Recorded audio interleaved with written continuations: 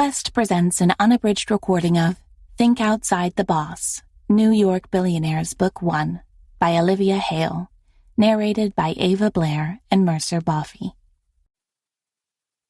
Chapter 1. Freddie. I'm sorting through junk mail when my fingers gloss over a thick golden envelope. My address is handwritten on the front in sprawling black letters, but there's no name. Mentally, I run through all my friends who might be getting married. No, no, no.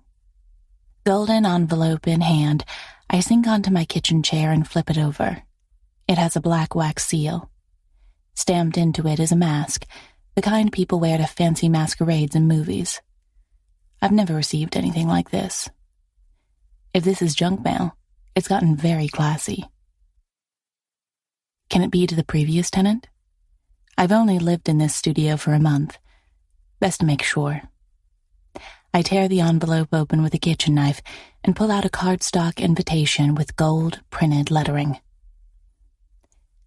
Dear Rebecca Hartford, it's a new month, and that means new sins to explore. Join us at the Halcyon Hotel at 10 p.m. the following Saturday, and wear the accompanying mask as proof of invitation. Don't forget that secrecy is fun, phones are not. No one likes a tattletale. And everyone looks better in lace. Or disrobed. But we're getting ahead of ourselves. Yours in pleasure, The Gilded Room. Oh God. I read the invitation twice to sort through all the innuendos. The Gilded Room? Everyone looks better disrobed? Rebecca Hartford, you minx. This might be the most elaborate practical joke I've ever been on the receiving end of. Peering into the envelope, I find a mask lined in delicate black silk. 2 feathers curling above the cutout eyes like eyebrows. Black jewels crust the bottom half, and 3 words are written in gold cursive along the edge. United in pleasure. Okay, maybe not a practical joke. I open my laptop and type The Gilded Room in the search bar. A bunch of newspaper articles have been written about the organization, but not a single one of them features pictures. I click open the one entitled, A Night in the Elite's World of Pleasure. What I read makes my eyes widen. The Gilded Room is one of New York's best-kept secrets, primarily because those in it don't want to be known. They don't want to be seen, heard, and especially not pictured. The Gilded Room guarantees anonymity to its high-flying members, many of whom pay over $20,000 for their yearly memberships. I scroll down, my eyes scanning paragraph after incredible paragraph. Rules are simple. No one is invited that isn't rich, beautiful, or both. Anyone caught with a phone is immediately expelled, and women have all the power at these parties. There are whispers of politicians attending Gilded Room parties, football players, billionaires, and media tycoons. But if they have, the journalist couldn't find anyone willing to talk. It seems this is the only venue among New York's upper echelons where name-dropping isn't the norm. I close my laptop and stare down at the mask and invitation, now lying on my sofa table. Who had Rebecca Hartford been to be invited to a party like this? I know for a fact that the previous tenant had left the country, my landlord telling me she'd been offered a job in Hong Kong. Contacting her about this feels out of the question. What if I go myself? The idea makes me smile. Secret sex parties for the rich? I'm not rich, nor a partier. I am sex-interested, though. It's been a long time since I last. What am I thinking? Of course I'm not going. I toss the invitation and the mask in the paper basket, and the lid closes decisively behind them. Besides, I have things to do, like preparing for the internship of a lifetime. I'd worked too hard to get accepted into Excite Global's Junior Professionals program, and my first day as a trainee is on Monday. I have things to do before then.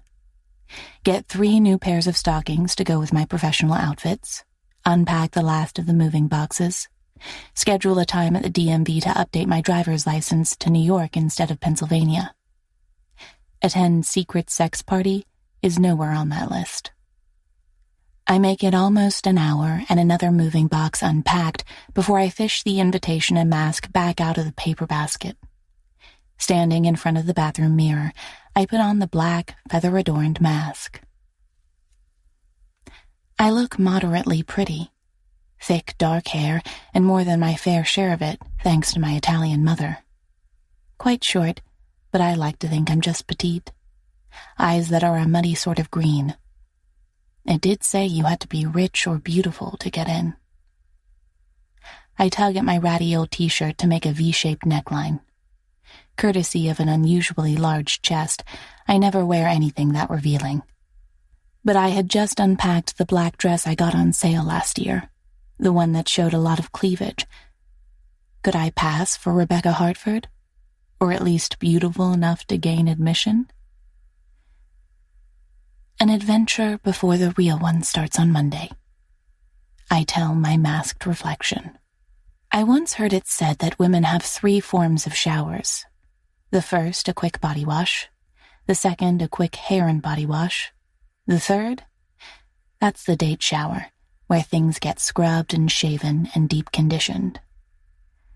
As it turns out, I've discovered a 4th shower. The, help, I'm going to an elite sex party shower. It has a lot of elements from shower number 3, like shaving and scrubbing, but includes a few minutes of panicking on the shower floor. My mind clings to the words I'd read online, that women have all the power. If I don't like it, I'll leave. The Halcyon Hotel is one of the nicest in the city, so it's not like I'm walking into an organized crime syndicate. At least I tell myself that. It's nearly 10:30 when I arrive at the hotel. My high heels click on the floor as I walk to the reception. My invitation and mask are both safe and secure in my clutch, ready to be whipped out in lieu of an ID. "Good evening, miss," a hotel attendant says. His eyes dip to the deep V of my black dress before returning to my eyes. And that's why I usually wear high necklines. A flush rises on his neck. "You're here for the private party?" I tug my coat shut. "Yes." "The elevator to your left," he says, "and straight up to the 32nd floor. Have fun, miss." Thank you. And because I can't resist, I add, I plan to. I ride alone in the elevator, my eyes tracking the ever-increasing number of floors on the display. It's become a surefire way to keep my fear of heights at bay. Focus on the floors I'm passing, and soon enough, it's over. I still breathe a sigh of relief as I step out. Showtime, Freddie. I put the mask on and tie the silken strings together, ignoring the way my heart runs amok in my chest with nerves. The scene that awaits me is exceedingly normal. An empty corridor and an open doorway with a pretty, dark-clad woman in front, her face radiating calm professionalism. She tucks an iPad under her arm. "Welcome, miss." "Thank you.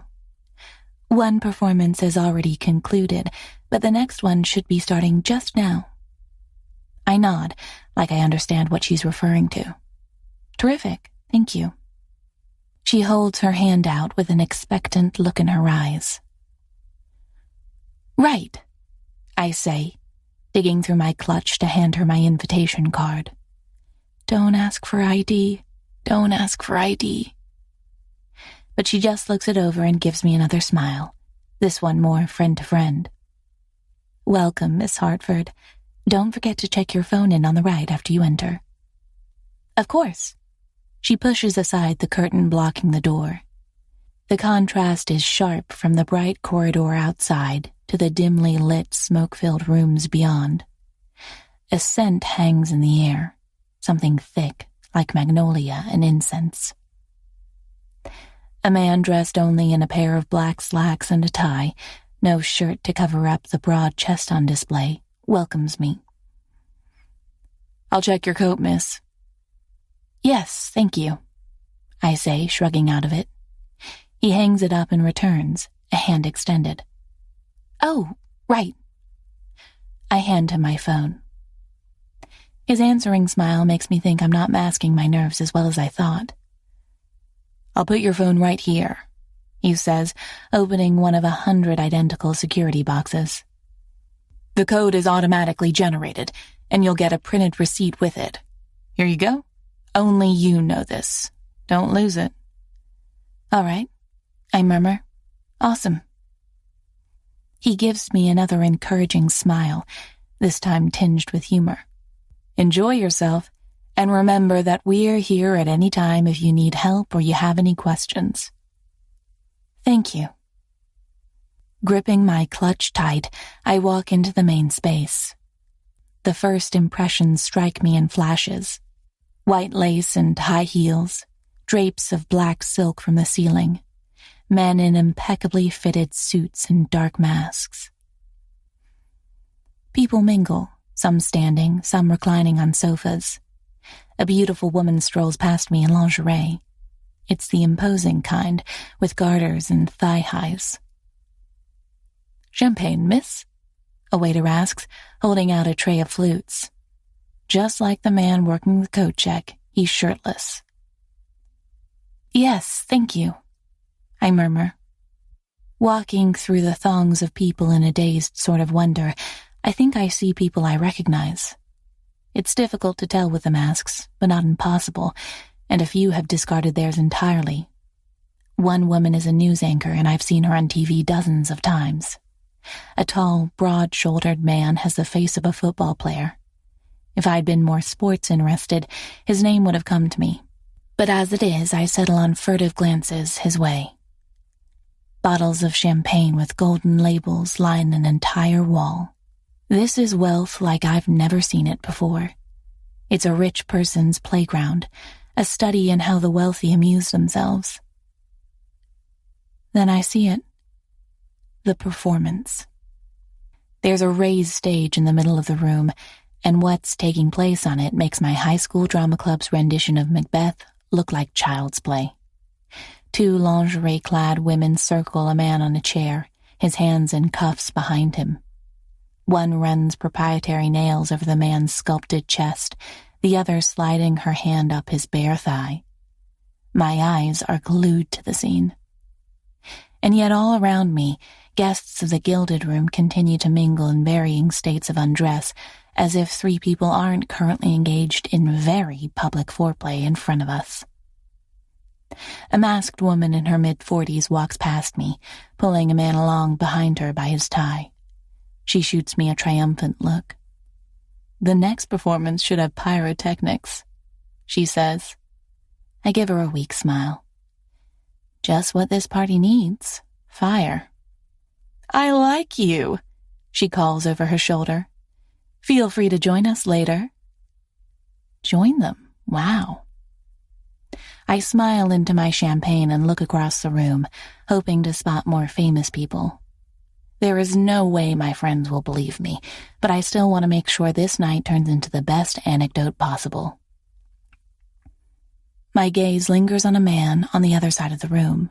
Like most men here, he's in a suit, but he's one of the few not wearing a mask. Not speaking to anyone either.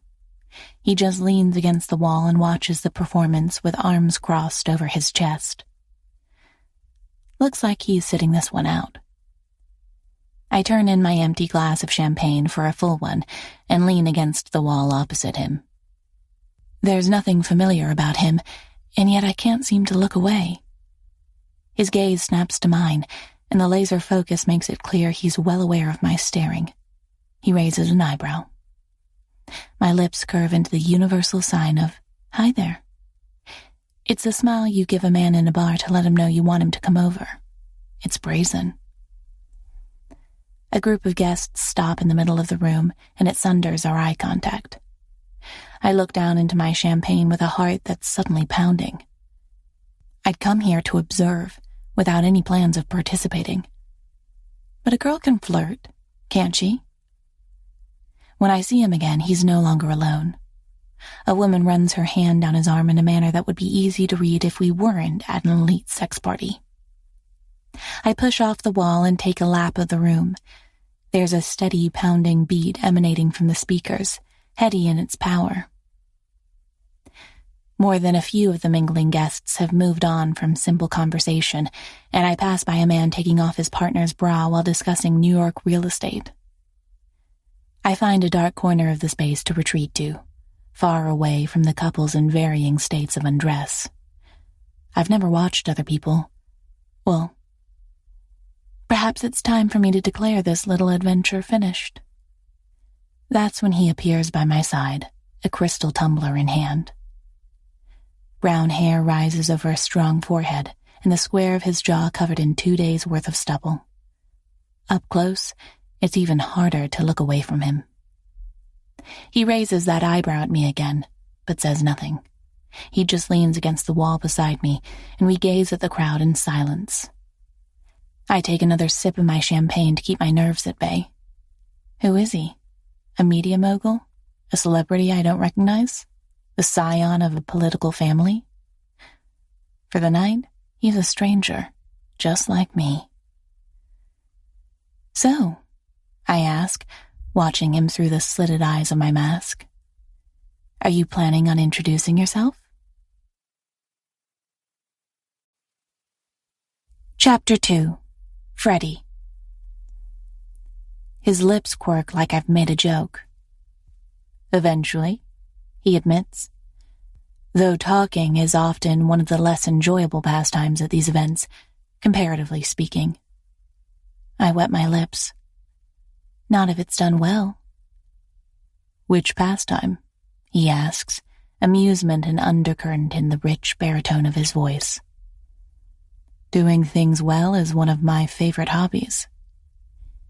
Being modest is not, I'm guessing. He turns, and I have to look up to meet his dark gaze. Modesty is forbidden at the Gilded Room. Is that in the rule book? I ask. I think I missed that point. His lips curve into a crooked smile. I don't think you've read the rule book at all, considering it's your first time here. What makes you think that? You asked me if I was planning on introducing myself. And that gave me away? His smile widens. There are only 2 ironclad rules at these parties. The first is complete anonymity. The second, women initiate. Men can't speak unless spoken to. Oh, women wield all the power. Right. Groaning, I lean back against the wall. I gave myself away that easily, did I? Not yet, you haven't, he says, amusement glittering in his eyes. What are your thoughts so far? Of the Gilded Room? He inclines his head in yes. I look out over the mingling guests. People are shifting into separate corridors and rooms, and on the stage, one of the women is now... Oh, wow. She's going down on the man tied to the chair. His head is thrown back in pleasure as hers moves in a practiced rhythm. I had no idea what to expect when I came here tonight. Didn't know how controlled the hedonism would be. I tear my eyes away from the choreographed performance. I've also come to the sad realization that I probably think I'm more open-minded than I actually am. He raises an eyebrow, faint crow's feet fanning out around his eyes. 30, perhaps, or 35. No more than a decade older than me. Not used to seeing other people have sex? Not in person, I admit. He smiles at my words. There are no musts here. You could spend your first time just admiring the scenery, enjoying a few drinks, making conversation. My expression of dismay must have been clear, because he raises an eyebrow. That doesn't interest you? Well, I don't think I like the idea of being a voyeur. It seems intrusive somehow. He turns his face, but I catch the smile. Most people here enjoy being watched. A closed door means off limits, but open ones means anyone is free to watch or join. Another one of the rules I don't know, I say, taking a sip of my champagne. Now that I'm here, now that I'm talking to this man, I'm not nervous anymore. It's like an out-of-body experience, and the Frederica Bilson who should be nervous doesn't even know she's here. I left her out in the corridor. There aren't many rules. Enlighten me? I ask. I'd hate to embarrass myself further. He smiles, a slow and wide thing that makes my stomach tighten. The dim lighting casts shadows over his face. It would be my pleasure, he says. You already know the first one, and the most important one. Women initiate conversation? Yes, as well as sex, he says. Men can suggest it if they've been spoken to, but it's considered more proper for the woman to speak the words.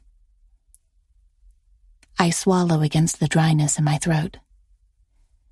The gilded room is big on consent, then. It is, not to mention security. You won't see them, but there are guards stationed throughout the party. There are? Slowly, giving me time to react, he reaches over and puts his hands on my shoulders. They're warm and steady as he turns me toward the opposite corner. The man in the back, masked, wearing a leather loincloth. That's security? Yes. See the earpiece? I narrow my eyes. His hands are still on me, hot through the thin fabric of my dress. No, he's too far away. Well, it's there, and you should get your eyesight checked. Hey, that's not nice. His chuckle is hoarse as he turns me toward the bar. One of the men sitting down, nursing a scotch. He's wearing a suit. They drink on the job? His hands slip from my shoulders. It's likely apple juice. No one here wants to feel guarded, so they blend in. All part of the illusion. The illusion? That we all just happen to be here tonight. That this is a real party. That we're not vetted and screened. There's truth to that, I suppose. Security guards in uniform would ruin the mood. So they step in if anyone gets too rowdy? Yes, but that rarely happens. Few pay to get in here only to tempt a lifetime ban. He lifts his crystal tumbler and drinks, the long column of his throat moving. You're not wearing a mask. Wasn't that one of the rules? He shoots me a look. Some rules can be broken. By the right people? He lifts a shoulder in an elegant shrug. Not denying it, not confirming it. A suspicion grows in my mind, and I narrow my eyes at him. You're not the owner of the Gilded Room, are you? The operator? Christ, no. You know a lot about how it works. It's not my first party, he counters.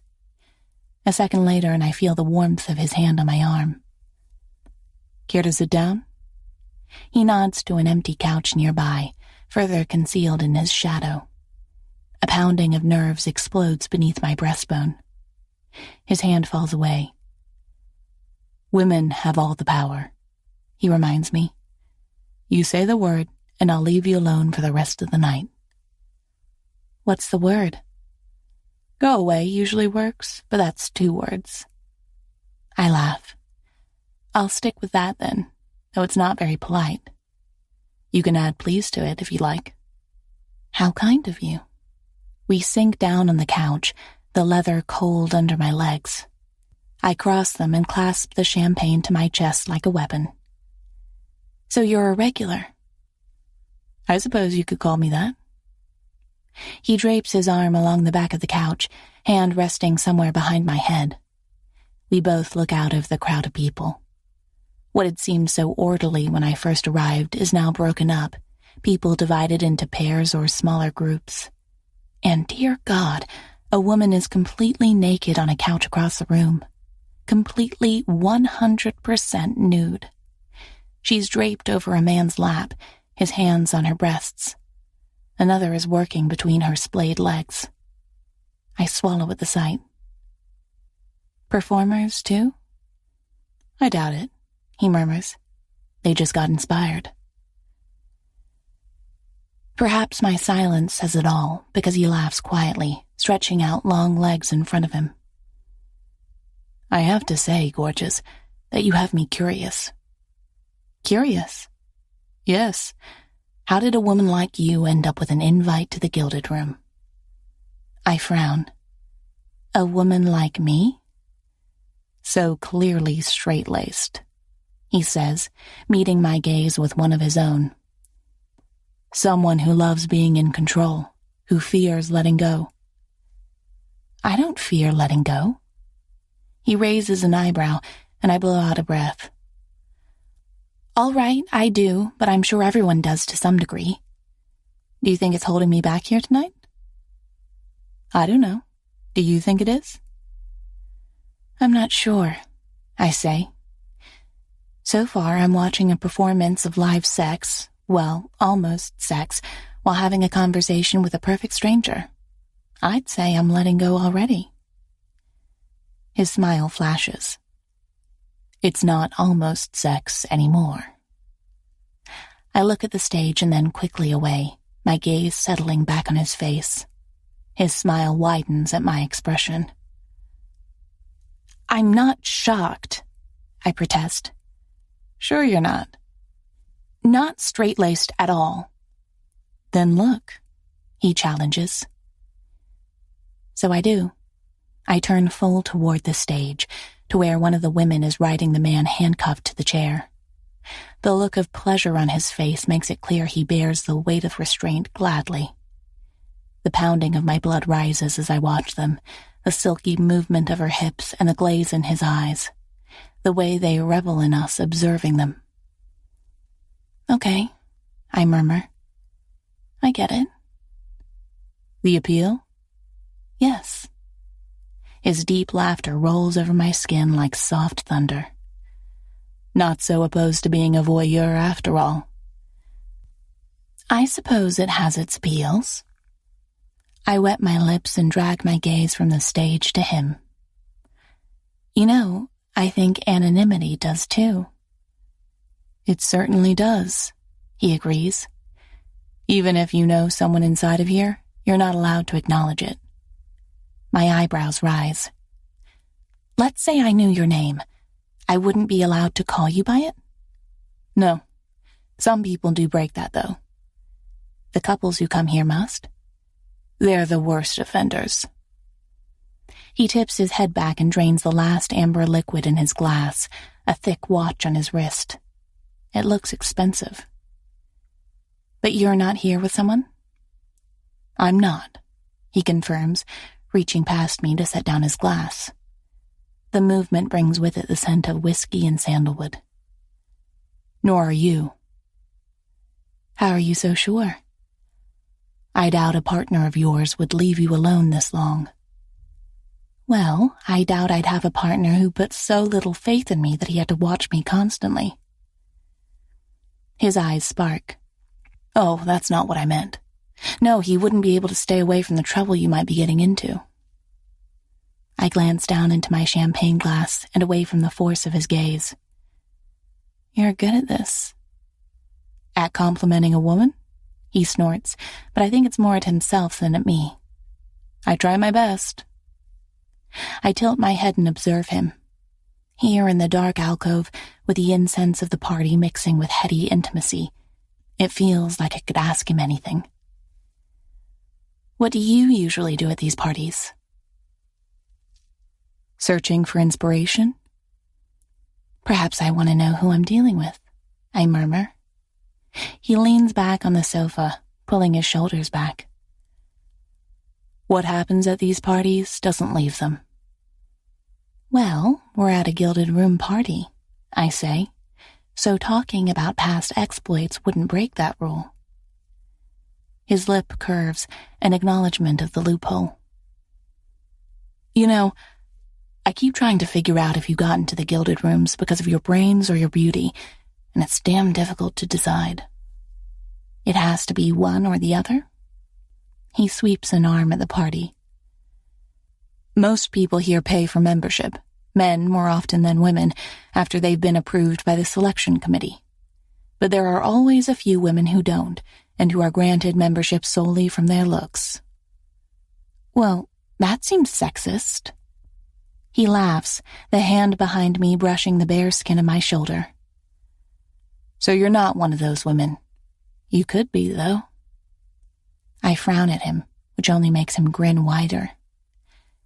So I'm one of the women who could have benefited from a loophole that is in and of itself pretty sexist? I never claimed my compliments were politically correct. No, you didn't. Ignoring the nerves resurfacing, I slip out of my heels and pull my legs up on the sofa. His fingers don't leave my shoulder. I saw you speaking to a woman earlier. You'd been approached by someone? Several someones, he acknowledges. But you'd already smiled at me from across the room. I told them I was called for. The nerves ranch up a notch. Oh, was I that intriguing? I'd never seen you here before. I make my voice teasing. And you saw someone who looked like she needed guidance? How kind of you to reach out. I'm a saint. I told you I liked this anonymity thing, I say. And I do. The idea that we have no idea what the other person does during the days.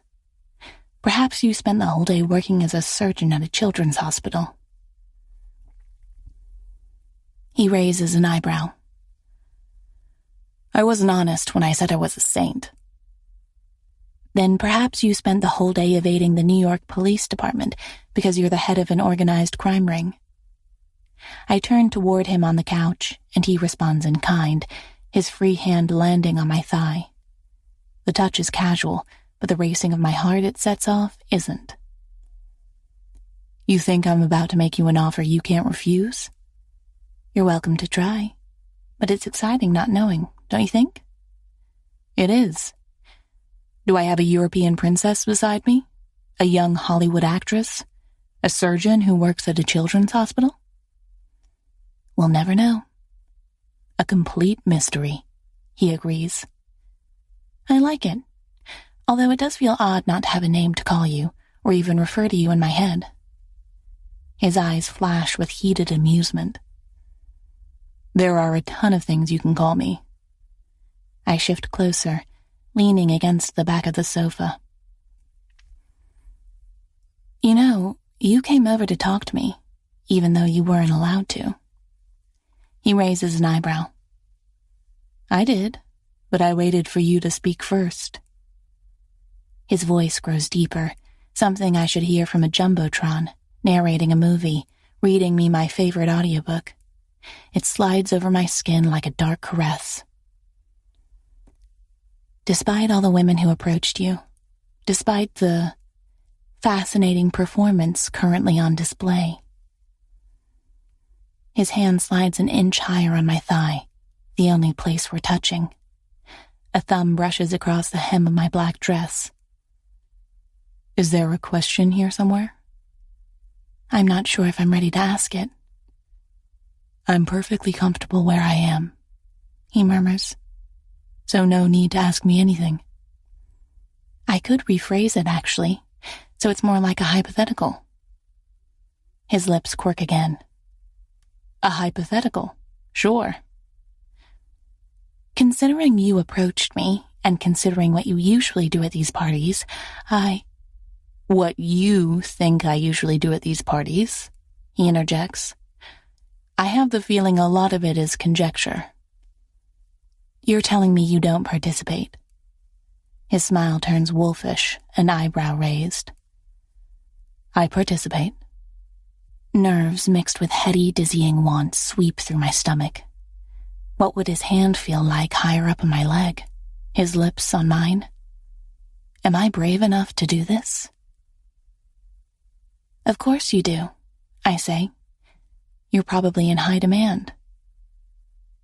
He reaches up with a free hand to run it through short, dark hair, thick through his fingers. I'm rarely complimented by women. Do you enjoy it? Shaking his head in disbelief, he takes my champagne glass out of my hand and lifts it to his lips. There's amusement in his eyes as he takes a large sip. Stealing my drink? I think I need it more than you do. I'm that challenging. No, he says, his thumb moving in a circle on my knee. And yes, this conversation isn't anything like the ones I've had at the Gilded Room before. Oh, I narrow my eyes at him. Are they all discussions about sex then? Although I suppose that's what we're talking about as well, but not very directly. I can see you thinking again, he says, straight-laced. I frown. That can't be the nickname you're giving me. Oh? What would you like me to call you? Seeing my expression, he chuckles again. It's just as dark as the other times. I'll surprise you then. I clear my throat. I still haven't asked you my hypothetical question. You were wondering if I wanted to sleep with you, he says. And the answer is yes. My throat goes dry, but I don't look away from his steady gaze on mine. Oh, right. Okay. I saw you across the room, the way you smiled at me, and I knew I wanted you beneath me. I wet my lips. Is this more similar to how your conversations with women usually go here? He shakes his head. No, they're far more clinical. Well, I suppose you rarely have to seduce anyone here, I murmur, still reeling from his earlier words. His hand slides higher, settling around the curve of my outer thigh. I'm finding it enjoyable. So that's what we're doing then. I trace my finger along the edge of the champagne glass, and his eyes track the movement. Seducing one another. Isn't all conversation a form of seduction? Definitely a mafia boss. I breathe. His surprised chuckle feels hot against my skin. You're welcome to think whatever you like about me. I put a hand on his broad chest and watch it there, my fingers flat against the strength beneath his shirt. He's more tangibly male than the men I usually interact with, as if he's been baked and hardened into steel. If this is what men in their 30s are like, I've been missing out. Or maybe it's just the kind of men who frequent places like the Gilded Room. I don't know if I'm daring enough for this, I admit. His smile is reassuring. We'll just have to try and see. Another rule of the Gilded Room is that there are no expectations. I slide my hand up to his neck, tentatively running my fingers across the rough 5 o'clock shadow that coats his square jaw. There are some things we can try from the comfort of this couch. I agree, but let's get rid of this first. He reaches up slowly, giving me time to object. I don't, holding still as he unties the mask and slips it off my face. There, he murmurs. Much better. We hover, nearly touching, as a sweet sensation of closeness washes over me. My eyes flutter closed as he braves the distance between us and presses his lips to mine. The kiss is competent and warm, and my body reacts to it like a flower to the sun. Heat spreads through my limbs, and my mouth opens to him on a soft exhale. His tongue sweeps across my lower lip, his hand curving around my thigh in a tight grip. My nerves melt away in the face of this, no match at all against his skill, his heat, the way my body warms. This is the easiest thing in the world. He lifts his head, just enough to speak. I don't think kissing will be an issue, he murmurs. I reply by kissing him again, capturing his answering chuckle against my lips. My hand slides up into his hair, the thick strands silky through my fingers. He growls into my mouth as I tug. This is a risk worth taking. There's no telling when I'll have a man like this touch me again, a handsome man who exudes power and competence and dark, sly wit. I'm not this girl, I tell him. His hands grip my hips, pulling me tight against him. "I know," he says, voice hoarse. "It only makes me want you more." The words send delicious shivers over my skin. High on him, on my own bravery, I sling one leg over his lap and straddle him. We might be concealed in this dark alcove, but we're still at a party, and there are people milling about. His hands run up the sides of my dress, ghosting past my breasts. "Kiss me again, straight-laced." "Not my nickname," I tell him, and he grins. I cover it with my lips, and we're lost once more to the chemistry between us, to whatever magic happens when his lips and mine meet. My desire pounds in tune to the beat of the music, hypnotic and sensual. Beneath me, the hard length of him is evidence of his own. The surprise makes me break away. He doesn't skip a beat, shifting to my neck instead. A large hand cups my breast and smooths a thumb through the fabric, finding the tight point of my nipple without effort. "I want you," he says, lips against my skin. "Do you want to find an unoccupied room?" I swallow against the dryness in my throat. "There's still a third performance. I heard there will be pyrotechnics." "I think," he murmurs, "that we have all the fire we need right here." Chapter 3. Freddie. His arm is strung around my waist as we walk through the party. We pass the naked woman on the couch, kept busy by the two men pleasuring her. She catches me watching and gives me a wide, smug smile. "Look what I got." I lean into the stranger at my side. "Not for you," he murmurs. I shake my head. I think that requires more hedonism than I have in me. "You know what they say," he says. "Under the right circumstances, anyone will do anything."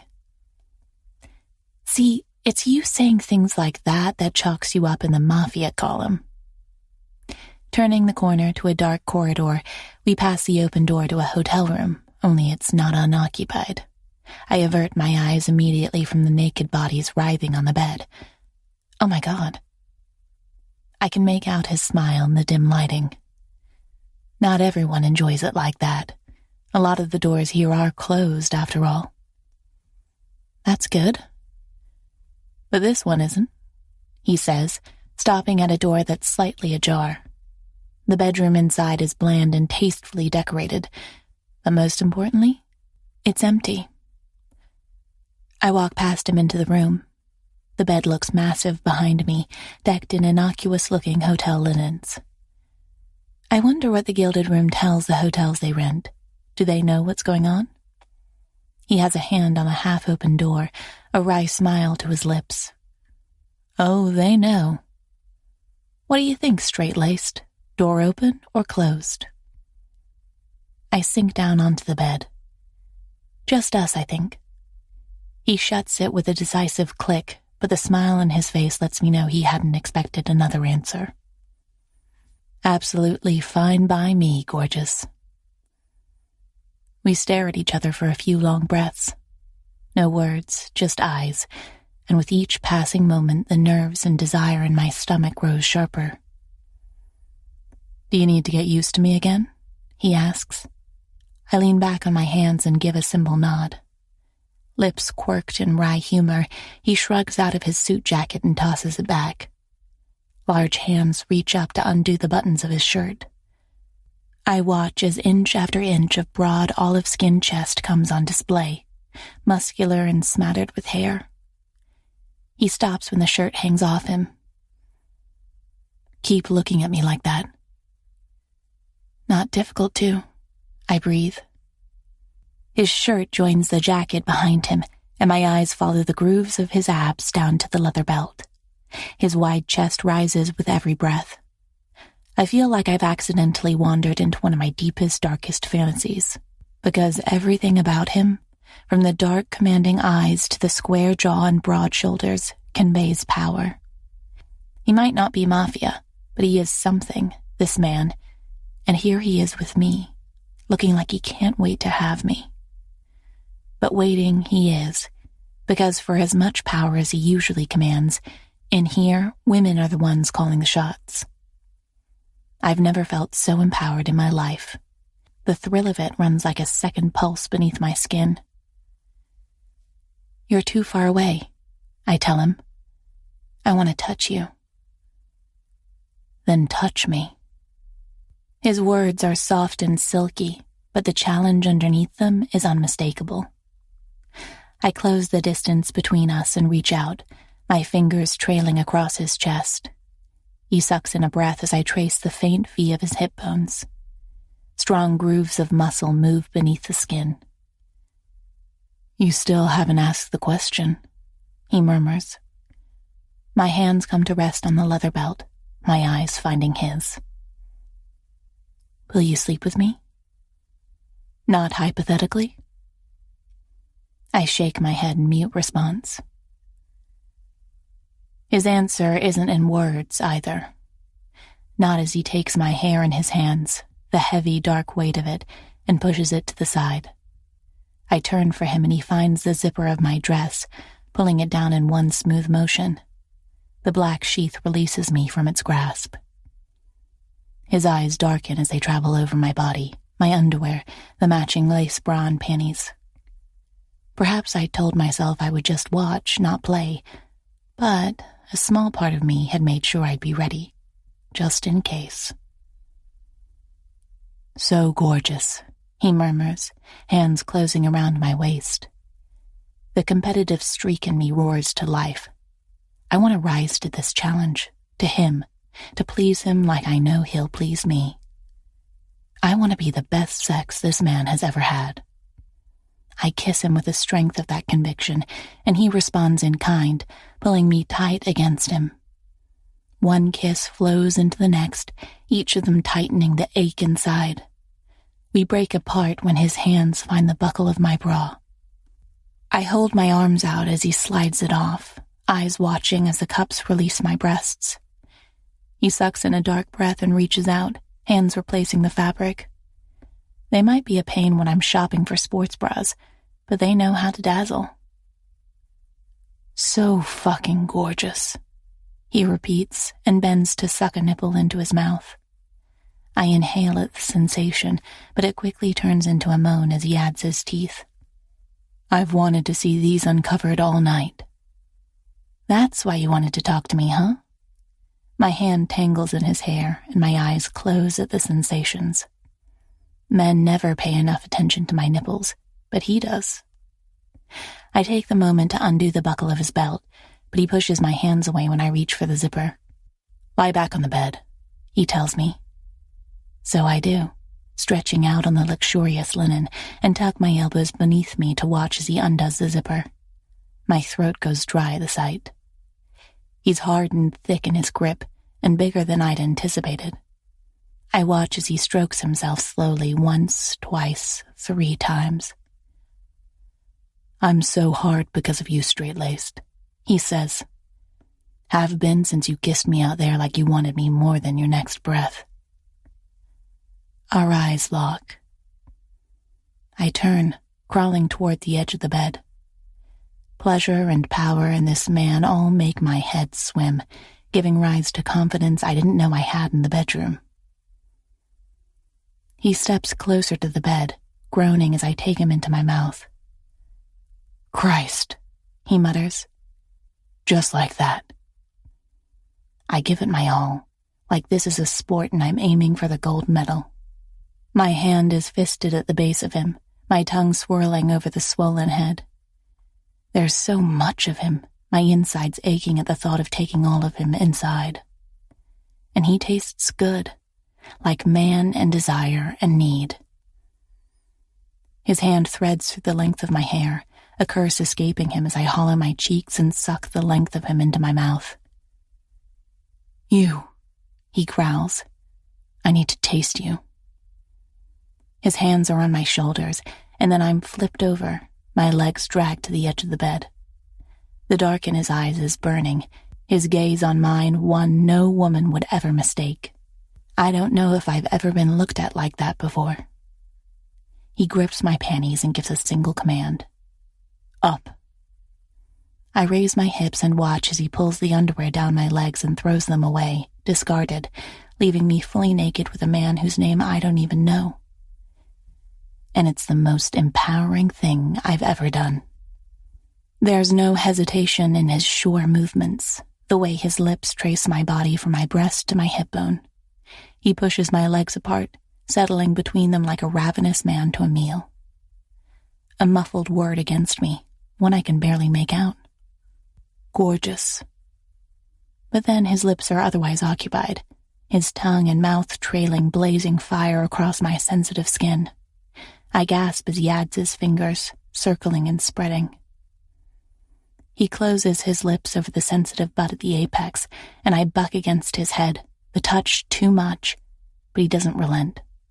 No, he uses his tongue instead and slides a finger inside of me. The sweet intrusion is everything. I can't think around his touch, can't form words.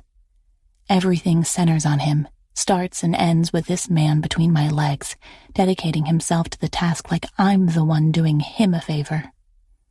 The pleasure starts deep inside me, stoked by his tongue. By the time it reaches my limbs, it's too late. My orgasm washes over me like a tidal wave. It makes my legs clamp down against his back, my hips rising.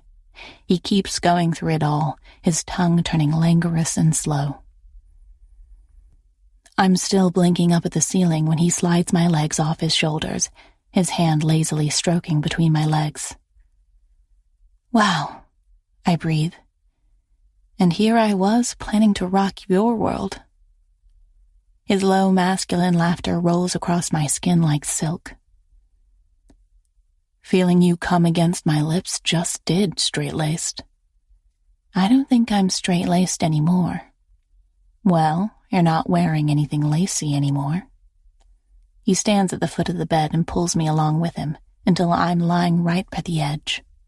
I watch as he grabs a condom from his back pocket. Another rule, he says, biting through the packet. Condoms on, always. I swallow at the sight of his length, looking painfully hard. He rolls the condom on in a sure movement. A flash of nerves pass through me. He's big, and it's been a while.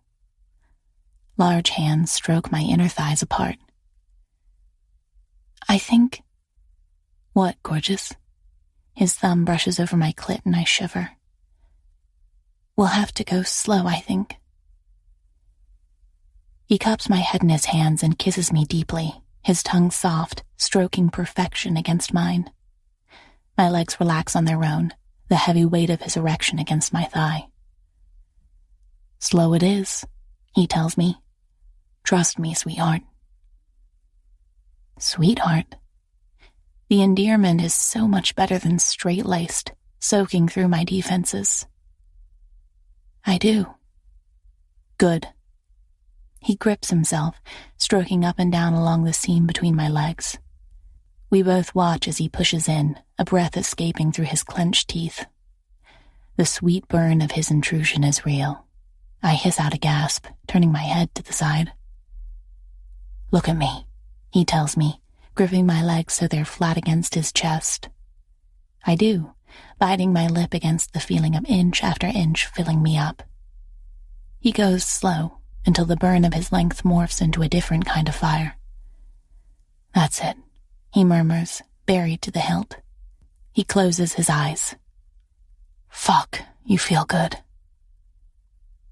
I open my mouth to respond, but my words turn into a gasp as he starts to move.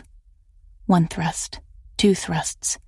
I fist the comforter and try to hold on as he rolls his hips in deep movements. I don't think I've ever been fucked this deeply before. Do you know how good you feel inside me? I ask him, reaching up to cup one of my breasts in a hand. His hooded eyes trace the movement, a growl falling from his lips as I flick my own nipple. Give him the best sex of his life, Freddie, I remind myself.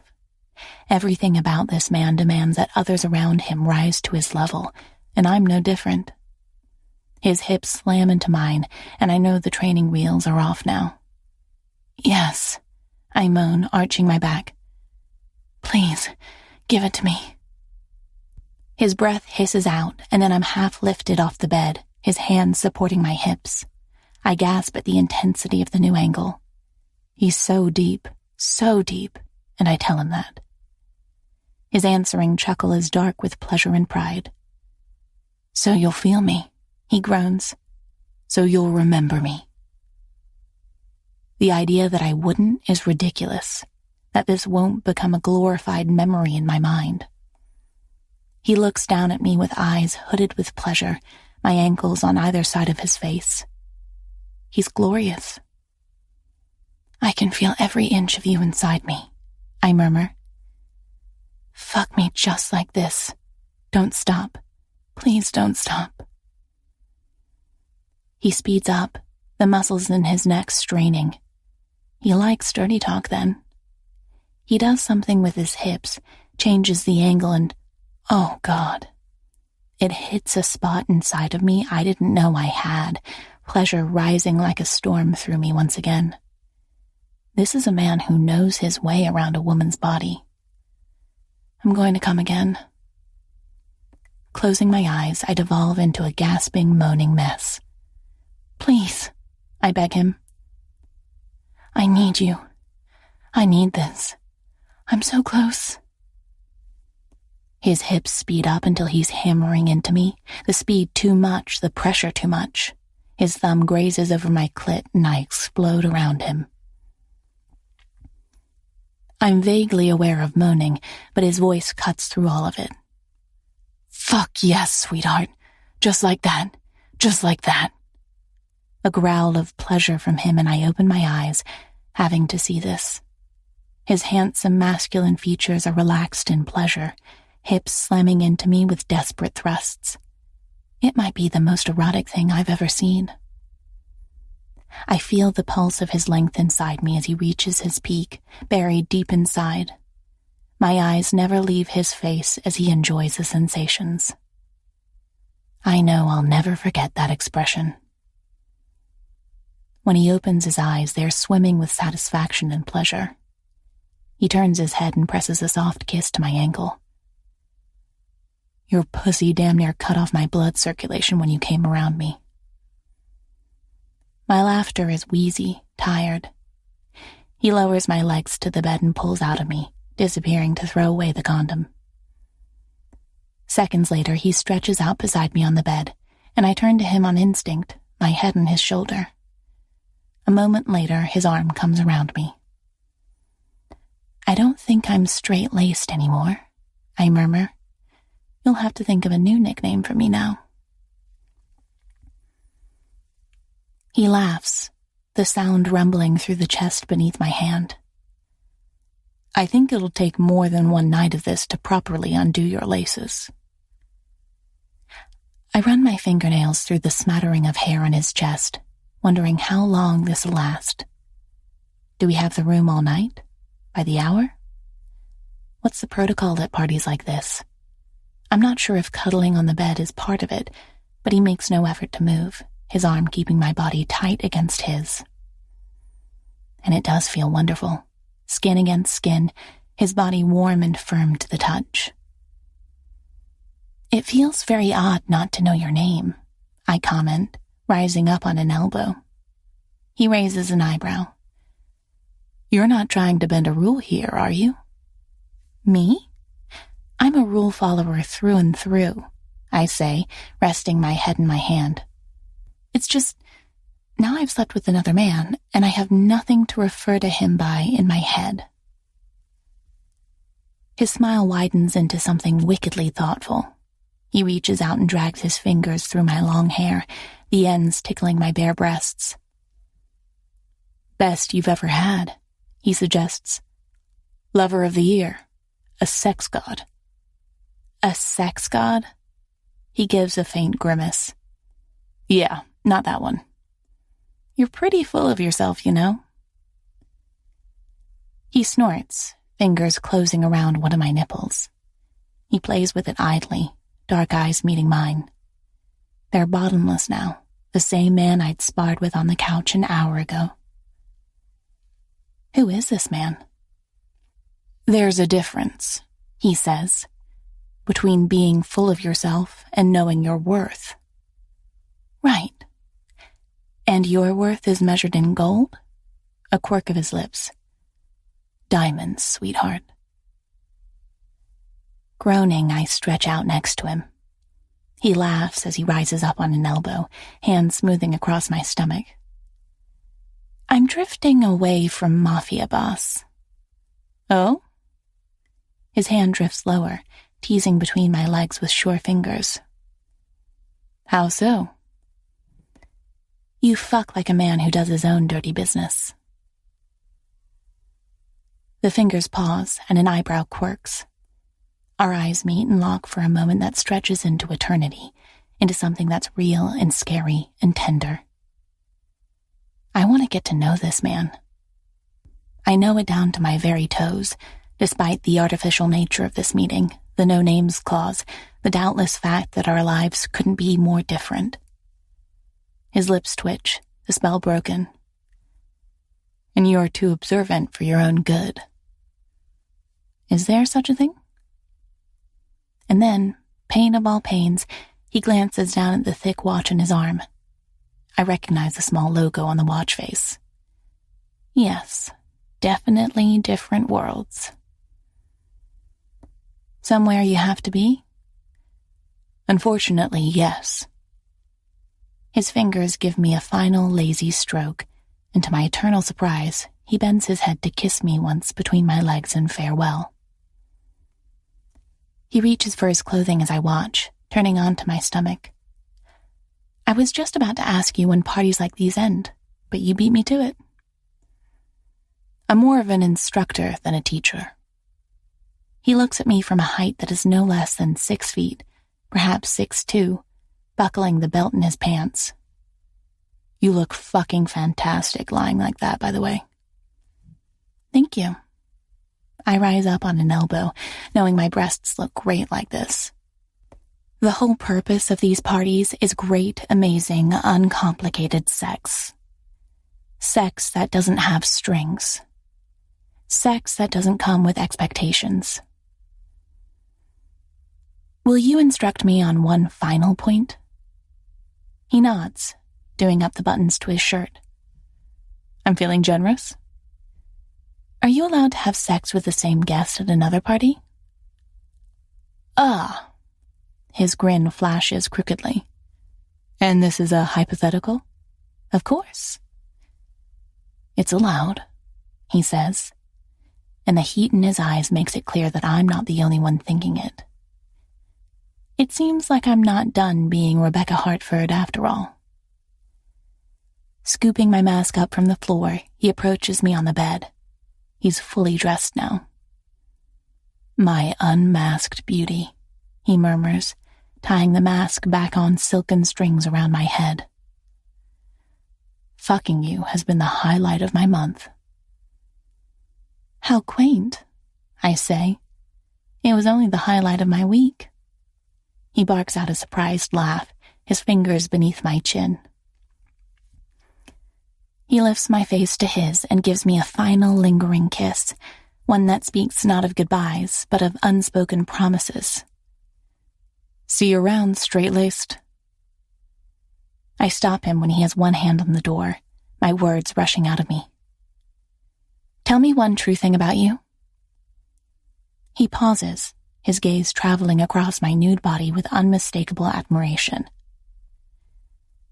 If you hadn't spoken to me tonight, I would have broken the rules and done so first, he says. He gives me a crooked grin and shuts the door behind him.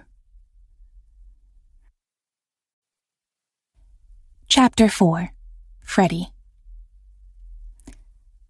My first day at Excite Shore Consulting starts with a presentation that is at least 15 minutes too long. I glance left and right to my fellow junior professionals, the company's fancy euphemism for paid trainee, and see them diligently taking notes. So I resume taking my own. Excite Shore Consulting recruits 3 trainees for this 1-year program every year, one of the most prestigious in the industry. Excite Consulting might not be a household name, but they're everywhere. Advising a large medical company on advertising? Excite Consulting. Hired to oversee the strategic overhaul of a failing conglomerate? Excite Consulting. Come an alien invasion or the apocalypse, I have no doubt they'd be hired on the spot for their crisis management expertise. The presentation wraps up with a flourish, and we're sent off to our different departments. The woman who calls my name is blonde, short-haired, and in her mid-40s. Frederica Bilson? Yes. You're with me. I grab my handbag and notepad, following her neat steps through a glass-covered hallway. Eleanor Rose, she informs me over her shoulder. I'll be your supervisor while you're working with us in the strategy department. A pleasure to meet you. Yes, I'm sure. She punches in the code to a door, and we step into a lobby with elevators. Strategy is on floor 18. We're a closed-loop system, Miss Bilson. We advise management and all the different consulting teams, but we never talk to outsiders. Got it. And because I know how people talk, I want to ensure you hear it from me first. You were not my first choice for this position, but I've read your resume and believe you'll do well here. Ouch. But I have no doubt that I will either, regardless of her preferences. I'd gone through 3 rounds of interviews to be hired here, and I'd nailed every last one. So I meet her brisk, business-like tone with one of my own. I understand, and I appreciate your honesty. There's approval in her gaze. I figured you would. I'll introduce you to the team in your workspace and set you up with your first task. I'm ready. I say it and mean it, practically chomping at the bit. From my straightened hair to the heels I'd worn inside my apartment for a week to break in, I've never been this prepared in my life. Eleanor leads me through a second set of doors, using her keycard to get in. You'll get yours by the end of the day. Excellent.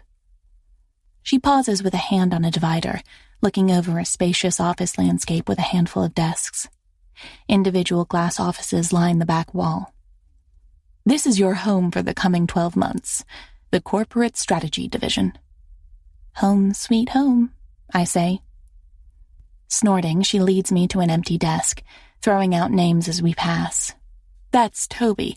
You'll work closely with him. Here's Quentin. He's in charge of strategic implementation. Quentin gives me a sour nod and turns back to his computer. Another fresh-faced MBA, he comments.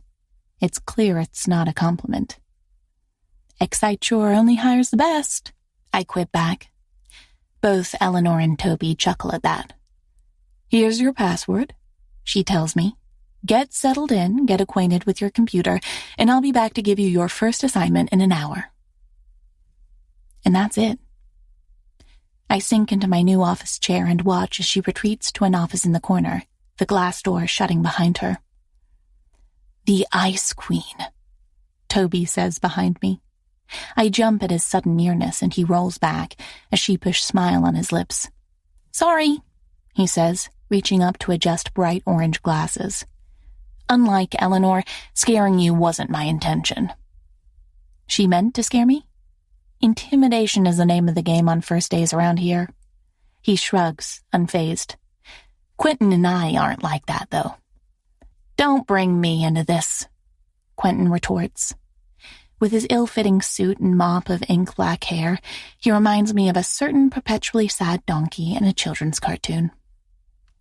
Toby rolls his eyes. He'll warm up. I won't, Quentin says. You always do, Toby responds. Don't fight the inevitable. Anyway, welcome. What's your name?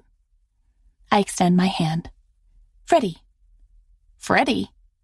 Short for Frederica, but I never go by that. Freddie it is, he confirms, leaning back in his chair. A slim build, a shirt that's designer, and an eager smile. You can't imagine how happy I am to get a new desk made. Was the last one bad? He wasn't bad exactly, he just kept stealing your pens, Quentin says. I told you to tell him off about it, Toby. My new deskmate shrugs. Anyway, he's gone now and you're here. Excite Chore's shiny new acquisition. I chuckle, crossing my legs. Acquisition? The company is aiming high. Every new hire is highly educated, young, and hungry. Toby winks at me. Just like you and me. All thanks to our new fearless leader, Quentin mutters. I type my password into the sleek new computer I get to call mine. New fearless leader? Oh, this is too good. Quentin, we have to give her all the details. I'm not paid to gossip, is his response. Toby rolls his eyes and turns to me.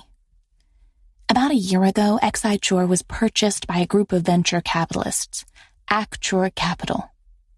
I nod. I've read about this. Right. Well, they put one of their own in charge of the company.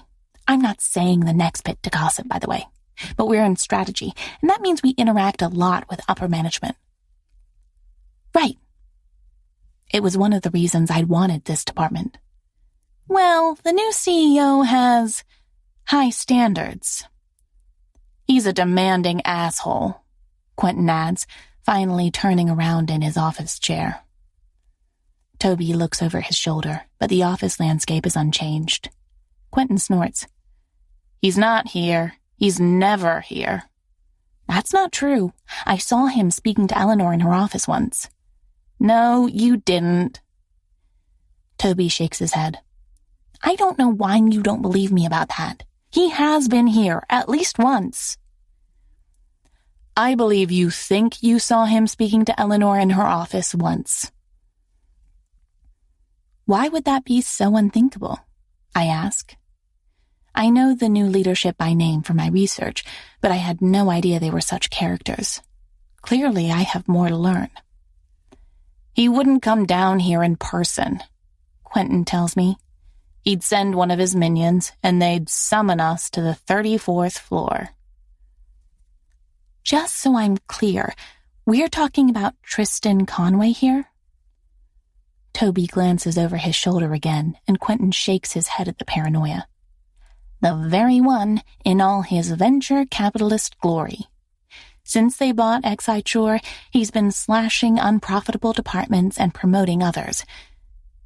There's been a lot of personnel turnover. I nod, leaning back in my chair. And we meet him in meetings a lot? No, Quentin says. We don't meet Tristan Conway, Toby continues, his arms moving as he gesticulates. We get orders by Tristan Conway and the CEO or the department head. We don't talk to him, we don't look at him, we don't exist to him, Quentin continues. I can't help smiling. Is this a hazing thing? Are you exacerbating this for shock value? Because you can consider me shocked. Toby chuckles. I like your attitude, Freddie, but we're not. Dead serious, Quentin adds. All right, noted. I'll stay well clear of him. Silently, I vow never to not look at him, though. That sounds like more respect than a CEO should be awarded. He's not royalty. Toby turns to Quentin. Did you see the Thanksgiving email they sent out? The other man snorts. Yes, pathetic. What email? Management is planning a Thanksgiving lunch for the company next month. The entire company? New York office, he clarifies. Headquarters. Anyway, apparently management itself will be the ones to serve the food, as a gesture of thanks for all our hard work. Quentin snorts. I can't wait to see Clive Wheeler or Tristan Conway serving mashed potatoes to 250 people. That sounds like a terrible idea, I agree, opening the email software on my computer. There's a pre-registered email address waiting for me. f.bilson@exciteshore.com. The words make me smile. My name, next to Excite Shore, the company that's cutting edge right now. I'd fought with over 10 of my old classmates from Wharton to get this spot, not to mention all the other applicants. I play around with it for a bit, changing the pre-written sign-off phrase that gets added to the bottom of every email. Frederica Bilson, Junior Professional Trainee, Strategy Department. Smiling, I change Frederica to Freddie. No one in this world calls me Frederica, with the exception of my grandparents, but to the best of my knowledge, neither one of them works at Exciture. Over the coming hours, Toby shows me the ropes, and even Quentin helps out. They introduce me to the projects we're working on, and it doesn't take me long to learn that the two of them work great together, despite their banner. Or perhaps because of it. I'm sure I'll find out. Eleanor shows me around and briefs me on the first of several projects I'm to assist on. When I fall back into my office chair that afternoon, my inbox is filled to the brim with emails. Most of them are automated and company-wide. Others are from Quentin, Toby, or Eleanor, all with "good to know" or "information for you to read through" in the subject line. That's my evening reading sorted for tonight. My gaze snags on a corporate send-out, an email titled, "A Thank You to the Troops." It's sent from t.conway@exciture.com, the devil CEO himself, apparently. My smile widens as I read through the letter. It's classic corporate fluff, probably not even something he wrote himself, thanking all employees for their hard work. Under my leadership, the company has doubled its profits. A humble brag there, Mr. Conway. Grinning, I scan through to the last paragraph. Don't forget to pencil in the Thanksgiving lunch next month, the company's treat for all the hard work and long hours you've put in. I know you won't want to miss it. I see my chance to get in with Toby and Quentin's banter. There's nothing like a well-timed jab at upper management to become one with coworkers, the lot of you in the trenches together. So I hit forward and write a snarky comment. Do you think management genuinely believes everyone has marked a giant excited X on their calendar for the Thanksgiving lunch? Perhaps he should serve a side of humility with the mash. A few minutes later, I peer around my desk to Toby's, but he's focused on his work and not responding. I can wait. An hour later, Quentin rises from his desk and announces he's going home.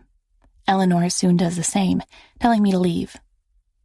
Toby gives me a yawn. Come on, Freddie. Everything will still be here tomorrow. There's no acknowledgement of my snarky email. Ice-cold dread punches me in the stomach. Just give me a minute and we can walk out together. I open the sent folder in my email and scroll down. Perhaps it had just not delivered? No, it had. Then I see it. The letter hasn't been delivered to Toby because I hadn't forwarded it. No, I'd accidentally hit reply. On the recipient line is an email address that hurts to look at. t.conway@exciture.com.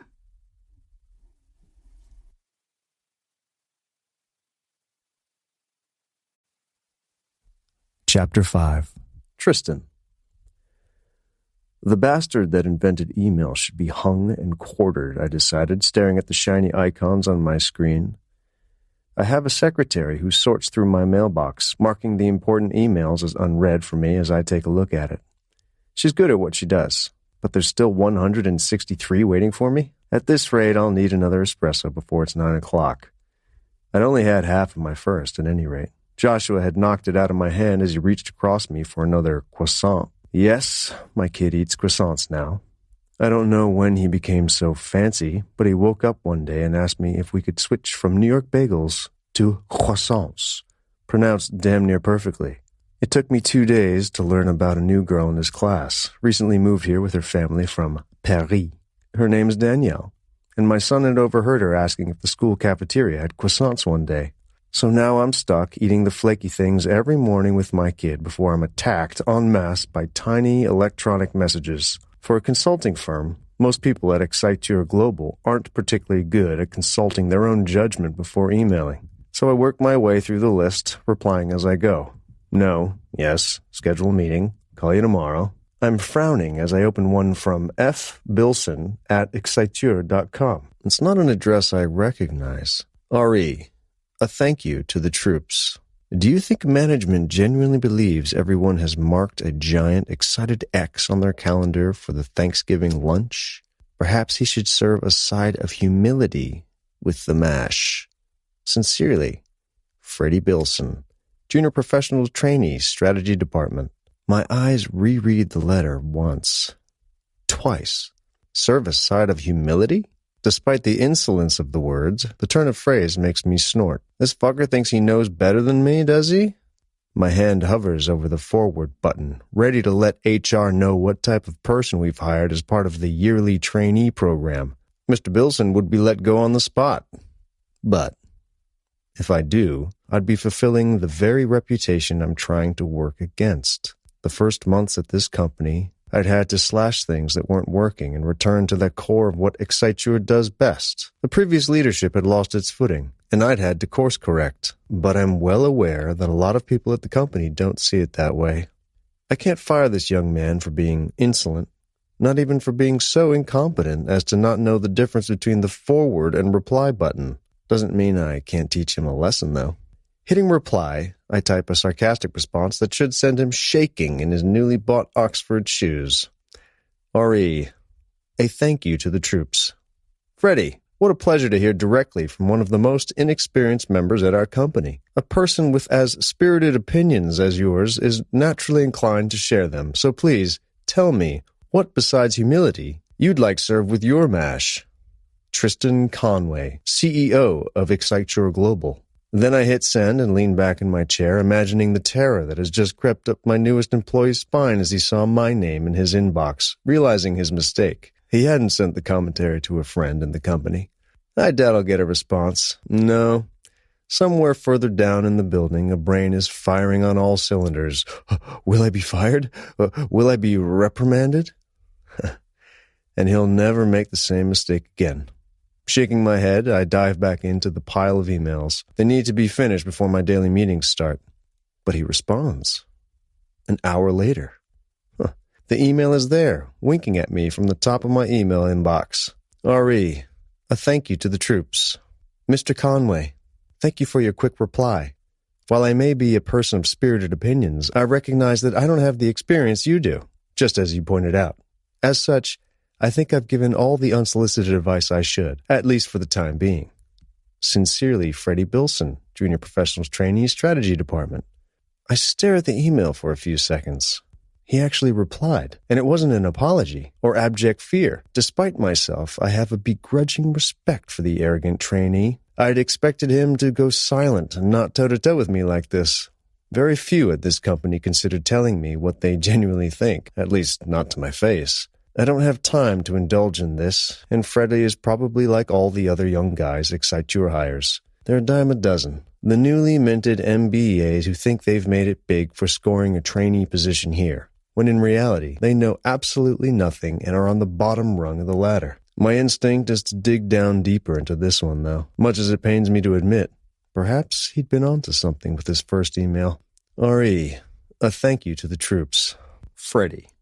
A wise course of action, if I wasn't specifically asking you for my advice now. You seem to be under the impression that my employees are anything but excited about the Thanksgiving lunch. Tell me why you believe that's the case. Tristan Conway, CEO of Excite Global. I hit send and wonder if I'm being a heartless bastard, forcing it out of him. A nicer person would make it clear that he won't face any repercussions for speaking his mind. But I don't have the time to coddle employees, and he's the one who emailed me, mistake or not. I forget all about Freddie Bilson for the coming hours. There are too many fires to put out and not enough time. Never enough time. My mind drifts back to the past weekend, finding the contours of that Saturday night effortlessly. A gilded room party had never been this difficult to move on from before. The image of her dark hair unbound around narrow shoulders, the tight black dress, and beckoning curves beneath, feels seared into my brain.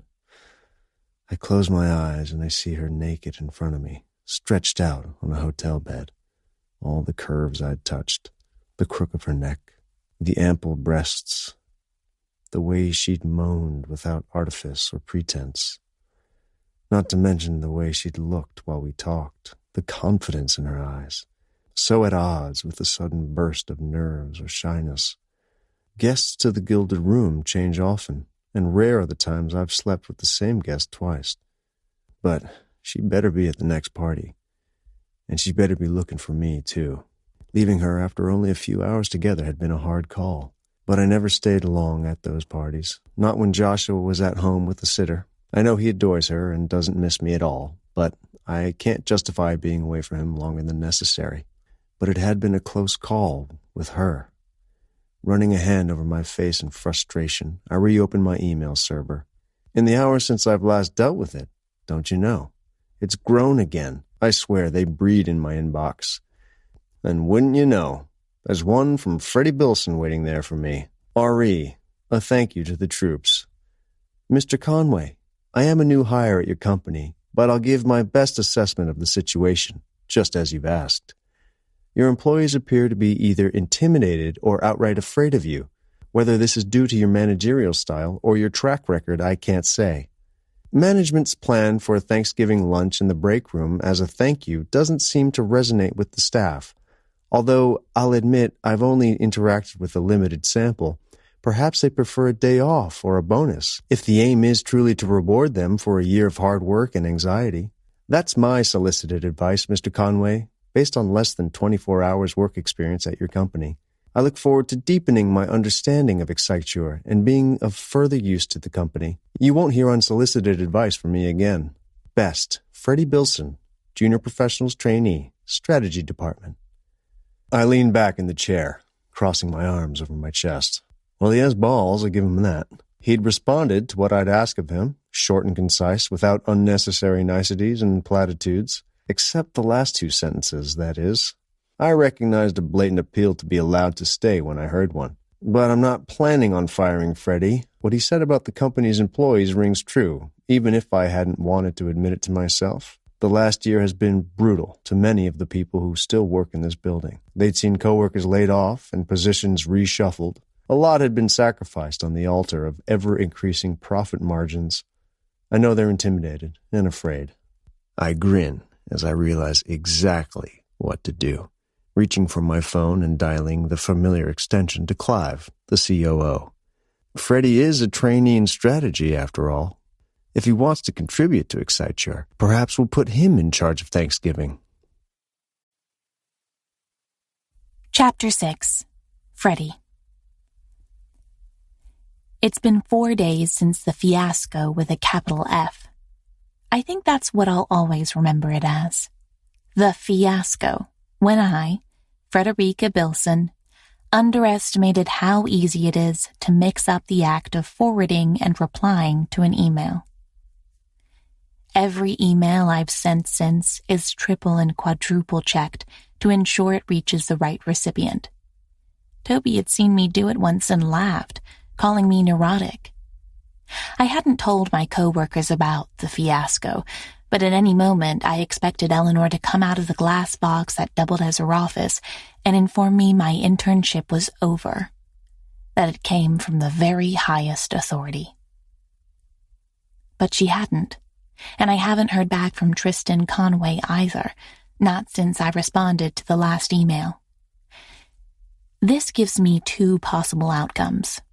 One, I'd pulled off the right amount of insolence and contriteness to earn his respect. Or two, he's preparing to fire me and just hasn't gotten around to it yet. Each passing hour, I leaned more toward option one, but it didn't stop me from anxiously refreshing my emails.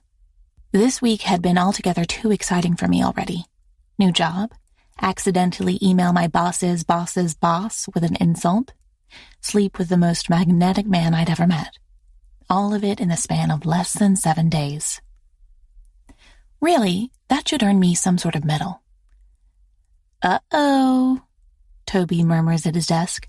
Someone's on the warpath. Both Quentin and I look up to see Eleanor advance on us, her heels clicking with professional ease on the floor. Freddie, she says. Quentin and Toby turn back to their work, and my stomach drops out beneath me. This is it. Yes? I just got a call from management. They're pulling together all of the junior professionals for some cross-department project. She blows out a breath. And it's still your first week.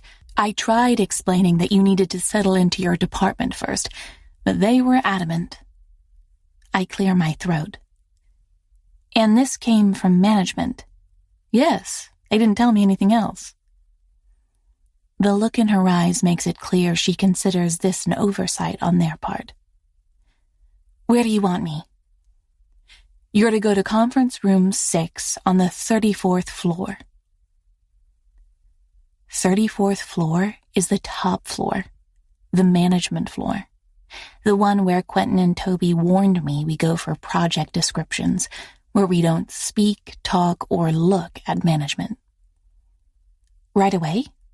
Right away, she confirms. I'd join you, but it seems like it's trainees only. I grab my notepad, my handbag, and push my chair back. I'll head up now then. Thanks for letting me know. Of course, Eleanor says. Let me know what it's all about when you return. Will do. Toby shoots me a thumbs up and a good luck as I walk toward the elevators. I give him a confident grin, ignoring the doomsday look in Quentin's eyes. I'm also ignoring the pit of nerves in my stomach, put there by words like management. Will I come face to face with Tristan Conway? I smooth my hands over my pencil skirt and fight the familiar nerves that comes with riding elevators, courtesy of my fear of heights. The mirror confirms what I already know. Hair in a neat low ponytail, simple makeup, navy pencil skirt and lavender-colored blouse. Dressed to impress, my mother always likes to say. I stop outside of conference room 6 with my shoulders straight, ready for battle, and knock. Come on in, a man's voice. I step inside the brightly lit space. On one end of a table is a man in his mid-40s, hair lightly graying at his temples, glasses on his nose. Hello, Miss... He looks down at his list. Frederica Bilson? That's me. My name is Clive Wheeler, and I'm the Chief Operating Officer at Excite Shore. We're expecting your 2 colleagues here as well, and then I'll brief you all. It shouldn't take long. He glances down at his paper and mutters, At least I hope not. I take a seat on the other side of the table and make my voice professional. Sounds great. This is for a cross-departmental project? My supervisor wasn't fully briefed. Yes, of a sorts. It was the CEO's idea, really. He's not saying it, but it's there in the pitch of his voice. He hadn't approved. The pit of nerves in my stomach grows. Sounds interesting. Interesting is the right way to describe it, he agrees, looking down at his phone. Create some holiday spirit. Those were his exact words. Shit, holiday spirit? The odds of this being about Thanksgiving in my emails spikes dramatically. The door by Clive opens, and I turn my gaze to the notebook. If it's Tristan Conway, I'm not ready yet.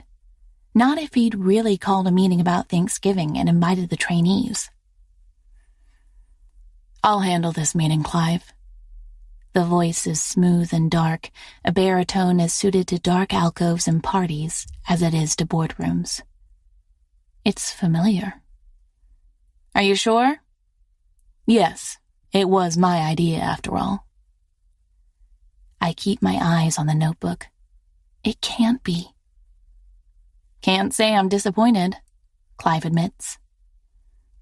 Glancing up, I catch sight of the COO disappearing out the adjoining door, leaving me alone with the man leaning against the opposite wall. He's tall and suit-clad, arms crossed over a broad chest. But it's his eyes my gaze locks on. Eyes I'd seen laugh and challenge me just a few days ago. Eyes I'd seen closed in pleasure. My anonymous stranger, the dark mafia boss. The slight widening of his eyes is the only sign of surprise. What are you doing here? My hand tightens into a fist on the table. If my stomach was a ball of nerves before, it's detonated into butterflies now. I'm one of the junior professionals here. I was called up for a meeting. Impossible. I shake my head. I started this past Monday. He braces his hands on the conference table, the room shrinking with his presence. He's just as striking under the bright light of day when there's no denying the squareness of his jaw or the high cheekbones. The 3 trainees are all male, he tells me. Hold up, handsome. No, they're not. Who are you? I'm Freddie. He shakes his head. Freddie is a man. Well, I'm not. Clearly, he mutters. Freddie is short for Frederica, I say. Frederica Bilson. He blows out a frustrated breath, leaning back from the table. Why are you here? How are you here? I frown at him and find a sliver of courage amidst the confusion. What do you mean? I applied for this job 6 months ago. I sat through interviews and tests. I was chosen and hired, and I started this week. There's suspicion in his gaze, barely concealed. It rankles something in me. Why? Do you think I targeted you this past weekend? The brief pause makes it clear that he'd been suspecting just that. I clasp my hands together on the table to keep them from trembling. Well, I didn't. I had no idea who you were. He raises an eyebrow, but I stare right back at him, still unable to believe it's actually him, sitting here in front of me. Fine, he grinds out. I suppose we could find a different department for you. Perhaps another of XR Global's offices. Meeting his gaze is the difficult part. I shake my head and look somewhere over his, ignoring the eyes that had so captivated me last weekend. I've done nothing wrong, and I chose the strategy department. It's not fair for me to be relocated because of something that happened outside of work, not to mention before my employment began.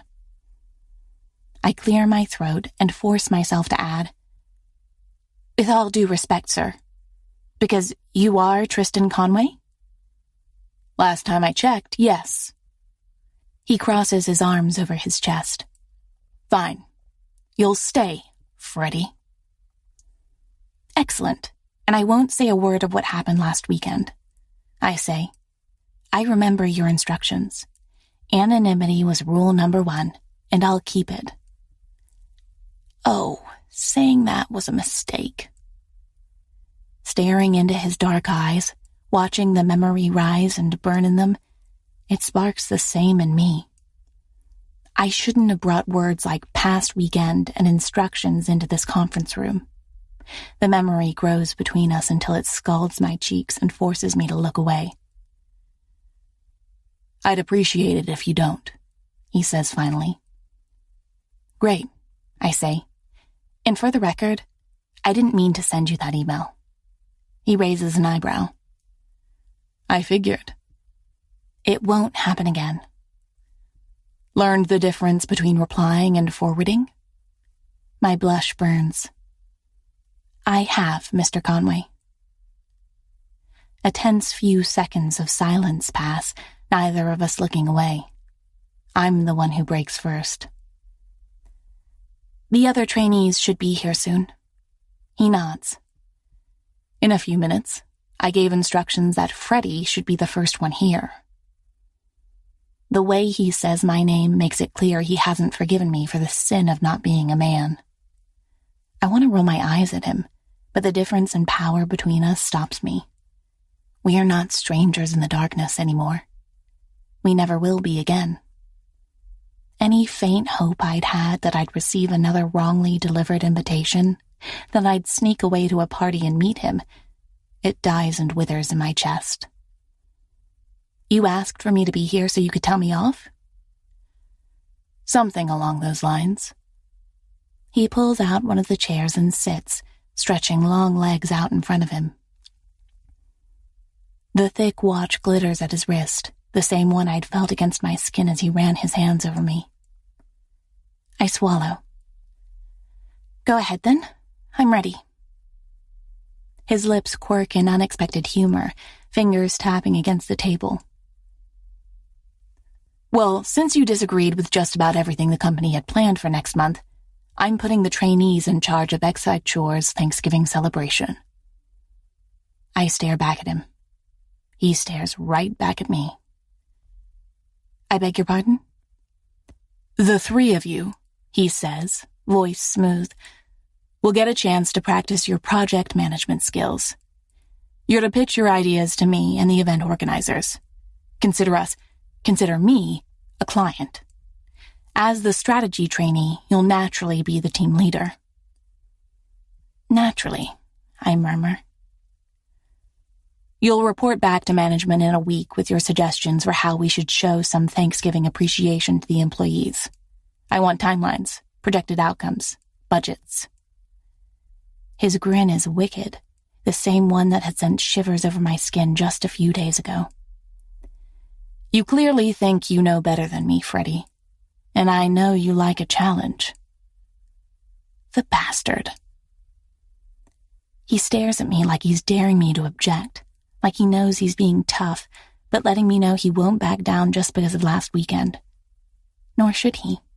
Then was then, and now is now, and I don't want Tristan Conway's special treatment.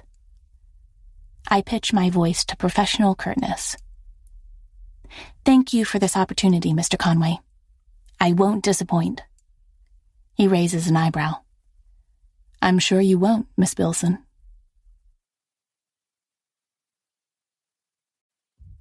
Chapter 7. Tristan. What are the odds? Very fucking low, that's what. Not once had I met anyone at the Gilded Room at work, and only a few times had I done so in a private setting. But Frederica Bilson is my company's trainee.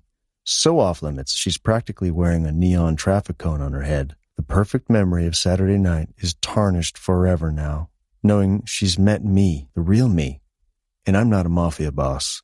I lean back in my chair and press the heels of my hands against my eyes. The insolent young trainee writing those emails had been straight-laced. I can't get the two images of her to merge into one in my head. The dark-haired vixen, coy and seductive on Saturday. The proper, pencil-skirted young woman meeting my gaze across the conference table. The whole point of going to the Gilded Room is to provide anonymity, to ensure I stay in control. I directed a 10-foot concrete bucking wall between my private and my professional life, and somehow she'd managed to claw her way across it like a beautiful but deadly weed. And of course, she's in strategy of all departments, the one place I'm convinced is bleeding information to our competitors. Our business moves had been anticipated by other consulting firms too often for it to simply be a coincidence. I'd been keeping a close eye on the department for the past month, and now my view will involve a woman I know the taste of, but who I can't go back to for seconds. The phone on my desk buzzes, and I press down on the speaker button. Yes? Your son's school is on the line, Mr. Conway. St. John's Prep is always calling me, and it's only about my son every third time. The others? Do you want to donate to the school bazaar? Chaperone a trip to the Bronx Zoo? Join in on the bake sale? It's as time-wasting as it is guilt-inducing. Put 'em through. Static crackles, and then a professional voice on the other line. Mr. Conway? I'm here. Is Joshua all right? He is, but he says he has a stomachache and he wants to go home. Her tone of voice is apologetic. He didn't want us to call you, sir. I'm already reaching for my cell. I'll be there in 10 minutes. Oh, that's perfect. We'll be waiting for you. I hang up and close down my work laptop, slipping it into my briefcase. Joshua rarely has stomachaches, and he never wants to go home from school early. 1,000 different scenarios spin through my head. Had I forgotten something? A doctor's appointment? The anniversary of his mother's death? No, and no. I stop by my secretary's desk. She looks up from her screen, her face snapping into the professional mask she always wears. We need to clear my afternoon, I say, and move any meetings from 3 p.m. to telephone meetings instead. I'll be working from home. She's already tapping away at the keyboard. Of course, sir. Everything all right with Joshua? Cecilia knows everything about everything, and has since I took over Excite. She's invaluable. Yes, I reply, already heading to the elevators. See you tomorrow. I find myself tapping my foot against the steel floor the entire way down, and I know I won't be able to let go of my worry until I arrive at St. John's. Ryan stops the car in the drop-off zone, and I shoot out of the car, striding up the stairs to the old brick building. Joshua, where are you? He's waiting with Mrs. Kim inside the school's main doors, sitting on a bench and kicking his legs out in front of him. He shoots me a sheepish look under a head of dark curls. Thank you for coming, Miss Kim tells me. I'm sorry about calling you during your work hours, but I'm afraid Joshua's really in pain. He hunches over at her words, an arm curling around his stomach. You made the right call, I say. Thanks for letting me know. Her exhale is one of relief. Had she been worried I'd be angry? Perhaps I hadn't hidden my annoyance at the bake sale calls as well as I thought I had. Joshua and I head out of school, and I reach out to run a hand through his hair. Hey, Dad. Hey, kid. Stomachache, huh? Yes. Is it too bad for ice cream in the park on the way home? He looks up at me, eyes serious behind his glasses. I think ice cream might make it better. I press my lips together to keep from smiling. Then ice cream it is, kiddo. Joshua leaves his backpack in the car and Ryan takes off, back to the apartment. We walk home instead, side by side and hands in our pockets. The tall oak trees of Central Park beckon at the end of the street, an oasis in this world of stone. Did you have math and English this morning? He nods. The lapels of his uniform shirt are askew, and I reach over and correct them for him, ignoring his huff of irritation. And? How'd it go? Math was fine. English was fine, too. We had to recite a poem and then tell the class what we thought it meant. My eyebrows rise. One you wrote yourself? No, from a book. His voice darkens. We got one each, and then we had to go stand by our desks and then read them out loud. How'd it go? All right, I guess. I got an easy one. So that's not what he got a stomachache from, then. We enter the park and both watch as a dog runs in front of us, its leash trailing behind it on the darkened grass. A teenage boy comes running after it. See, I say, that's why we don't have a dog. I would hold on to the leash, Joshua protests. And we don't have to get a big dog. We're not a small dog family. We're a no-dog family, he mutters. I'm getting strawberry. Good choice. I think I'll get mango. He groans. Ugh, you always get mango. It's my favorite, kid. I run my hand through his thick head of curls again. He'll never get me to stop doing that, not even when he's as tall as me. His mother had those exact same curls. If it's not broken, don't fix it, he quotes with a sigh. It's one of my favorite sayings. Exactly. Besides, you like mango too. Yeah, but not all the time. I'm old and set in my ways. You're not that old, he frowns. Mike's dad's in his 50s. I snort. At 34, I suppose it's nice that my kid doesn't consider me that old. But at 9, I guess all adults are old. Well, people have children at different ages. Or they get children at different ages, like you got me. Exactly like that. Yes. He doesn't sound upset about it. For Joshua, his parents' deaths aren't something he remembers. He only knows of my sister and her husband's airplane crash in the Rocky Mountains from what he's been told, even if he'd been alive in those terrible days when the rescue team searched after the chartered plane. He'd been 2 years old. I signed Joshua's adoption papers 6 days after his parents had been officially declared dead. We stopped by the ice cream stand on the east side of Central Park. It's only a stone's throw from our apartment, and it's a place we frequent. Some might call us regulars, like Larry, for example. My regulars, he calls, seeing us approach. And look at you, handsome man, in a uniform like your dad. Joshua looks up at Larry in the ice cream booth. Dad's not in a uniform? A suit's almost like a uniform, I say. Yeah, well, it's not like a policeman or firefighter. They save lives. And, he adds, they have dogs. Larry shoots me a knowing look. He's heard Joshua's desire for a puppy for months, if not years. Their dogs are working dogs, little man. They're part of the force. Chocolate again? No, thank you. Strawberry for me. Strawberry it is. Larry doesn't ask me for mine, as it never changes. A minute later, I pay for both of our ice creams, one mango and one strawberry. See you next week, guys. Thanks, Larry, I say. Joshua turns around with a single-minded focus on his ice cream. We take the long way home, walk past the pond. Joshua looks up at me in surprise when I head to one of the park benches, but doesn't protest. I stretch out my legs in front of me.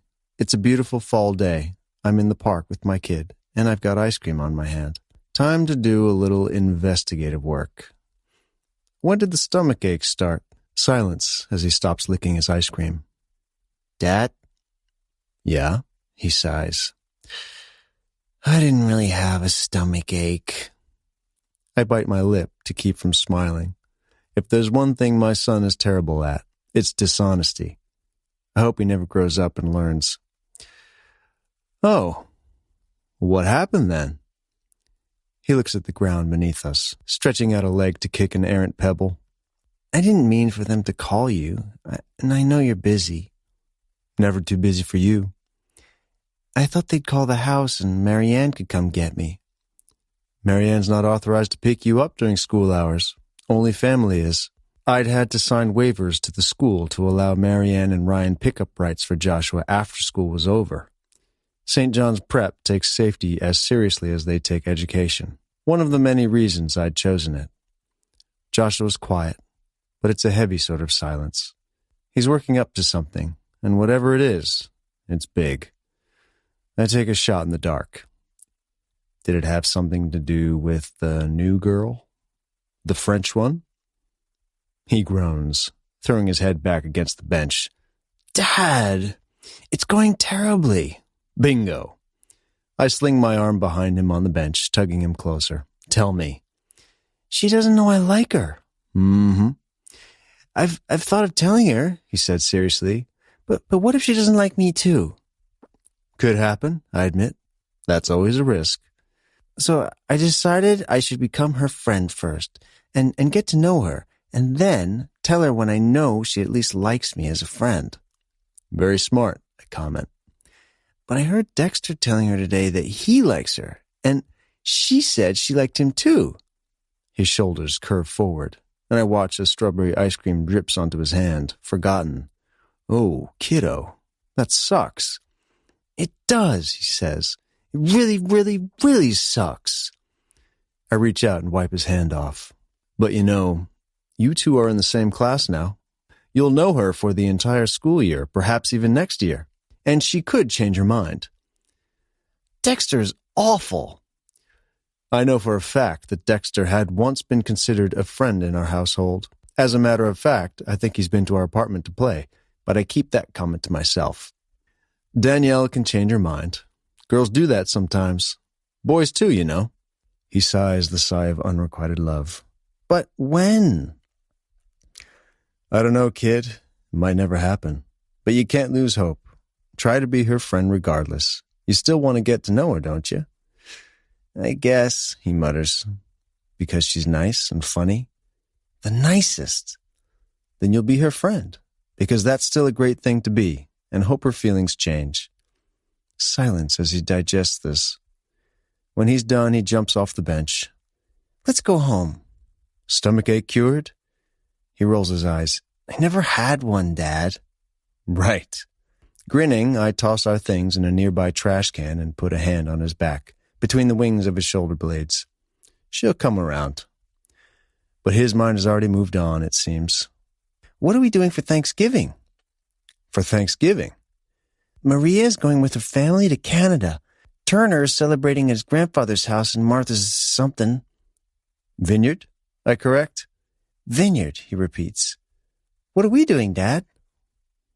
His question stumps me. The previous years, we've always celebrated with my mother, who flies up from Florida for the holidays.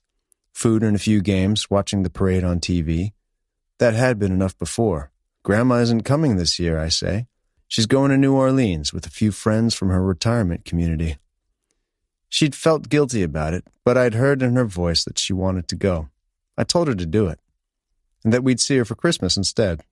I know that, Joshua says. He jumps up on a low ledge and starts to walk in a line, one foot in front of the other. But what are we doing? We can do anything we want, Dad. I suppose we can. What do you want to do? He thinks, holding his arms out for balance. At 9, he's big enough to think he doesn't need to hold my hand anymore. But I walk next to him, just in case. Mike's dad is having a family company day for Thanksgiving. A family company day? Yeah, it's like a big fair, and he said there'd be cotton candy for all the employees and their kids. Where does Mike's dad work? Coney Island. That explains things. Well, my company isn't really like that. I don't know what your company's like, he complains. I had to explain it in class a few weeks back, and I made stuff up. I buy companies, then I make sure they work, and then I sell them on. I've explained this to him before, but I understand it doesn't make much sense to a child. Joshua jumps off the ledge and lands neatly, knees bent. What are you doing for your company for Thanksgiving? How am I having this conversation with my kid right after having it with Frederica Bilson? I'm not even a holiday person, but as I stare into my son's wide, bright gaze, I know it's time to become one. Joshua deserves nothing but the best, but he's stuck with me, and I'll just have to buck up. Not enough, I admit. They've been working very hard for me, but I haven't told them that. Thanksgiving is the time of year to tell people stuff like that, Joshua lectures. Last year, we wrote thank you notes to our classmates with things we like about them. Perhaps you should do the same at your company. Perhaps I should, I murmur, putting a hand on the back of his head. You're smart, kiddo. He looks up at me. That's why I faked a stomachache. I've never had one before, so I knew they'd take it seriously. I smile back at him. Clever, but in the future, we don't run when things get difficult. I know, Dad. An hour later, when we're both safe and secure back in our apartment overlooking Central Park, I sit down in my home office and open my laptop. Subject: Company Thanksgiving Celebration. Miss Bilson, your budget for this project has just been significantly increased. So significantly, in fact, that there is no limit at all for your initial suggestions. Perhaps something that includes employees' families? Think big. Straight-laced. Tristan Conway, CEO, Exciter Global. Chapter 8. Freddie. I press the clicker to change the slides on the screen. Beside me, William and Luke shift to the side, looking at our audience. So, I say, here are all 3 options for easy comparison. Feel free to let us know what you think. Tristan and Clive gaze back at us across the meeting room, flanked by 2 women from Excite's HR and event planning team. Tristan taps his fingers against the table and studies the slide on display with an inscrutable expression. The 3 options on display all have clear budgets, timelines, and concepts. A Thanksgiving lunch on the company where we rent a nearby restaurant. The second option, a cash bonus in hand for all employees on a sliding scale. The third, renting the Wilshire Gardens in Central Park for an evening, the amusement park that's set up for a few months every fall, inviting everyone's friends and family, and booking a nearby bar for singles to go to afterwards. It's outrageously expensive, but Tristan's email had specifically asked for family-friendly. It had also included that nickname, straight-laced, taken from the intimate setting where we'd agreed to leave it and into the workplace. I deleted that before I forwarded the email to Luke and William and told them we had to go big. And now Tristan is saying nothing. Just staring at the 3 options, his eyes narrowed in thought. The people on either side of him glance over. Once, twice, waiting for his verdict. I cross my arms over my chest, refusing to let any nerves show. What do you think? Is option 3 feasible within the time frame? Tristan asks. I nod. Absolutely. We've already reached out to the amusement park to inquire about availability. Clive frowns. The cost is considerable. It's high in comparison to the other 2, I admit, but in terms of renting a venue, it's really quite affordable. Tristan gives a slow nod, his gaze on mine. Right. Well, we're going with option 3. Thank you for an excellent presentation. Eyes turn to him, and there's a beat of stunned silence.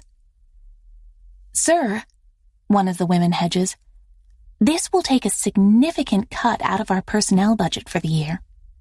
Tristan waves a hand. We'll replenish it with our fourth quarter returns. I'm well aware that the cuts we've made over the last year have taken a toll on morale. How many of you on my side of the table have kids? Clive joins the women in agreeing that they do, even if they don't follow the reasoning behind Tristan's question.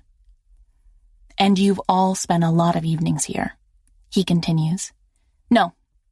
We're going to rent Wilshire Gardens for an evening and have a Thanksgiving family day, all on the company. I clear my throat. Excellent choice, sir. Luke, William, and I will begin planning immediately. We'll have the rental contracts for the company to sign ready by the end of the week. Right you are. Tristan pushes away from the conference table. The others scramble to do the same, arranging the notes. We are done here, then. Miss Bilson, I'd like a word before you return to the strategy department. I give a stiff nod, painfully aware of how his words caused widened eyes amongst the others. William and Luke cluster at my side as I unplug my work laptop. Can't believe he chose the fair, William mutters, rolling up the cord. I thought that was a dead end. Shows what we know about management, Luke murmurs. Both of them glance over their shoulders before giving me a quiet, good luck. The door shuts behind them, and after a curious-looking Clive leaves the room, it's just Tristan and me. He gestures at a chair next to him. Whose idea was Wilshire Gardens? I sit on the opposite end of the table. Mine, sir. And how did you think of it? You mentioned family in your email. There aren't a lot of options around here that would interest kids, but still work for the employees who have none. A quick Google search of the area had given me very few options, and it was just our good luck that the amusement park was in town for the holiday season. As it so happens, it was an excellent suggestion. Thank you. The silence stretches out between us, and I clear my throat. Sorry, but why did you ask me to stay behind? I wanted to ask you who first thought of the idea. I see. Although, without Luke or William here to correct me, I could simply be claiming credit for their ideas. His eyebrow rises. Are you? No, I admit. I doubted you did.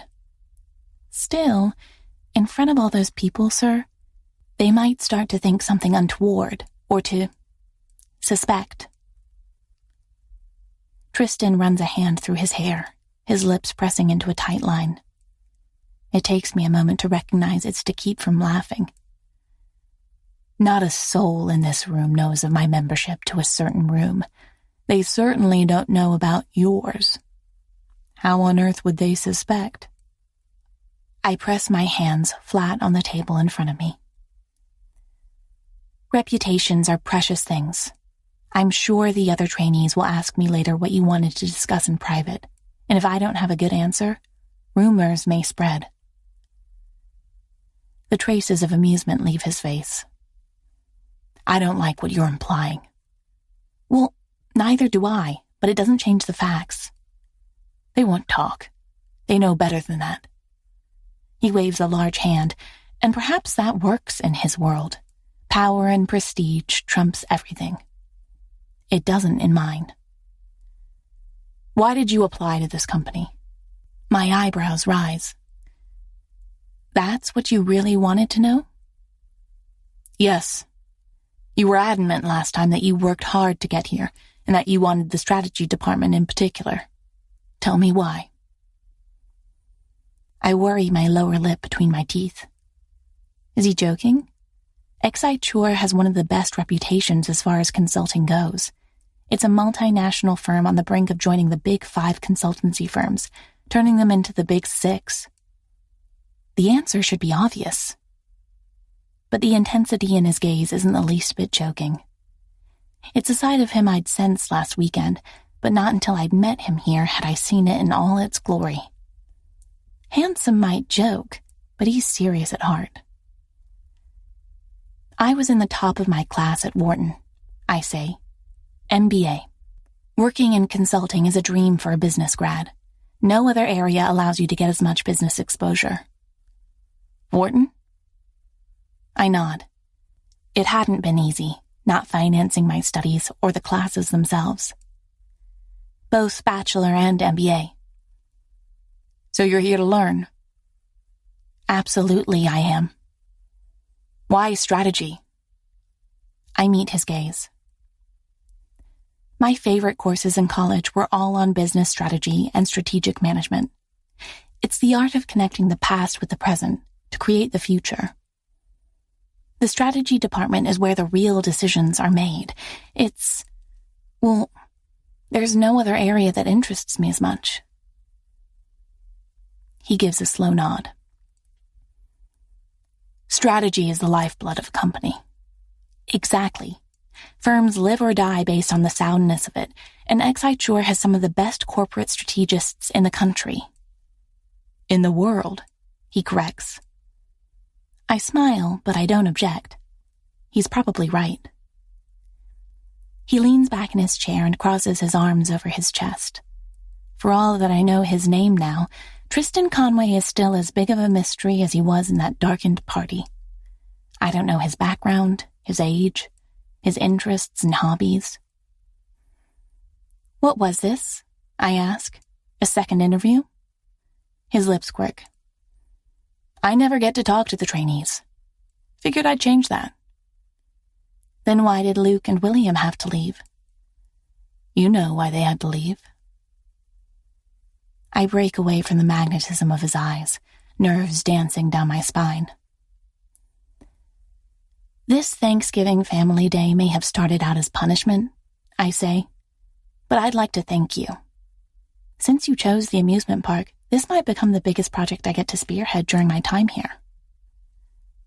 Punishment? For my first email, I say. Just the memory of it is mortifying, but I don't look away from his gaze. I realize it was perhaps more forthcoming than you're used to. His eyebrows rise. You don't think my staff tells me the truth? Judging from what I saw today, every single one of your employees in the room were surprised when you picked the amusement park option, but only Clive really spoke about his misgivings, and only once. You don't seem to share their apprehension. I blow out a breath. I really want to work here, Mr. Conway, but I believe I've already given you cause to fire me with that initial email, yet you didn't. I'm hoping you won't in the future. That's a big bet, he comments, but a smile plays across his lips. For the record, I didn't give you this project as punishment. No? The Freddie who wrote back to my emails, who still hasn't apologized, by the way, refused to back down. I wanted to see what that person was capable of when given the opportunity. Oh. I won't disappoint you. Tristan gives a single nod. I don't expect you to. Our eyes catch and hold, the eye contact anchoring me in place, like it had at the party, where it cut through the throngs of mingling guests and throbbing music to sear me where I stood. This time, there's only a conference table between us, and it's quiet enough to hear a pin drop. My voice is faint when I find it again. Was that all, Mr. Conway? He clears his throat before responding. Yes, and if asked, feel free to tell your colleagues the truth. The truth? That I wanted to know who came up with the winning idea. I stand, gathering my laptop and notebook, holding them like a shield against my body. Thank you. He taps his fingers against the table, too large for this conference room. It threatens to swallow me up whole. And Miss Bilson? Yes? Despite the trouble it's caused, I'm glad you chose this company. Chapter 9. Freddie. Eleanor is tough, Toby tells me, but she's fair. Her bluntness is usually for the best. It makes it easier to do my job. Quentin reaches for his beer. You should be happy you weren't here during Conway's takeover, though. Was she bad then? Everyone was bad back then. He shakes his head, eyes tracking my hand around the glass of whiskey in front of me. They'd both been surprised when I'd ordered it, as most men are. I love surprising them. As if they have a monopoly on drinks? Please. The takeover was that dramatic? I ask. Toby raises an eyebrow. You've met Conway. Imagine him in front of the whole company announcing that 3 departments would be slashed by the end of the month. I grimace. It's not hard to picture the determined lines of Tristan's face, the sweep of his arm as he speaks the words without affect or equivocation, telling people en masse that they'd have to find new employment. But it's made the company stronger, Quentin admits, running a hand through his overlong hair. You can't fault the bastard that. I nod, my fingers tightening on my glass. When I'd suggested grabbing drinks after work with my coworkers, I hadn't expected Tristan Conway to follow us. But here he is, the topic of choice. Toby's smile widens. Not to mention the entertainment factor, there's never a dull day when he's in the building, employees scurrying about. You mean you scurry about, Quentin says. I have never scurried in my life. I saw you scurry just last week when Clive came down to speak to Eleanor. Quentin crosses his arms. You need to get new glasses. I got these just last month, thank you very much. Toby turns to me winking. Designer glasses at half price. They look great, I say. The orange rims complement his smart navy suit and match the colors in his tie. Toby, did you say you had a date this weekend? Yes, I'm just hoping this guy isn't as awful as the last one I matched with. Sock puppet guy, Quentin mutters. Sock puppet guy? I ask. Toby gives a grave nod. Sock pocket guy, he confirms, pouring enough gravitas into the words that I hold my hands up in defeat. Say no more. I won't. Those details would haunt you. I give a mock shudder. Where are you going with the new guy? We're going to walk the High Line. He's never been there. He's new to New York? Quentin asks. Toby nods. Just moved in from out of state. The poor guy doesn't know his subway lines. I take a sip of my whiskey. Hey, I'm from out of the state. What's the High Line? Oh, dear, Toby says.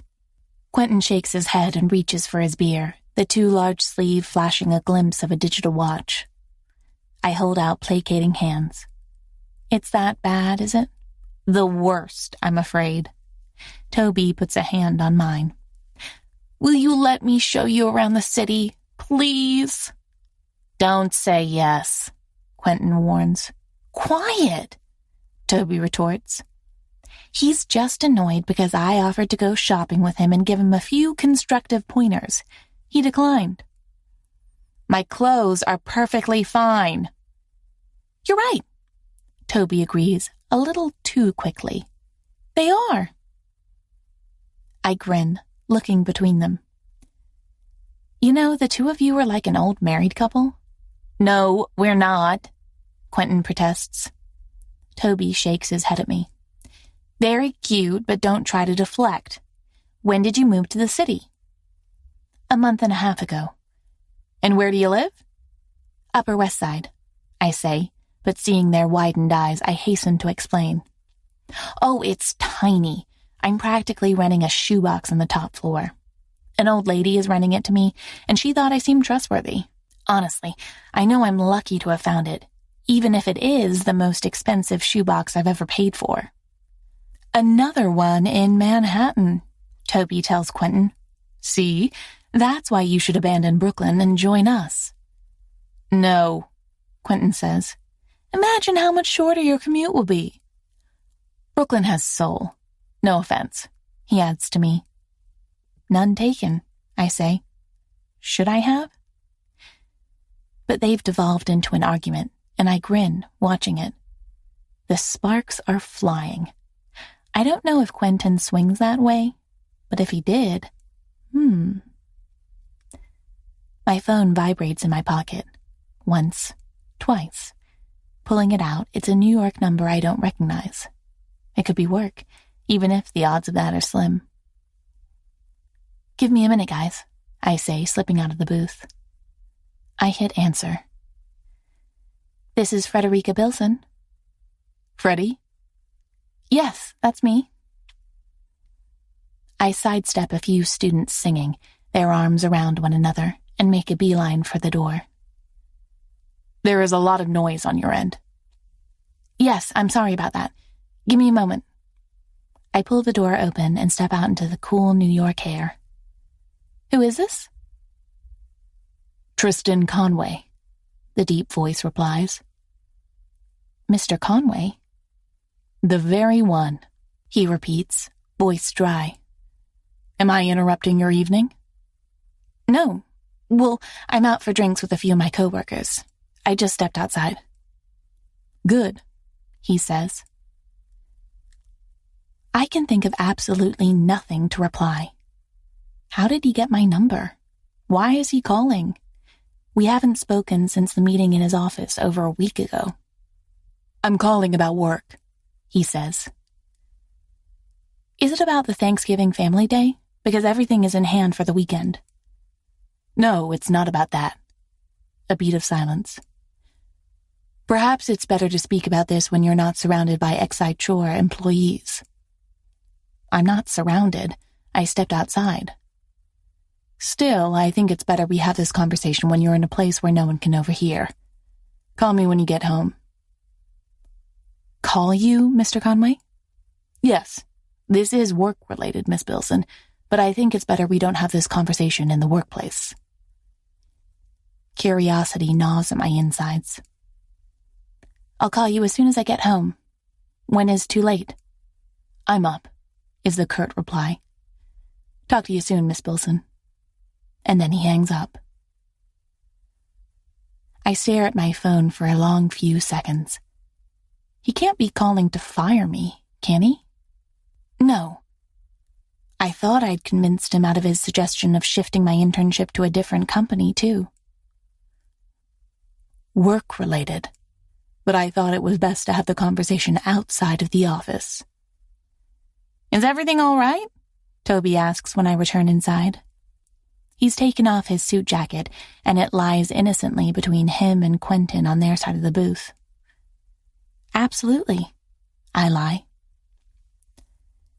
The sky has darkened to a deep midnight black when I finally get home to my building, nodding hello to the doorman outside. I'm not sure when it will ever stop striking me as surreal that I live in a building with a doorman. New York is my home now. Correction, I think, as I unlock the door to my tiny studio on the top floor. This expensive shoebox is my home now. The single window offers a view of the opposite building's rooftops. Sometimes there's pigeons on them. It's riveting. I sit down onto my bed and take out my phone.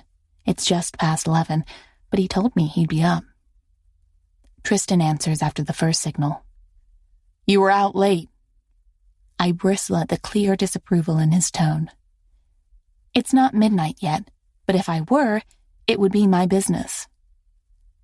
"You could be performing at less than your usual standard tomorrow at work," he points out.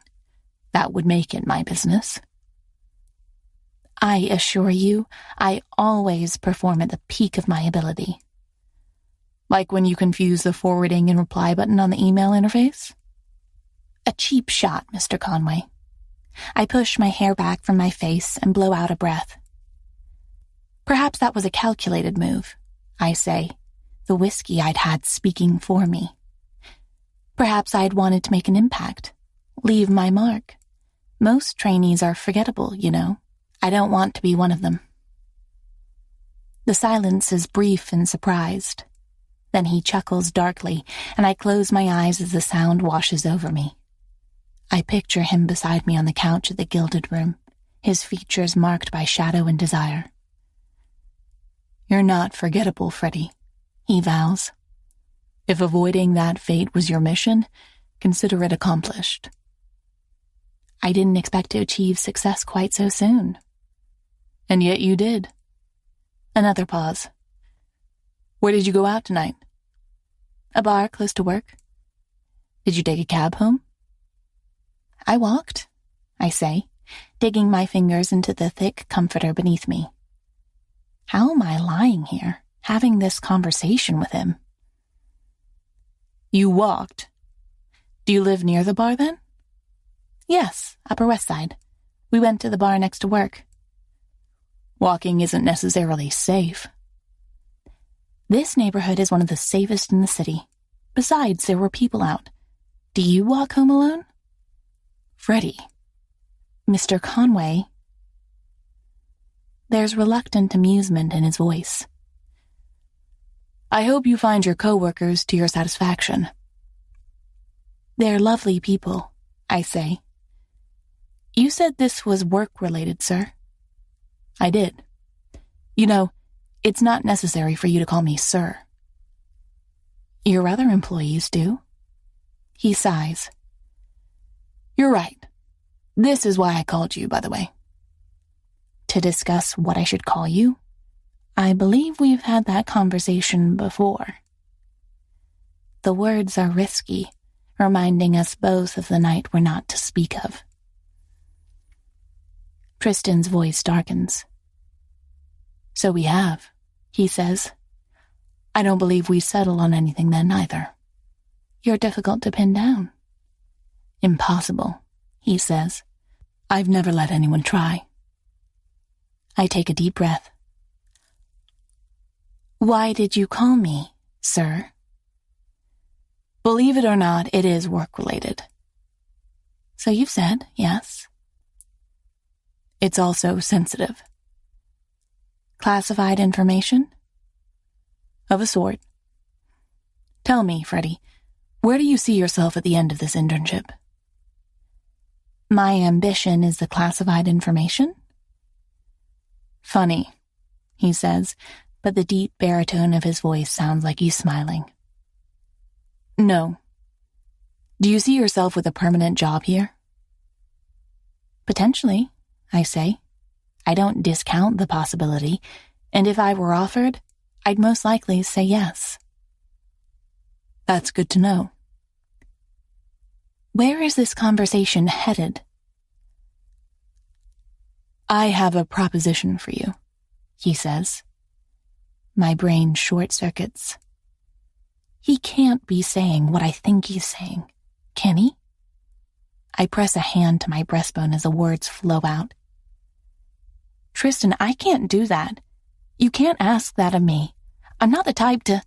Christ, Freddie, I'm not asking you for that. No. I relax back onto the bed, my heart racing in my chest. Okay. I should have worded it differently. A frustrated sound, and I can see him in front of me, running a hand through his thick hair. No, I wouldn't ask that. This is about the strategy department. It is? I believe we have a mole. I frown.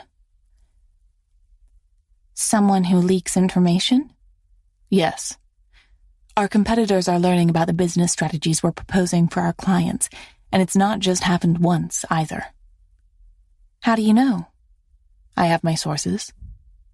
He says. And you're sure it's coming from strategy? I've eliminated the other possibilities. Strategy and management are the only people who deal with this information, and I know it's not management.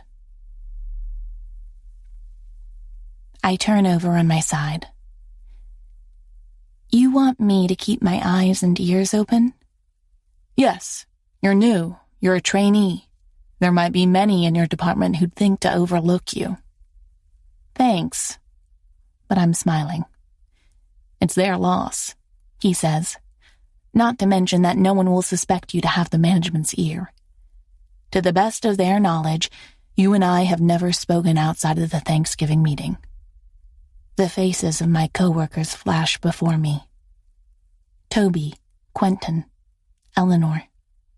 The 3 women working in our office who'd never given me more than a polite nod. It doesn't feel good, knowing one of the people I'm working with isn't on the same team. Tristan's voice deepens. I know. I'm paying one of them for the privilege of betraying my company. I'll do it. Of course I will. Good, he says. I think it's for the best that this stays out of the company altogether. All right. What does that mean exactly? I only report what I find to you over the phone? Yes, is his swift reply. We keep it off company email servers. We don't talk about it at work. Sounds like a plan. Excellent, he says. Perhaps we'll finally catch this bastard. I can't help but ask, why me? Why not you? He retorts. I mean, why do you trust me? There's a beat of silence stretching out between us. Where is he in New York? Perhaps he only lives a few blocks away, and he's sitting alone in his apartment, just like me. I trust your ambition, he says finally, because I recognize it. The ground we're treading trembles beneath me. It's a compliment, but it's more than that. It's recognition. It seeps through my chest and warms me as it spreads. Are you still in the office? No, he says. I'm at home. Did you walk home alone? His voice is amused. No, I didn't. I don't give advice I don't follow myself. That's unusual. I'm looking out at the park, actually. They've started setting up the amusement fair. His apartment overlooks Central Park. It shouldn't surprise me, but it does. I picture him standing in front of floor-to-ceiling windows, a hand in the pocket of his slacks and another gripping his phone. Does it look good? It looks large, he says. I'll send you the names of a few people tomorrow. They're not employees, but I want them granted access to the Thanksgiving family day. Of course. Business associates of yours? His voice is dry. More like someone called in a favor. I'll have it done right away. Good. Neither of us says anything, but his presence is a palpable thing on the other end of the line. I don't want to hang up. And I don't think he wants to either. Closing my eyes, I breathe out the admission. Realizing I'd sent you the first email was mortifying. His voice softens. I figured. But do you know? I'm not sorry. Neither am I, Freddie, he murmurs. Neither am I. Chapter 10. Freddie. The day has come. Instead of a normal Friday afternoon at Exciture, the office has moved to Central Park. I catch sight of Eleanor walking into the amusement fair with a blonde tween at her side, the girls' eyes lighting up when they spot a cotton candy stand. Yes, this was a good idea. We have security at the entrance with the lists of names, Reese says at my side. 15 years my senior, Exciture's event planner had been less than pleased at receiving instructions from 3 trainees. I'd given her as much power as I could to counteract that, and accepted every single one of her suggestions. That's excellent. Everything should go smoothly now, she says. Her phone dings and she glances down. Except someone forgot to put up the private hire sign by the exit, now there's a line. Damn it. She disappears down the path at a determined stride. Luke rocks on his heels beside me. He's a trainee in the sales department, and his grin is as wide as he is tall. I can't believe we pulled this off. I never thought they would go for it in the first place, William says. Who knew all these people had kids? How do they do it? I worked until 9 every evening last week. Luke says. The others in my department were right there along with me. I retie the waistband of my coat, pulling it tighter around myself. There's no warmth in the late November air. It's a good thing the company is doing this then, giving them time to have fun. I scan the crowd, amazed at the number of people. Does Exide Shore really employ this many people? When we're all stacked upon one another in the high-storied building on the Upper West Side, there's no telling. My gaze snags on a tall figure. He's wearing a navy coat over his suit, a gray scarf around his neck. His thick hair is pushed back, the scruff of a few days of not shaving accentuating the square of his jaw. I can still hear his deep voice in my ear, feel the weight of his body against mine. Freddie? Sorry? Luke grins at me. You were completely lost there for a moment. Are you excited for the bar later? Yeah, absolutely. I tuck my hands into my coat pocket. I'll make a lap, make sure everything's in order. Talk to you guys later. I weave my way through the half-empty fair, trying to spot him again. Pass by Toby and Quentin bantering by the ring toss and smile to myself. Tristan's tall enough to stand out. Should be here somewhere. I turn the corner at a carnival game, and there he is. Tristan Conway, leaning against the counter of a game booth. He has his hand on the shoulder of a dark-haired boy. I blink, but the image doesn't go away. "Can I try, Dad?" the boy asks. Tristan hands him a set of darts. "Keep your elbows steady and aim for the balloons." "I know," the boy says. A smile flashes across Tristan's face. "Of course you do." His son, because he has a son, takes aim and throws the first dart. That's when Tristan looks over his shoulder. Our eyes meet.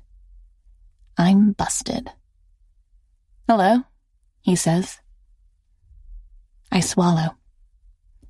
"Hi, didn't mean to ambush the two of you like this." "That's not a problem." Tristan glances down at the boy, but he's deep in concentration. "Good job on the fair." "Thank you. All I did was book it, though." I give a crooked smile, my mind still running on overdrive. Tristan Conway is a father. "Take the credit," he advises me. "Okay." The boy turns around.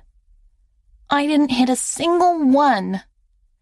"Try again," Tristan says, extending a new set of darts. "Really focus on aiming." The boy pushes back a dark curl that's fallen over his brow. I'd peg him at 9, 10. "I'll get one this time." "Of course you will, kid." Tristan must see my curiosity, but he doesn't say anything, just runs a hand over his neck. His jaw is tense. His son sees me and gives me a little wave, darts clasped in his hand. "Hello?" "Hi there," I say. Tristan gestures at me. "This is Frederica. She works for me." "I'm Joshua," his son says politely. "It's very nice to meet you." "It's nice to meet you, too. You playing darts?" "Yes. You're supposed to hit the balloons. If you hit 3 of them, you win a prize." "What's the prize?" He turns to the booth. The girl who runs it is off to the side, her eyes glued to her phone. But the ceiling is covered in stuffed animals dangling from ropes. "I'm not sure." Tristan points at a sign on the wall. 3 hits and you get to choose any stuffed animal. "Which one would you choose?" I ask, stepping up beside him. My hand goes to my wallet, looking for quarters. "I think I want the giant elephant." Joshua gives me a smile, tinged with shyness and delight. "You like elephants?" "They're one of my favorite animals," I say. "I've seen them a couple of times," he offers. "Dad and I went to Thailand last year with Grandma for Christmas. We visited an elephant sanctuary." He pronounces sanctuary with great care, making me smile. "That's amazing." It is. He pauses, looking back at his dad before returning his gaze to me. Do you know they have the best memories of any animal? Oh, I know. Isn't that cool? The coolest, he agrees. Do you want to play darts too? Dad, can she get some darts? Tristan opens his mouth, but I beat him to it, fishing out 2 quarters from my wallet. I'll play. Well, I suppose that means I have to as well, Tristan says. He waves over the teenager managing the booth. She accepts my quarters, but Tristan hands her a 20. Give us a bucket. She grins but says nothing. A few seconds later, and there's a near limitless supply of darts between us. I raise my eyebrow at him. Tristan just shrugs, reaching for one. This is good target practice. Joshua takes aim, tongue clenched between his teeth. He narrowly misses. Shoot, he says. Dad, your turn. What are you going to choose if you win? Tristan weighs a dart in hand. My eyes track the strength of his jaw, the faint crow's feet at the edges of his eyes. He can't be more than 10 years older than me, and yet he has a son this old. It's hard to superimpose the image of him here, talking to his kid, with the man I'd met in the Gilded Room. Tristan Conway, the enigma. I don't know. He aims, jaw tense, and throws. A balloon pops with a loud smack. Nice one! Thanks, kid. If I win, I think I want an elephant, too, Joshua tells me, reaching for a dart. Although I think whales are cooler. Whales? We've been watching a lot of Blue Planet, Tristan clarifies. His voice is deep, controlled, but is there a note of embarrassment there? I can't picture him relaxing in front of the TV, period, but even less while watching a nature documentary with a kid. But even as I think it, an image emerges of him doing just that. My impression of the man shifts again, becoming even more attractive. I've seen the Blue Planet, I say. It looks amazing. I really want to learn how to dive one day and get my certificate. You do? Joshua asks. I really want to try too. Allegedly, I'm too young. You are too young, Tristan says. There's nothing alleged about it, but we'll go diving when you're older. Dad and I like to travel, Joshua tells me. We go somewhere for every single one of my school holidays. I grin at this chatty kid, looking from him to Tristan. The eyes are the same, but one pair is looking at me openly and excitedly, the others with something like wariness. Your turn, Tristan tells me, nodding at the dart still in my hand. Let's see what you got. I throw and miss, but my second shot sends a balloon exploding. I make a victory gesture. 1 down, 2 to go.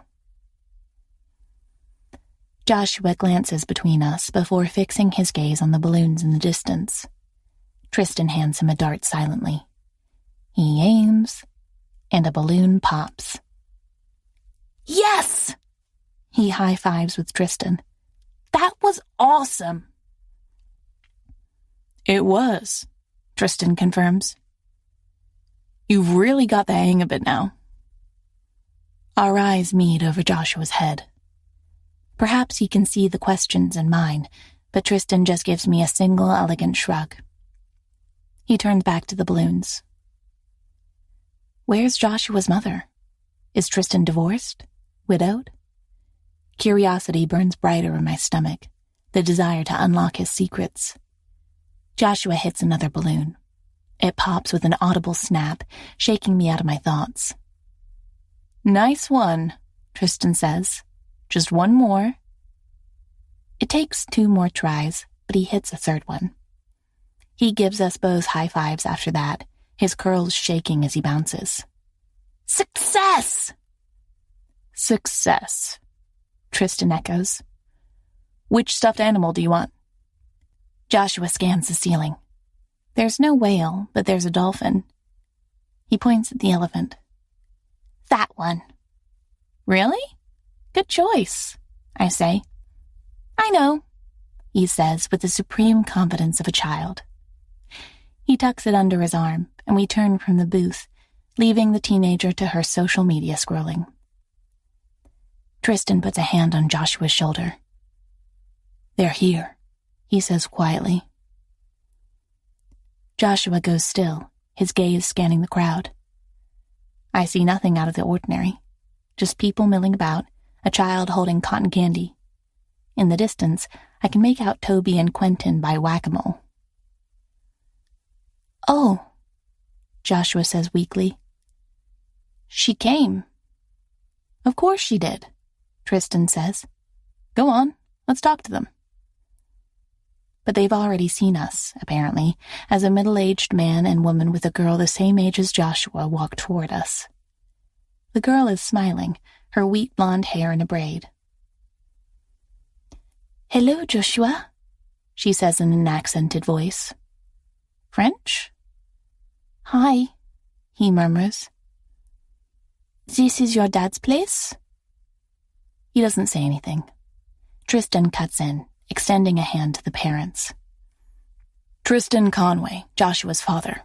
Thank you for coming. Thanks for inviting us, the lady says, and she's definitely French. We haven't met any parents from Danielle's school yet. No, people like to keep to themselves.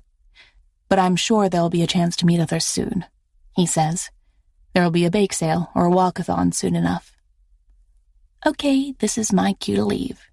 Not only have I met his son, but now I'm trespassing on his socializing with other parents. I take a careful step back. I'll see you. Do you want to go on the Ferris wheel? Joshua asks Danielle. His voice is high. It's really tall. Oh, can I, Mama? I'll go with them, Tristan says. I'll be in the carriage behind theirs. Why not? We'll be by the hot dog stand, Danielle. Joshua turns to me. You and Dad can go in one carriage, and Danielle and I in another. I'm not... Sounds good, Tristan interjects. Will you take care of this? Joshua hands me the stuffed elephant, and I grip onto the plushie. The long trunk drapes down my arm. I open my mouth to protest, but the kids are already heading for the Ferris wheel. A light hand on my back, and Tristan is directing me after them. Sorry about this, he murmurs. No, that's okay, I murmur back. The Ferris wheel isn't that high, is it? It's in Central Park. We're not talking Six Flags here. I should be able to do it. I can do it. These were your special guests? Yes, he says. Danielle's a friend of Joshua's from school. I didn't know you had a son. His breath is quiet but audible. I know. I'm sorry if I intruded back there.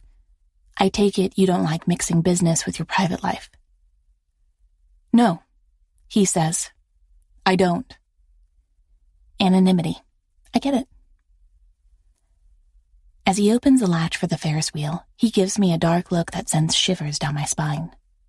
The guy manning the attraction motions for Danielle and Joshua to have a seat in their carriage, and the kids bundle in, chatting the whole way. I'll be right behind you, Tristan tells him. Call out if you need anything at all and sit still in the car. I know, Dad, Joshua calls back. Tristan extends an arm to our carriage. After you? My hands grip the elephant tight. It's just a Ferris wheel, Freddie, and I personally read the amusement fair's safety guidelines before I booked them. What can go wrong? I step into the carriage, sitting down on the cold metal bench. It wobbles precariously as Tristan follows me in, folding his long legs into the space. His thigh presses against mine in the tight confines of the carriage. The attendant closes the metal latch behind him, stepping back. Everyone ready? No, I think. How do I get off this? Yes, Tristan calls back. The mechanics turn into action, and our carriage swings with a sudden jolt of movement. I grip the metal bar in front of us and focus on the heat of him next to me, evident even through the thick fabric of our coats. "This turned out really well," he says. "You've done a great job." "Thank you." We start our ascent, the people and stands beneath us shrinking with every inch we rise. I close my eyes. "Now you've met Joshua." I nod, my words emerging through clenched teeth. "He's lovely." Tristan clears his throat. "I don't talk about my family at work. Not at parties either." "I understand. Anonymity and all that." "Yes." He shifts in the carriage and it rocks beneath us. I press my lips into a tight line. There's no way I'm opening my eyes until we're safely back on the ground. "Freddie, are you all right?" "Yeah, absolutely." "You've gone completely white." His voice lowers, and when he speaks again, it's closer to my ear. "You don't like heights?" "Not a member of the fan club, no." One breath in, one breath out. That's all I have to do. "Why on earth did you come up here with me?" I give the stuffed animal in my grip a little shake. "Your son asked me to guard his elephant." "Freddie." His voice is frustrated and so close. I have to open my eyes to peek. He's only inches away and watching me with a tiny furrow in his brow. I focus on his eyes. "It's okay," I murmur. "I just have to focus on not panicking." "That's right." He's quiet for a beat, but then he tugs off a leather glove and pries one of my hands off the elephant. I grip his fingers tight and close my eyes again. His skin is warm and slightly rough against mine, my hand disappearing into his completely. "It's only 2 laps." 2? "It'll be okay. Just breathe, okay?" "I'm breathing." I lean my head back against the seat and tighten my grip on his hand. "Breathing is the only thing I can do right now." "Then let's just focus on that," he murmurs, but I don't do what I'm told. I focus on his hand and his voice, too. It's deep and calming, like crushed velvet poured into a dark cup of espresso. "Talk to me." "All right. So, elephants are your favorite animal. I can now chalk that up to the list of things I know about you." "Must be a rather short list," I murmur. "Not that short. I've made several observations." Despite myself, my lips tug. I'm sure I don't want to hear them all. "Well, not all of them are fit for polite conversation. Doesn't mean they don't still make the list. It's a mental one. Don't worry." "I won't." "I'd say the view is amazing, but I don't think it's a good idea for you to open your eyes right now." I screw them shut tighter. I'm pretending we're on the ground. "Keep pretending." My hair lifts in the breeze and I lean into him, as if I can hide from the height. If it's windy, we must be at the very top. Don't think about it, don't think about it, don't think about it. I hear the rustle of another glove being removed, and then my hand is held in both of his. The sensation anchors me. "You're okay," he says. "I've got you." A deep breath in, a deep breath out. My fingers tighten around his. "Thank you. This is mildly humiliating." "It's not. Besides, you wouldn't be up here if it wasn't for me." "That doesn't make it less embarrassing," I murmur. If anything, it makes it more so. Not only does he know how much I detest heights, but he also knows I braved them in order to spend more time with him. I should have just sent him another email with the words, "I can't stop thinking about you," and be done with it. "I don't know what you mean by that." I give a tiny shake of my head. "Never mind." His thumb moves over the back of my hand in a small, tight circle. "Joshua took to you quickly," he says. "I was surprised. 1,000 questions I want to ask, and the only thing I can focus on is keeping my cool. Oh? Yes. A snort. He doesn't understand what I do for a living, and I wonder if today will only confuse him more. My lips tug. Well, venture capitalism is a difficult concept to explain to a kid. It is. His voice darkens, close by my ear. It wasn't one of your guesses either, when you tried to think of what I worked with. The memory of the gilded room washes over me, of us sitting just like this, me draped over him on a couch in a dark alcove. My stomach tightens. I wasn't imaginative enough. Or venture capitalist didn't sound sexy enough. I swallow, my eyes still shut. No, it's sexy. Complete silence. Damn it. I open an eye, only to see him regarding me with a raised eyebrow. The darkness in his eyes swirls with humor. So you weren't disappointed I wasn't a mafia boss then? Honestly, I was disappointed when I found out you were the CEO of Exciture. His mouth opens. You were? Yes, I murmur. Because it meant we could never meet at a gilded room party again. His dark eyes bore into mine, quiet for a long time. I don't see the landscape moving behind him. I barely register the hitch in the carriage when we finally return from our second lap, stopping at the bottom. I've said too much. But then he murmurs something that slides across my skin like silk, his hands letting mine go. So was I, Freddie. Chapter 11. Freddie. The Thanksgiving family day had gone off without a hitch.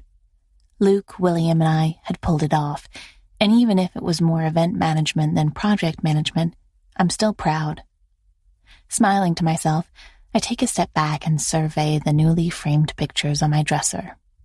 The pictures I'd had enlarged had arrived in the mail just yesterday, one of my grandfather, another of my parents. 3 of the hardest working people I know. Also the 3 people who believe in me the most. My parents had bought a bottle of champagne when I'd got the email telling me I'd been accepted into the Junior Professionals program at Exciture. Right next to their photos is my framed college diploma and a few books on business, completing the vignette. It's my shrine to success. One day, I think, looking around my tiny studio apartment, I won't live in a place without an oven again. All I have is a one-top stove, a microwave, and a miniature refrigerator, which is also empty. I close the fridge door and glance at my watch. The deli down the street is open for another hour. It would make it my 4th time this week. Am I shameless enough? Absolutely. I've just pulled on my jacket when my phone rings, and the number is familiar, sending my heart racing. We haven't spoken since the Thanksgiving family day, and I haven't even seen him at work. Not that I'd be able to talk to him there, even if I did. I hit answer. Hello? Freddie. Tristan. My hand fumbles with the key. How are you? Humor colors his voice, as if he's amused at my attempt at normalcy. Good. How are you? Excellent. Excellent. That's great to hear. What can I do for you? I wanted to see how you're doing with your task, the one we spoke about on the phone a few weeks ago. The mole in the strategy department. The very one. I pull out the lone chair at my table and sit down. I haven't discovered anything yet. I'm keeping my eyes open, though. Perhaps once I'm invited to more senior meetings. I wonder if we can fast-track that somehow. I frown. I'm not sure. That is, I want to prove myself by my work. I have no doubt you'll do just that, Freddie. Thank you. I reach down and pull on one of my boots. The weather has taken a turn for the worse, and the nip in the air has turned into a taste of winter. I really am trying to overhear things, though. I'm not sure how much sneakier I can be. If I come into work in a trench coat and a newspaper with holes in it, they'll start to suspect something. Tristan's deep laugh rumbles through the phone. It's almost an idea worth considering. The mole might run, knowing we're onto him. You'd have to have security chase him. Or her, he adds. My company is committed to gender equality. How noble of you. We all do what we can. I bite my lip, smiling into the phone.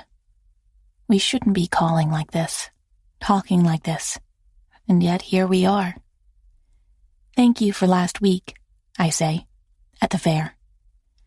Don't mention it, he says, but I have to. I'm sorry. I shouldn't have gotten on that ride in the first place. I shouldn't have assumed you wanted to, he retorts. It's on me, not you. It's absolutely on me, but I don't press the point. Let's agree to split the blame then, gender equality and all that. All right, we're really taking a stand here, aren't we? We'll be mentioned in the history books. He clears his throat. At least I didn't catch you out at a bar tonight. Are you in between social engagements for the evening? I don't go to bars every night, I tease. Only every other. Oh, to live the careless life of a trainee. I reach for my hat, stomach rumbling. I worked pretty late, and then I walked back to my apartment. On the Upper West Side? Yes. A brief pause, like he's considering his next words. But then they come. You know I live on the Upper West Side too. I remember, I murmur. We might be neighbors. We might be. I was just planning on heading out, actually. To a bar? No, to a deli. The one down my street has the best pastrami sandwich. The best. Yes. They also serve Chinese food, which is an interesting mix, but somehow they pull it off. Never heard of a place like that in this area. Well, it's pretty good, I say. And then, before I can stop myself, do you want to join? My question hangs in the air between us, and spoken out loud, it sounds ridiculous.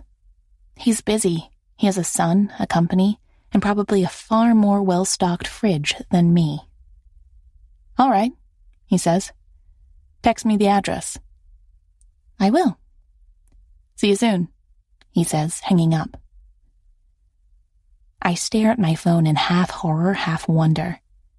Tristan Conway is meeting me at the small, wildly unsophisticated deli on my street. At 9 p.m. on a Thursday. I race into the bathroom and wipe at the faint mascara smudges beneath my eyes from a full day of wear. A quick pinch of blush, a brush through my dark hair. It'll have to do. I'm halfway to the door when I realize I forgot mints. Finally ready to go. Nope, forgot perfume. It takes me a few minutes before I finally feel presentable enough to venture out. He's waiting outside the deli when I arrive, leaning against the brick wall, his hands in the pockets of his navy coat. I swallow at the sight. There's no way he can possibly be here, waiting for me. But he is. He nods when he sees me. Freddie. Tristan. So this is your go-to place? I give him a crooked smile and push open the door to the deli. Don't knock it till you try it. He holds up a hand in surrender, a smile playing in his eyes. I won't. We order a pastrami sandwich each and a plate of fries to share. The familiar cashier with a beanie gives me a wide smile. Back again, eh? He asks. I can't seem to stay away, I admit. You guys save me most evenings. Well, it's our pleasure. He shoots Tristan a glance. Glad to see you're bringing friends, too. Boosts our business. Anytime, Kyle. Tristan and I have a seat in the plastic chairs by the shop window. There's a smile in the corner of his lips, one I remember from the teasing at the Gilded Room. What? I ask. The smile breaks into a grin. I wasn't expecting this. Oh? No, you're usually so proper, self-contained. He raises an eyebrow. Straight-laced. I wouldn't have thought you to be a regular at a place like this. So reformed goody-two-shoes can't go to a hole-in-the-wall for food? I shake my head at him and reach for a french fry. Didn't expect someone who frequents, well, the places you frequent, to be so narrow-minded. Narrow-minded. Tristan reaches for a fry of his own, his fingers brushing mine. The small contact sends electricity racing up my arm. I'm offended, Frederica. Frederica? Your name is beautiful. I don't know why you insist on being called Freddie. I like Freddie.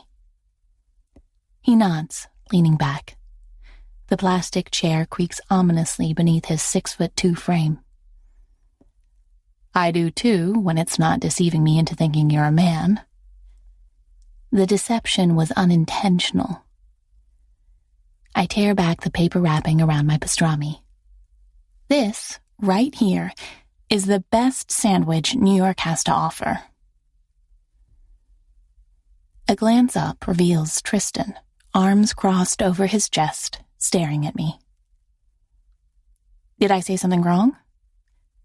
How long did you say you'd lived in New York? A month and a half. No, almost 2 now. Then you're in no position to judge the city's best sandwich. He reaches for his own.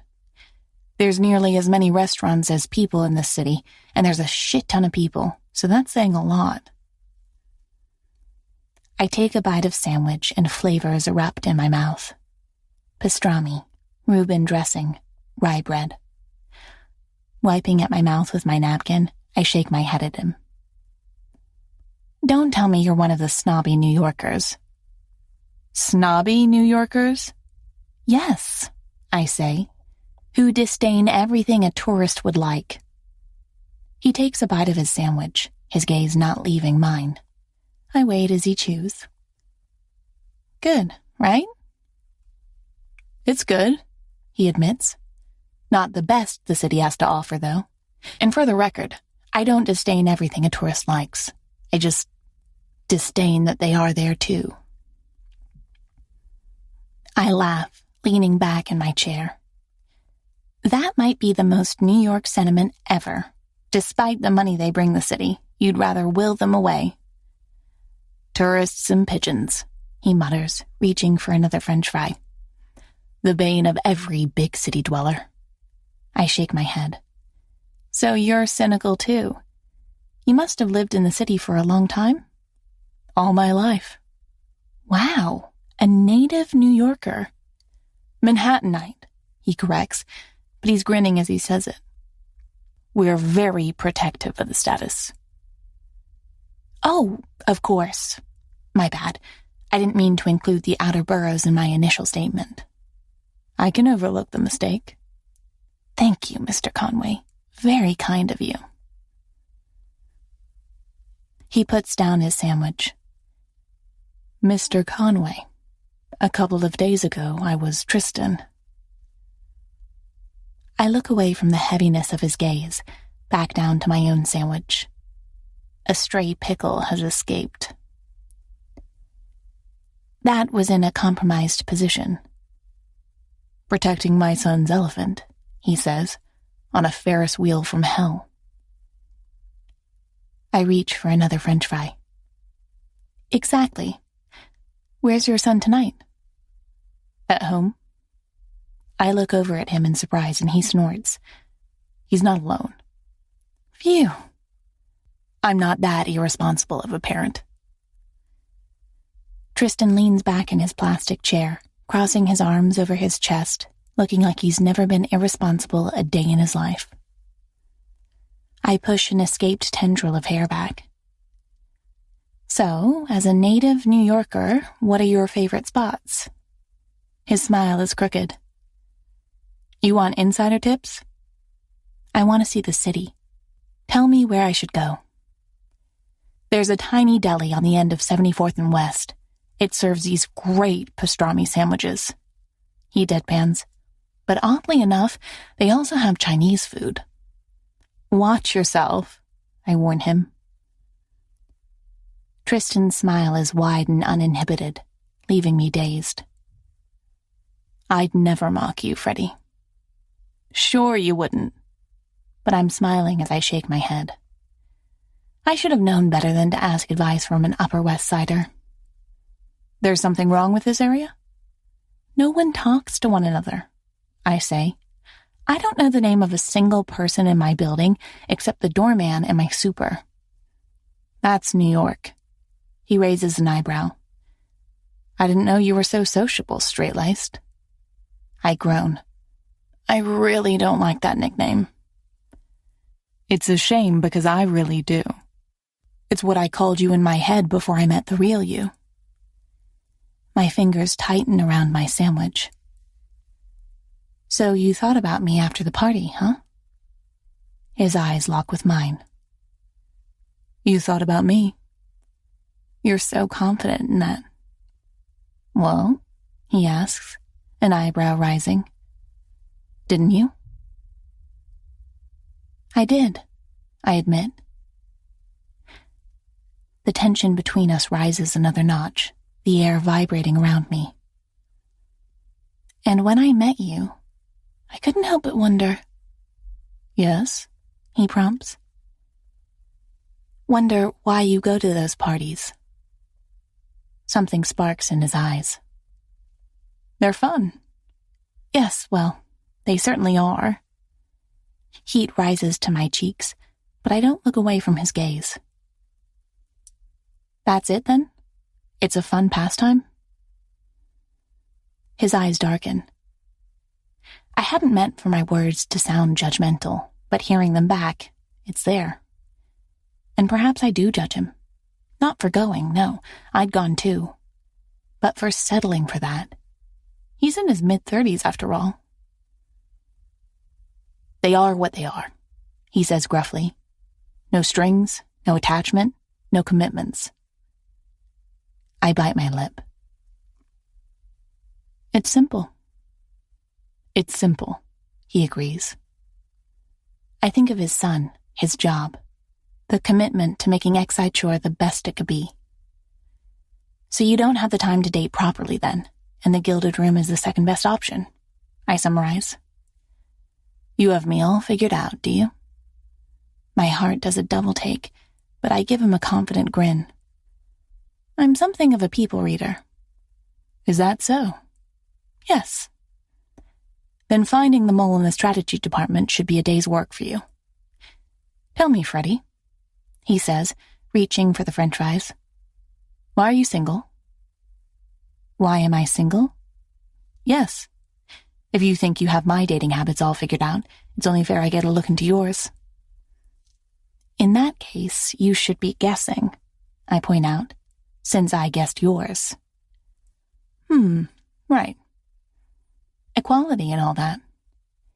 He braces his arms on the table. God forbid we forget equality. Right then. It's my turn to read you. I'm an open book.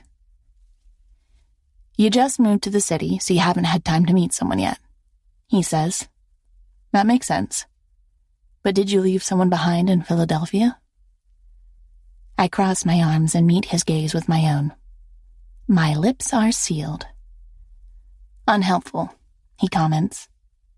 My guess is that you didn't. I didn't. Tristan leans back in his chair, mirroring my cross-armed stance. He pulls it off better. I think you're afraid of men. My mouth drops open at that. I'm sorry? Oh, not the kind of fear you have for heights. I mean the fear of being burned. You see, Freddie, I think you like to be in control. I do I? Yes. You've kept your head down and focused on school, on internships, on your work. Told yourself there's no time for dating, but the truth is, you've never made the time, because it scares you. It's the one realm where you're not in control at all. I stare at him, the half-eaten sandwich forgotten in front of me. Tristan stares gamely back at me with eyes that burn with triumph, and something else. Something that picks at my soul as surely as his words had. Recognition. Well, I breathe. That was quite the analysis. Now it's my turn to wonder. Do you tell yourself the same thing? His eyes narrow. Do I tell myself what? That you don't have time for dating. That the gilded room parties are all you have space for, putting the majority of your energy into your company and family instead. I don't have much time. That's true. My next words are breathless. And yet here you are, at a deli on a Thursday evening. And yet here I am, he murmurs. Was I right, Freddie, in my analysis? Was I? His lips curl ever so slightly, full in the 5 o'clock shadow that darkens his lower face. I got an envelope delivered today. Did you? It was gold. I bite my lip. How exciting. Wonder what that can be. Wonder indeed, he agrees. I'm assuming you got a similar one. I hadn't. Moment of truth. Moment of possibility. No, I admit. I wouldn't be surprised if I don't get one at all this time. He raises an eyebrow. And why is that? I might have done something that's slightly against the rules. What's this, straight-laced? Tell me. Well, technically speaking, the invitation I received last time was addressed to the former tenant. A smile spreads across his lips. Frederica Bilson. I went, I saw, I conquered. It's came, he corrects. I came, I saw, I conquered. And you most certainly came. I bury my head in my hands, unable to look at him. Thank God we're the only ones in the deli. Christ, Tristan. His laughter is unashamed. So you snuck into a gilded room party. I have to say, this challenges my view of you. Terrific. Can we lose the nickname now?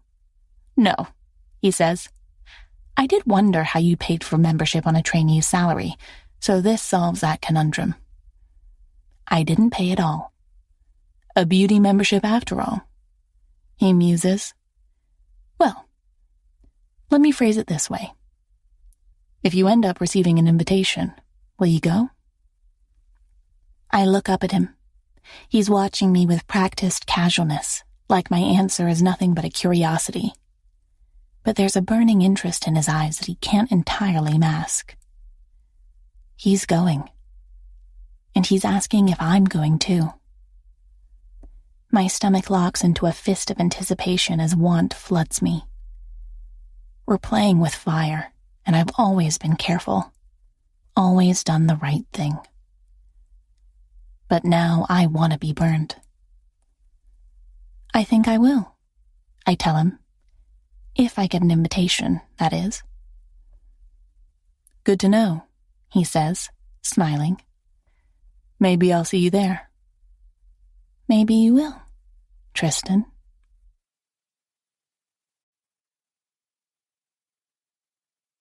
Chapter 12. Freddie. A thick golden envelope is waiting for me when I get back from work a few days later. It's lying on my trodden doormat, innocuous. Like before, my address is written on it. Like before, my name isn't. Well, well, let's see what you have in store for me this time, I murmur, slicing it open with my finger. This is worth daring a paper cut for. I pull out an invitation printed on thick cardstock. It's addressed to me. Me, as in Frederica Bilson, not Rebecca Hartford. I sink down onto my kitchen chair with the invitation still in hand. This has to be Tristan's doing. It has to be. Has he paid the fee for me? Pulled some strings with the selection committee? My eyes scan the rest of the invitation. Frederica Bilson. It's December, and the holidays are just around the corner. You know what that means. A lot of gift wrapping and bow tying. Or untying. We know which one we prefer. Join us at the Winter Hotel this coming Saturday. Leave your smartphone and inhibition at the door. And remember, anonymity is the currency that makes the world go round. Yours in pleasure, The Gilded Room.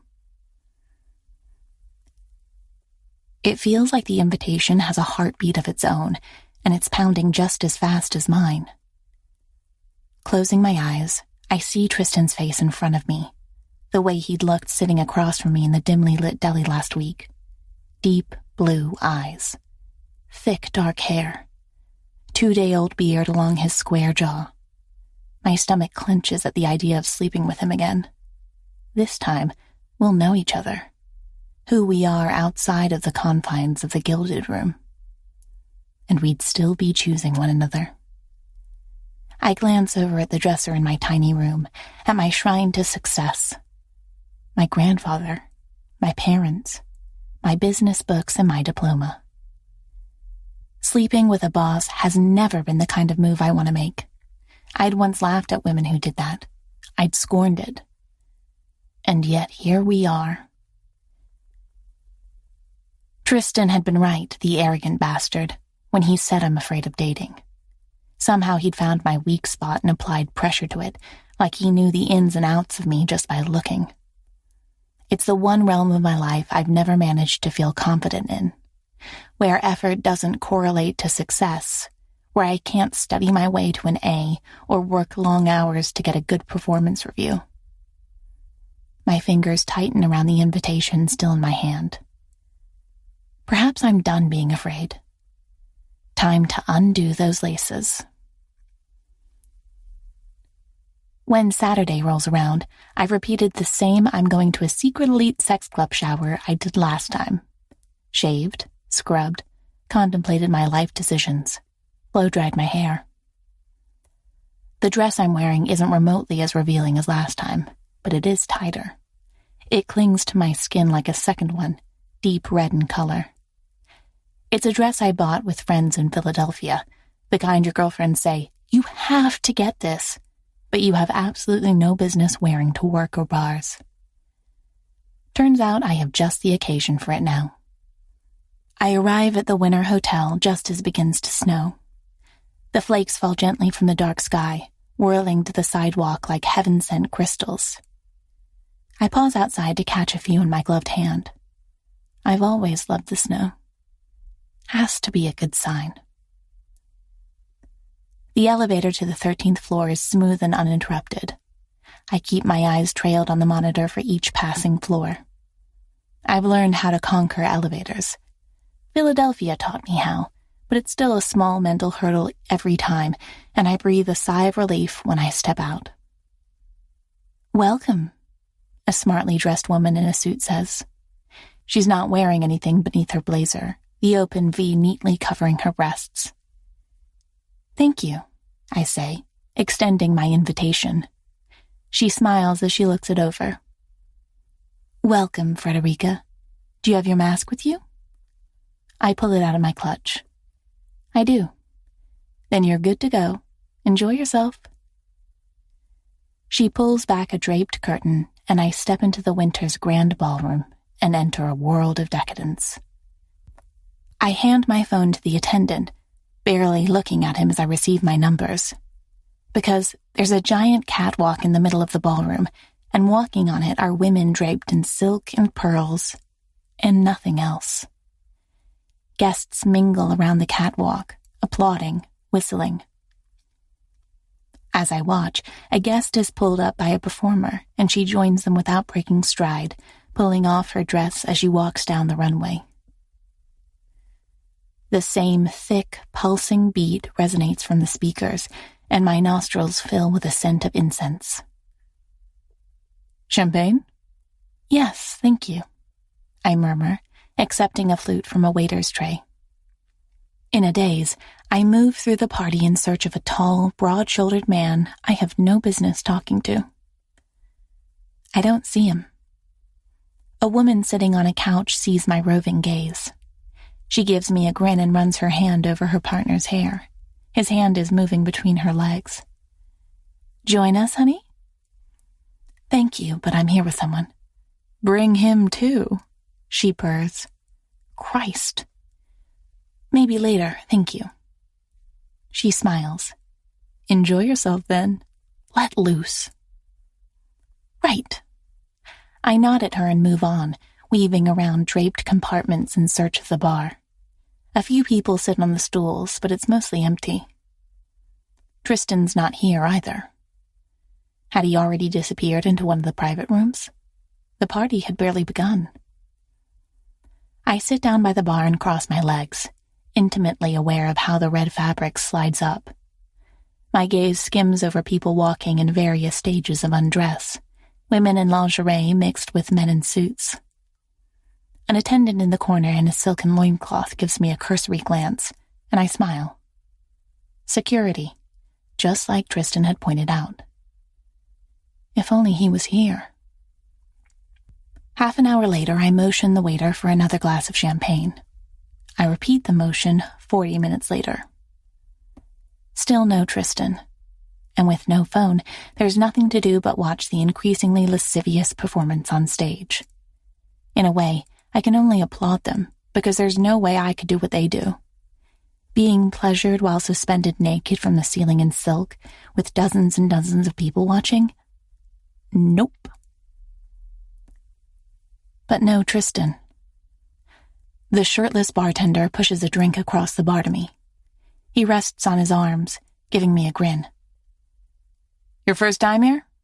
I must look pathetic. My second, actually. There's a kind look in his eyes. I see. You're hoping to see a special someone. I frown. That obvious? Just because I've seen it before, darling. Second-timers are often set on repeating their first night.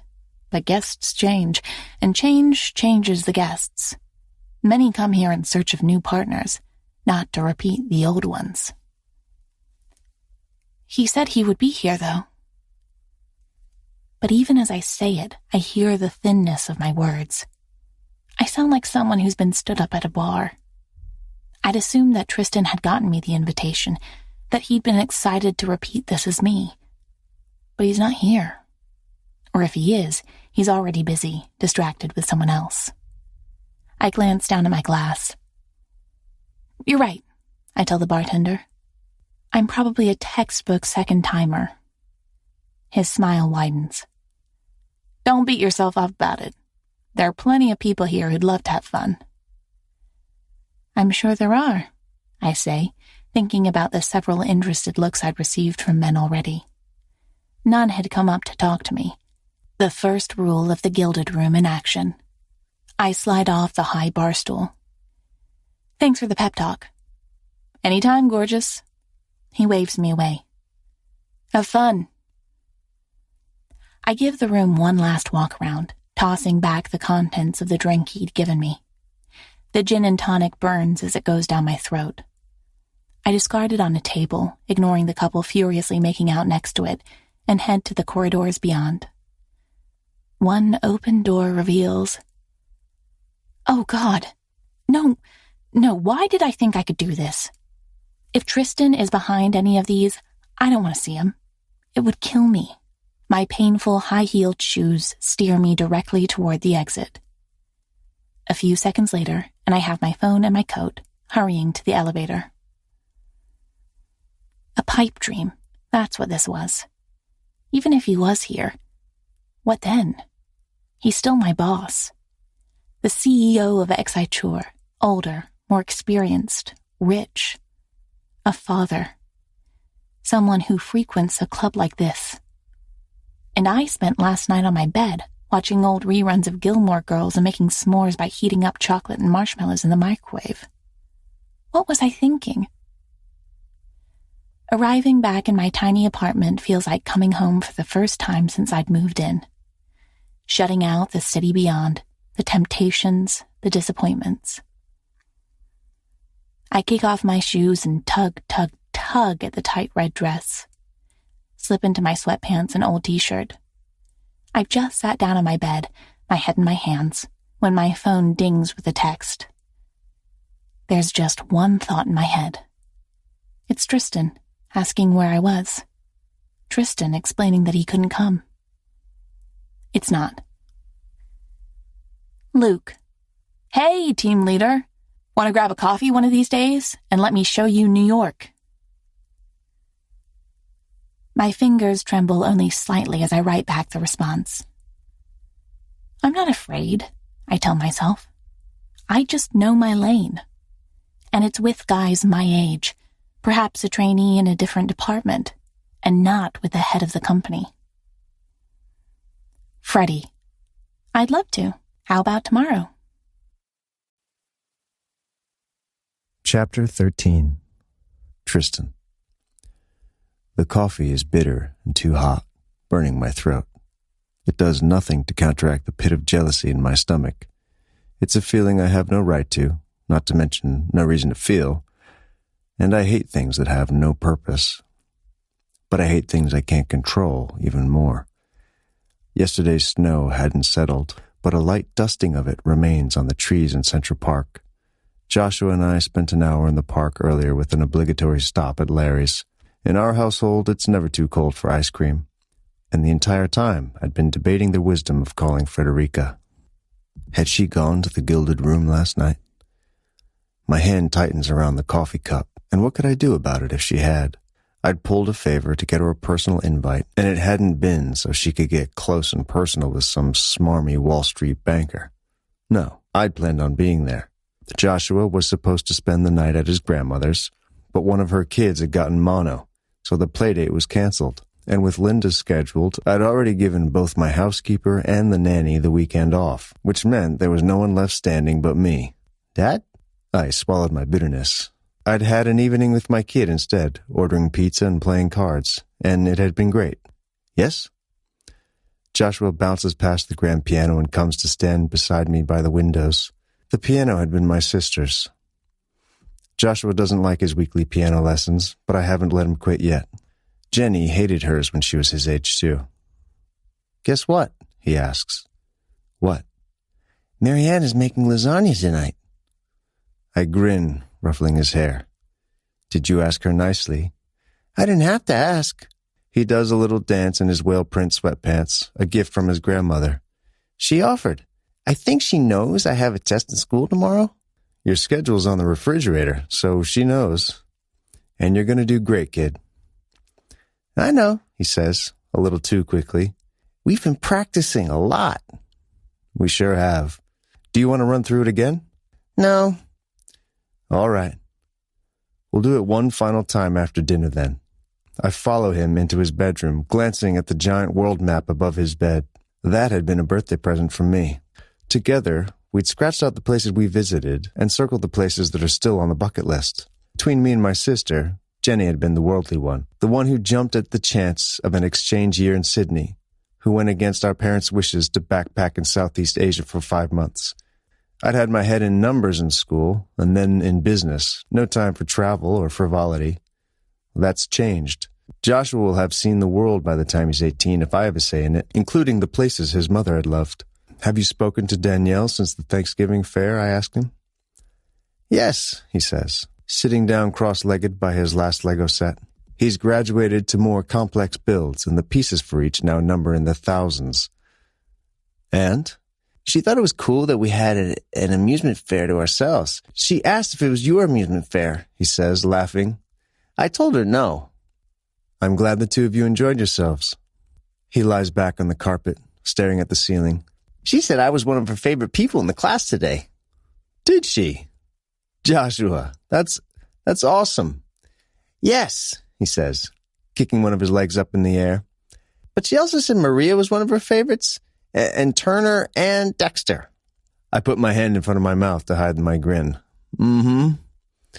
So I'm not the only one, He screws his eyes shut. Dad, we can't talk about this right now. I have to prepare for my test. All right. I was just curious. You're always curious, he accuses me, and now I have to laugh. That's what I've told him for years, right after he's asked me a string of 15 increasingly impossible to answer questions. I'll leave you alone. Thank you, he says. We'll talk after dinner. It's such a teenage thing to say that I'm still chuckling to myself when I return to the living room. The smell of Marianne's lasagna drifts from the kitchen, meat and tomatoes and cheese.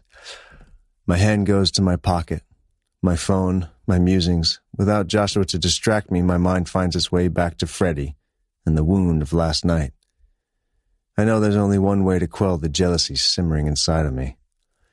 I shouldn't, of course. I could write a book about all the reasons why interacting with Frederica Bilson won't end well. Not only is she a trainee, but she's a hungry one, with her eyes set on forging a career of her own. And I'm not the young man I was before Jenny and Michael's accident, when relationships were easy and fun. And yet the jealousy burns on. When Joshua has gone to bed, I dial the now familiar number. She picks up after 4 eternity-long signals. Hello? Freddie? I don't have any more information on the mole in the strategy department, she informs me. I blow out a breath, amused despite myself. No, I didn't expect you would. All right, then. The question hangs in an abrasive silence. What are you calling for, Mr. Conway? How are you? I'm good, she says. I've had a relaxing weekend. My teeth grit at the word relaxing. Meet me at the deli down the street. Sorry? Turns out those sandwiches were some of the best in the city, after all. I'm craving one. Why?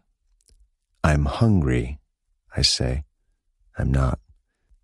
Mr. Conway. Meet me, Freddie. I just got back home, and I've been out all day. It's not a no, but it's not a yes either. Then you must be hungry. If I remember correctly, pastrami is your favorite. She sighs. I'll be there in 5. The tiny, reluctant yes soothes the flames in my stomach. I need to look her in the eyes when I ask her about yesterday, when I explain why I couldn't be there. Grabbing my coat from the rack, I pop my head into the kitchen where Marianne is preparing tomorrow's breakfast. I'm heading out for a few hours just down the street. All right, sir. If Joshua wakes up or needs anything, call me. Will do. The deli is just as garishly lit by neon lighting as it had been a week ago. I must have walked by it 1,000 times and never given it a passing thought, only 2 blocks from my apartment. She said it was just down the street from her. So it's not enough that Freddie infiltrates the club I frequent. It's not even enough that she starts working at my company. She also lives a 10-minute walk from my home, and now it seems she's occupying space in my mind, rent-free. Which means I'm pretty much doomed. I'm there first, so I lean against the building and scan the surrounding streets. It doesn't take long before I see her. She has a beige coat wrapped tightly around her curvy figure, dark hair lifting in the wind, red lips and sharp eyes that narrow as she sees me. You came, I say. You insisted, she says. I push the door open to a near-empty deli. After you. She orders nothing but a soda, smiling at the guy behind the counter. He smiles back, smitten. The expression disappears when it's my turn to order. Coffee, if you have it, black. Coming right up. Freddie leads the way to the same table as before, right by the windows and the whirl of snowflakes in the air. I watch as she removes her black leather gloves, slim, long-fingered hands closing around her soda can. The sight brings other images to mind. Memories I'd do better not to dwell on, like her hand closing around me. Why did you call me? I wanted to see you, I say. It's the truth. Freddie glances out the window. I didn't see you yesterday. So, she'd gone to the gilded room. She'd gone, and she'd looked for me. I couldn't make it. Can she hear the burning regret in my voice? I figured as much, yeah.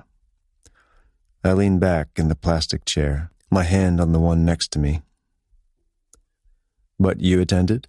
After you went through so much trouble to get me my own invite, how could I turn it down? My lips curve. It wasn't too much trouble.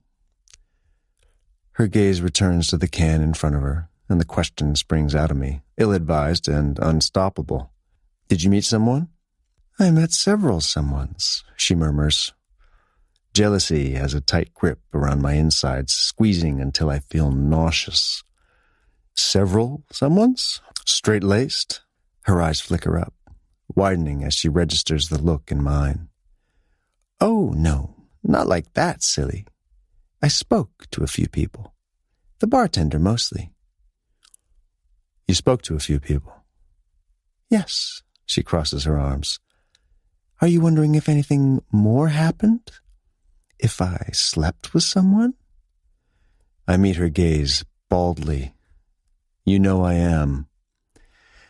And you should know better than to ask. What happens at the Gilded Room stays there. You were the one who taught me that. I know. Speaking through gritted teeth is difficult, but I manage. I also know I have no right to ask. None, she says. If you're so concerned, you should have showed up. Something came up. Yeah, you said that. She braces her hands on the table and leans forward. As you've demonstrated tonight, you have my number. You could have texted me at any point before the party to warn me you weren't going to show. The thought hadn't struck me. I'm not a texter, not to mention that we've never texted, her and I. But here she is, angry that I hadn't let her know. Which means she'd waited for me. She'd sat at the club, and she'd waited for me. Hell, she'd even resorted to talking to the bartender. The idea that a woman had waited for me. You didn't sleep with anyone. I say, sure now that I'm right. Freddie rolls her eyes, but I keep going. I'm sorry, you're right. I should have let you know. Her palms fall flat on the table between us, her soda can untouched between them. I would have appreciated that. Yes. I never meant to leave you waiting. If anything, I spent the evening imagining all the things you were doing and growing more miserable by the minute. She snorts, looking down at my hand on the plastic table. It's only inches away from her own. Well, that seems like a waste of energy. It was. Why didn't you come? I admit what must sound like a remote problem to her. Unattached and young as she is, it's miles away from her own life. My son was supposed to be at a sleepover, but it was canceled. There was no time to get a sitter. Freddie's eyes soften. Oh, I understand. Damn annoying, though. There'll be more parties, she murmurs, and the acknowledgement makes my body tighten. The things I'd do to her, the things I'd let her do to me. My gaze strays to the dark red lipstick. What have you been up to today? Her gaze drifts back to the window, the whirling snow beyond. I was out seeing the city with a friend. And just when I thought I was beyond jealousy, it comes roaring back, an unwelcome friend. It's been years since I felt anything like this. Oh, where'd you go? The Met first. Then we had dinner at a place in Tribeca. There was a line. It's apparently very popular. Medusa? Yeah, that's the one, yes. In profile, her face is stunning. A nose that's slightly turned up, like she's judging everything around her, but with full lips that are quick to smile and laugh if you pass the test. I'm glad you're making friends in the city. Her gaze returns to mine. There's no animosity there now, her brown eyes soft. Actually, I think it might have been a date. Is this woman trying to kill me? My scowl deepens without conscious thought. Of course she's dating. The woman is a fucking 20 on a scale of 10. Oh, I ask, making my voice casual. Behold, world, my acting abilities. How did it go? I'm not sure I wanted it to have been a date in the first place. Shaking her head, she looks down at her hands. I was a bit angry at you, and I was thinking about how you said I'm afraid of men, of things I can't control. So I said yes when he asked me. My eyes widen. I don't think she realizes it, but her honesty is breathtaking and just as beautiful as she is. You wanted to test yourself. I suppose so, yes. Not to mention I don't know anyone in New York, and I wanted to make friends. You know me, I say. Her quirked eyebrow makes me smile, and I hold up a hand. All right. I suppose I don't really count. Not really, she admits. No offense, but I don't see myself calling you for help if my heater breaks down and my super doesn't respond. You could, you know. I'm only a few blocks away. The look she shoots me makes it clear she thinks I'm ridiculous. I live in a shoebox. So? That should make repairs easier, not more difficult, I say. She shakes her head, like I'm missing the obvious point. I brace my arms against the table. We can be friends, Freddie. You're my boss? Well, technically, my boss's boss. Sure, we're friends outside of the office. I thought that was a given. Her smile widens. Friends. Friends, I agree. So if you need someone to show you around New York or take you to the Met, you can ask me. Not to mention I could get you past the line at Medusa. The improbable words fall from my lips despite the fact that I have no free time and what time I have I give to my son. Is this because I mentioned I had a date today? The two are unrelated. Right. She laughs, shaking her head so the dark locks fly, tangled from the snow and the wind. If I didn't know better, I'd say you're jealous, Tristan. I would never stoop so low, I say. The emotion is beneath me. Oh, of course it is. Too common? By far. A smile plays across lips I can recall kissing all too well. Now that we're unofficially friends, there are a ton of things I want to know about you, she says. I groan, looking up at the neon lights in the ceiling. I'm regretting this already. I'll start easy, don't worry. You're just fascinating to me. The sincerity in her voice is unexpected, seeping through my cracks.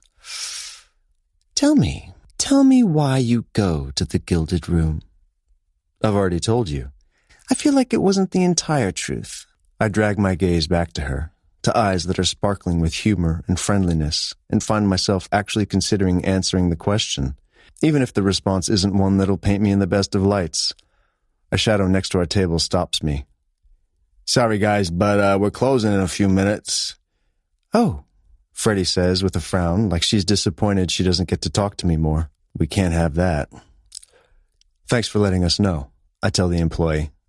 We'll be out before then. Have a good night. You too, Freddie says. When he's left, I reach over and lift up Freddie's soda can. It's full. You haven't even had a taste. I was distracted. I lift up my own cup of takeaway coffee, still full. So was I. She catches on immediately. It would be a shame to throw these out. It would be wasteful, really, and I'm committed to eliminating all forms of waste. Her smile widens. You are famously committed to efficiency. So, this can't stand. I push back my chair and grab my coffee cup, handing Freddie her gloves. Show me your shoebox, and we'll drink it on the way. Her breathing hitches despite the excitement in her eye. Show you where I live? If I'm going to fix your heater one day, I'll need to know where it is, won't I? I push open the door and a gust of cold wind sweeps in. After you, Frederica. Chapter 14. Tristan. The coffee is cold and tastes like the bottom of a never-cleaned French press, but I drink it like the flimsy excuse of finishing our drinks is real. Snowflakes catch in Freddie's dark hair. This doesn't feel real, she says. The two of us walking to my shoebox apartment. Damn her for being ambitious and intelligent as well as sincere and shy. I can handle one or the other, but both? That's more than a man should have to face. We're friends, and this is a friendly thing to do. How'd you find the place? She takes a sip of her soda. The lady who owns the apartment lives a few floors below. I think it used to be the place their au pairs lived in. And then the maid, when they had one. She's alone now, her husband dead and the children gone. A friend of mine from Wharton lived there while she studied for her undergraduate at Columbia. I nod. She put you in touch with the landlord? Freddie nods, smiling warmly. Geraldine is lovely. She doesn't trust easily, you see, so the fact that I was vouched for by someone she liked helped. Then we met, and she decided she liked me too. You do seem like the perfect candidate for impressing old women. Straight-laced, I say. I trust she doesn't know anything about the Gilded Room. God, no. And don't you dare mention anything about it when we're inside. Do you think she's spying on you? Probably not, but I'm not willing to take any risks. We stop in front of a gray stone building, looking much like an Upper West Side residential. Freddie nods to the doorman. He nods back, but gives me a look I know well. It's the "you're new to me" look, coupled with a dose of "watch yourself." So Freddie has managed to charm him too, on top of the guy who works at the deli place and her fellow trainees at Excite. I'm not surprised, because here I am, heading up to her apartment with a cold coffee in hand that I'm apparently desperate to finish. I live on the top floor, she says, pausing by the elevators.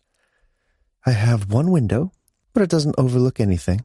Not if you don't count some rooftops, a solid brick wall, and a few places where pigeons perch. Well, they count, I say. Brick is interesting to look at. Liar, she says, stepping after me into the elevator and pressing the top button. Her hands clasp in front of her. As I watch, she goes rigid. Her gaze is fixed on the floor numbers shifting on the monitor. Ah, fear of heights. I'm not going to judge where you live, I say, raising an eyebrow at her, if that's what you're worried about. Her gaze doesn't waver, but she smiles. Sure you won't. Your apartment overlooks Central Park, right? I remember you saying that on the phone. It does, I admit. But what's Central Park to a brick wall? Just a few trees, nothing I haven't seen before. That earns me a chuckle. As opposed to brick. You know what they say, once you've seen one tree, you've seen them all. I say, talking to keep her distracted as the elevator ascends at a snail's pace. But bricks, there are endless nuances, colors, textures, sizes. She breaks her staring contest with the elevator panel to give me an amused look. Is this some sort of fetish, Tristan? My smile is crooked. Oh, if you want to talk about. The elevator groans and comes to a sudden stop. The lights flicker once, twice before they give up. We're swallowed by pitch darkness. Freddie doesn't scream, but the gasp coming from her direction is filled with such terror that I move toward her on instinct. It's okay, I say. We're okay. This can't be happening. Her voice shakes with the effort to stay in control. My hand closes around her arm, her coat soft beneath my fingers. Breathe, Freddie, breathe. We're okay. She takes deep, shuddering breaths. I settle my hands on her shoulders and press inwards, as if I can anchor her by my touch alone. Are you breathing? Yes, she whispers. Tristan, I think I'm about to have a panic attack. At any second, the cord could snap and we could plummet to... No, I say firmly. That's not going to happen. Do you know what will? What? She breathes. We're going to sit down right here, and we're going to call maintenance as well as that doorman of yours. They'll have this fixed in no time. I reach for the steel wall and then gently pull us down to the floor. She follows in a fluid motion. And then I do something I know I shouldn't, but it's just the two of us here, and judging by the shallowness of her breath, she's fracturing. So I pull her into my arms. Breathe, Freddie. Deeply in, deeply out. She trembles, but does what I say, following along to my own exaggerated breaths. I tighten an arm around her shoulders, and her hair tickles my nose. We'll be okay, I say. The elevator looks new, and I'm sure an automatic alert has already been issued. The panel in the elevator isn't lit up, though. Pressing the alarm button would likely do zilch. Perhaps a power outage? Freddie's hands tighten on the fastening of my coat, curling around the edges. Do you know the number to your doorman? She shakes her head. But after a few more breaths, she speaks. I think it's in my phone. I'll call him. Okay, just give me a minute. I hold her, smoothing my hands over her arms, before she's composed enough to reach into her pocket and hand me her phone. There's a notification waiting for her on her phone. A message. Luke. Had a great time today, Fred. I hope you'll let me show you around next weekend, too. I click the annoying message away. Now is not the time, Tristan. Although the name imprints itself on my mind. Scrolling through her contacts, I find the one titled Doorman Tom, and I hit call. Put him on speakerphone. This is Tom, voice says. What can I help you with? This is Tristan Conway and Frederica Bilson. We entered the building just a few minutes ago, and now we're in the elevator. It stopped when we were roughly at the 13th floor. The lights are all out and the panel is unlit. Shit, Tom says. And despite the unprofessionalism, I can only agree with him. I'll call for a technician right away. Don't worry, either of you. This has happened before. Then it should have been fixed before, I think. We'll wait. Please keep us updated of any developments. Of course, sir. We should have you out of this in no time. A brief pause. Is everything all right with Miss Bilson? Raising her head from my shoulder, Freddie clears her throat. I'm fine, Tom. Good. All right, then. Sit tight, he says and hangs up. A breathless, scared laughter bubbles out of Freddie. I can't see her face, but I don't need to understand her reaction. Sit tight, she wheezes. I slide my arm down and circle her waist, evident even through the thickness of her coat. You heard the man. Come here. She sidles closer. You don't think we'll die? I don't, I say. Not even a little bit. Let's breathe again, sweetheart. We breathe in tandem for 10 long, slow breaths. My hand moving over her lower back the entire time in languid strokes. Okay, she whispers. I'm better. Good, I murmur back. I'm focusing on you and not the 100 feet drop beneath us. My hand brushes the bottom of her hair, the thick strands tickling my skin. Focus on me, then. She clears her throat. Can you talk for a bit? Okay, I say, pitching my voice to soothe. You said earlier that you wanted to get to know me. There are all kinds of things I could tell you, you know? Her silence tells me to keep going, so I do, my hand rising to smooth over her hair. It's like silk beneath my palm. I was born and raised in this neighborhood, just a few blocks over, actually. There's no other place I'd want to live, not permanently. New York is my home. Despite the pigeons and tourists, she whispers. Despite them, I agree. Perhaps it's all the bricks in this city that appeals to me. She snorts once in humor, a small victory. I stretch out my legs in front of me and tighten my arms around her. My favorite ice cream flavor is mango. Mango? Yes, mango sorbet, actually. Well, that's unusual. Well, the way I see it, I'm leaving all the cookie dough and mint chocolate chip to the rest of you. It's a win-win situation. Let's see, what more? I cast my mind out for anything about myself, anything that would be interesting enough to keep her focus on me and away from the height that we're currently sitting at.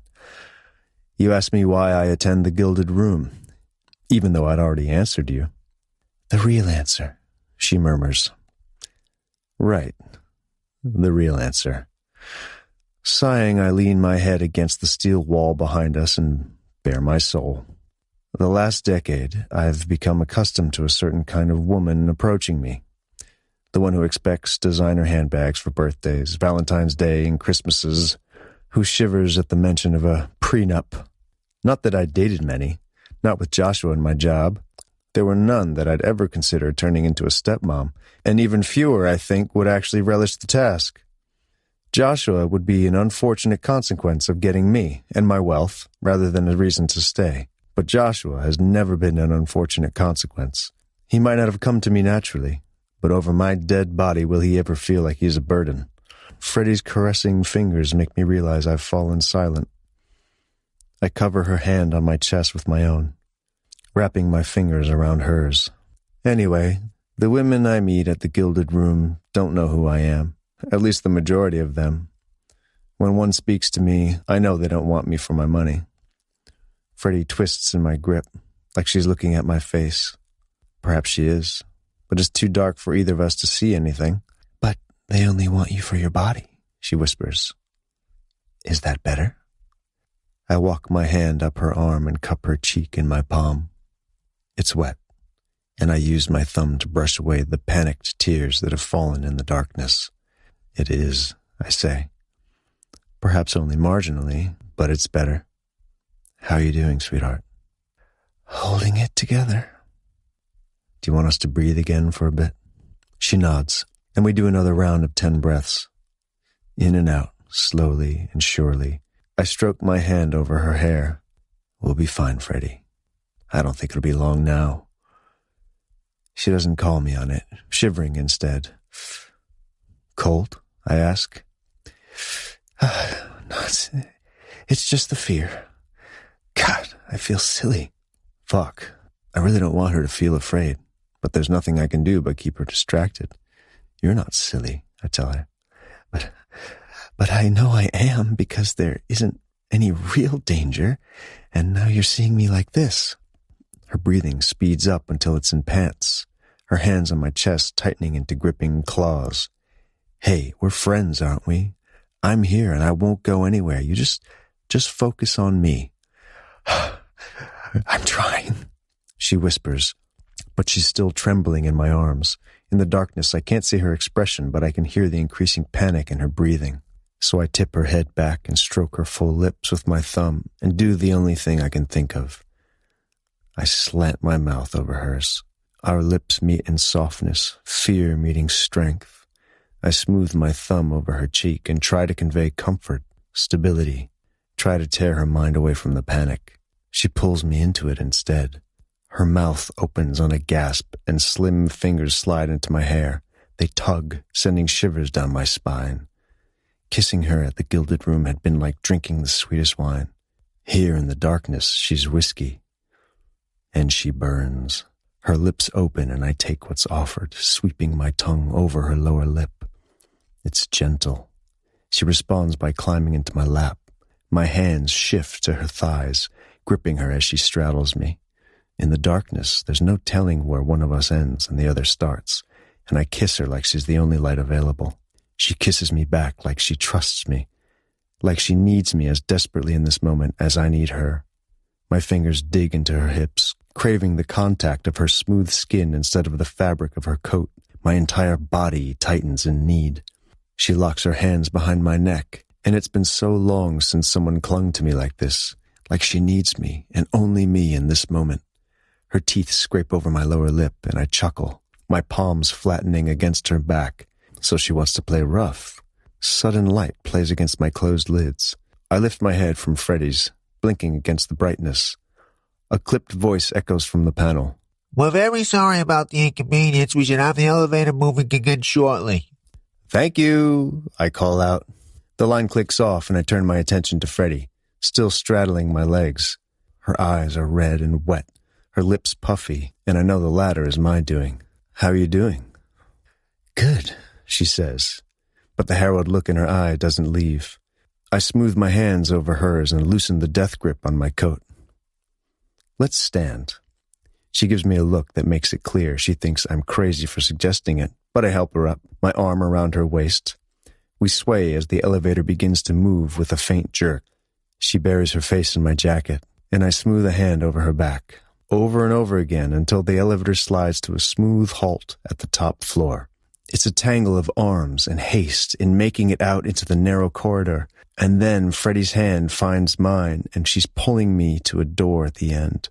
Her hands tremble as she pulls out her keys, so I take them from her and unlock the door. All of her is trembling. She pauses in the middle of her tiny studio and covers her face with her hands. There's not a sound, but her shoulders shake. I shut the door behind me and wrap my arms around her. You're okay now, I tell her. You're home. This is so silly, she says in between racketing sobs. I'm sorry, Tristan. I don't know. It's not silly. That was a stressful situation, and now it's over. Of course you're reacting to it. I look around the room for a couch, but there is none. Only a bed, tucked into a corner of the room. It's neatly decorated with a gray spread and colorful pillows. I pull us toward it, and we sink down together, her still in my arms. You're not, she accuses. I'm not reacting? I smooth my hand over her hair, looking up at the ceiling of the tiny studio. The bed smells of her, of floral perfume and shampoo, and the woman clinging to me. I'm most definitely reacting. I wouldn't say that. That wasn't a pleasant experience. She shudders in my arms. I am only taking the stairs from now on. You live on the 14th floor. Well, then I suppose I'll get in great shape. I chuckle, curving my fingers around her waist and holding her as she calms down. Her crying abates as quickly as it had come on, a consequence now of released tension and not fear. It's gone entirely when she props her head in her hands and looks at me. I smooth my thumb over her cheek, over the lightly smudged mascara. You're okay, I murmur. Her smile is small but true. Traces of amusement play in her eyes. This is really not how I wanted you to think of me. I can think of you any way I want, I say. Not for you to decide. Her faint laughter is breathless. Right. And your fear of heights hasn't made me think any less of you, if that's what you're worried about. My fingers shift to her ear, tracing the smooth edge of her jaw. Her skin is like silk beneath my fingers. No, this has only made her more human to me. Real and fallible and sweet and nuanced, with frailty to counter the ambitious fire. And it just makes me want her more. Freddie leans into my hand and closes her eyes. How did you know what to do? What to do? To calm me down, she says. Have you talked people away from panic attacks before? My hand slips from her cheek. My sister used to have them. Oh, I see. Giving me an apologetic smile. Freddie gets up from the bed and gets a tissue to wipe her eyes and nose. She kicks off her shoes and shrugs out of her beige coat. A turtleneck and dark jeans cling to her body, to the shapely thighs and hips, the dip of her waist. I close my eyes, but it's no use because she settles against me on the bed. Her hand is on my chest, her leg over mine, as if we lie like this all the time. Used to? She asks. How did you get them to stop? I look up at the ceiling. She died a few years ago. Oh, Tristan. I'm sorry. I didn't mean to bring it up. Well, you couldn't have known. Still, I'm sorry. Thank you, I say. My coat is unbuttoned and there's nothing but the fabric of my shirt between her fingers and my skin. I close my eyes. I've never kissed anyone to stop them from having a panic attack, though. I can't believe that worked, she says. The warmth of her exhale against my neck makes my body tighten. Awareness of her is everywhere, from the pads of my fingers to the tingling in my lips. My fingers brush over a strip of bare skin where her sweater has ridden up. It worked pretty well, I'd say. If you're looking for flattery, you won't get it from me, she says. But she tucks her face against my neck in a gesture that feels more flattering than words ever could. My hand slides clean under her sweater, palm against her lower back. Once, twice I run my fingers over her skin. Freddie presses a soft kiss to my neck. I graze the clasp of her bra and trace the length of her spine. Freddie. Her lips continue to move, tracing the edge of my jaw, finding my lips with her own. She tastes like sweetness and comfort, like sincere thank yous and I want yous. I kiss her back, our mouths meeting. What starts soft takes no time at all to ignite. My hand tangles in the length of her dark hair, surrendering to the kiss in a way that is so trusting it threatens to shatter me. It's too precious. I shift, stretching her out beneath me. Her dark hair is beautiful, wilderness on the comforter beneath us. But it's her eyes I can't look away from. They hold desire and trust, tentative and wonderful. Her hands pull me back down and I kiss her like I need her more than air, more than life itself, because that's how it feels. After yesterday's close call, the jealousy, the elevator, holding her trembling in my arms, the desire to make her mine is damn near all-consuming. I want her skin against mine and her moans in my ear, and that's exactly why I can't. Not while there are dried tears on her cheeks, not when adrenaline and fear are still pulsing through her system. I shift my kisses from her lips to her neck, smoothing her sweater back down over the taut expanse of her stomach. She turns into me with a frustrated sigh, and I hold her, kissing her forehead. We lie like that for a long time. What are we going to do, Tristan? She finally asks. I'm wondering the same thing myself. I don't know. We can't have anyone finding out about this. I know. I shut my eyes tight, fighting with the arousal still in my veins. Freddie takes a deep breath. I've worked so hard to be where I am, and I have so much work still to do. I can't be the trainee who sleeps with the CEO to get ahead. The perfectly reasonable words cut. It's what I've known for weeks. She has so much left to experience that doesn't include someone like me. And I need to have control, Freddie. But with you, I have none. There's a resigned smile in her voice when she speaks again. So, what are we going to do with ourselves then? We're going to be friends, I say, smoothing my hand over her hair and hating the word. Outside of work, perhaps just from afar, but we'll be friends. Friends, she repeats, like she's tasting the word. I wonder if she finds it as bitter as I do.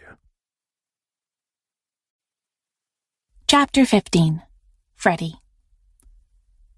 I know my weaknesses well, know where I fracture and break. Sharing them with Tristan had never been my plan. But in the span of one evening, I'd given him all of it. My panic attacks, my fear of heights, even my fear of dating, the way I clung to him more than I needed to for the simple pleasure of holding him close. He'd seen it all. What we are now doesn't exist, a word that can't be found in the dictionary. Two people who met as strangers, who enjoyed one another as strangers, but who have gotten to know one another as friends. Two people who live very different lives and have to abide by workplace rules. And yet, yesterday had happened.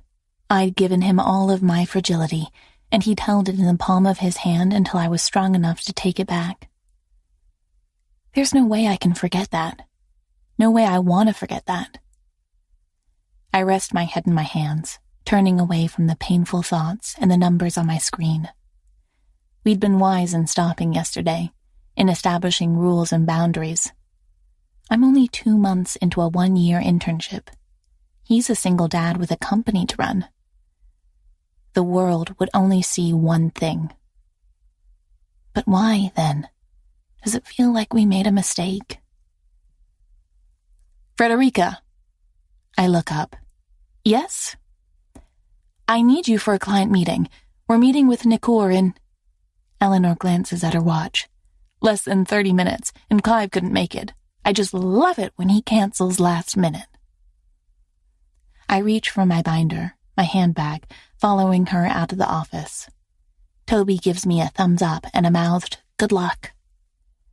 Not a single part of me thinks he might be the mole. My gaze drifts over the back of Quentin, but for all his mutterings and bad moods, I don't think it's him either.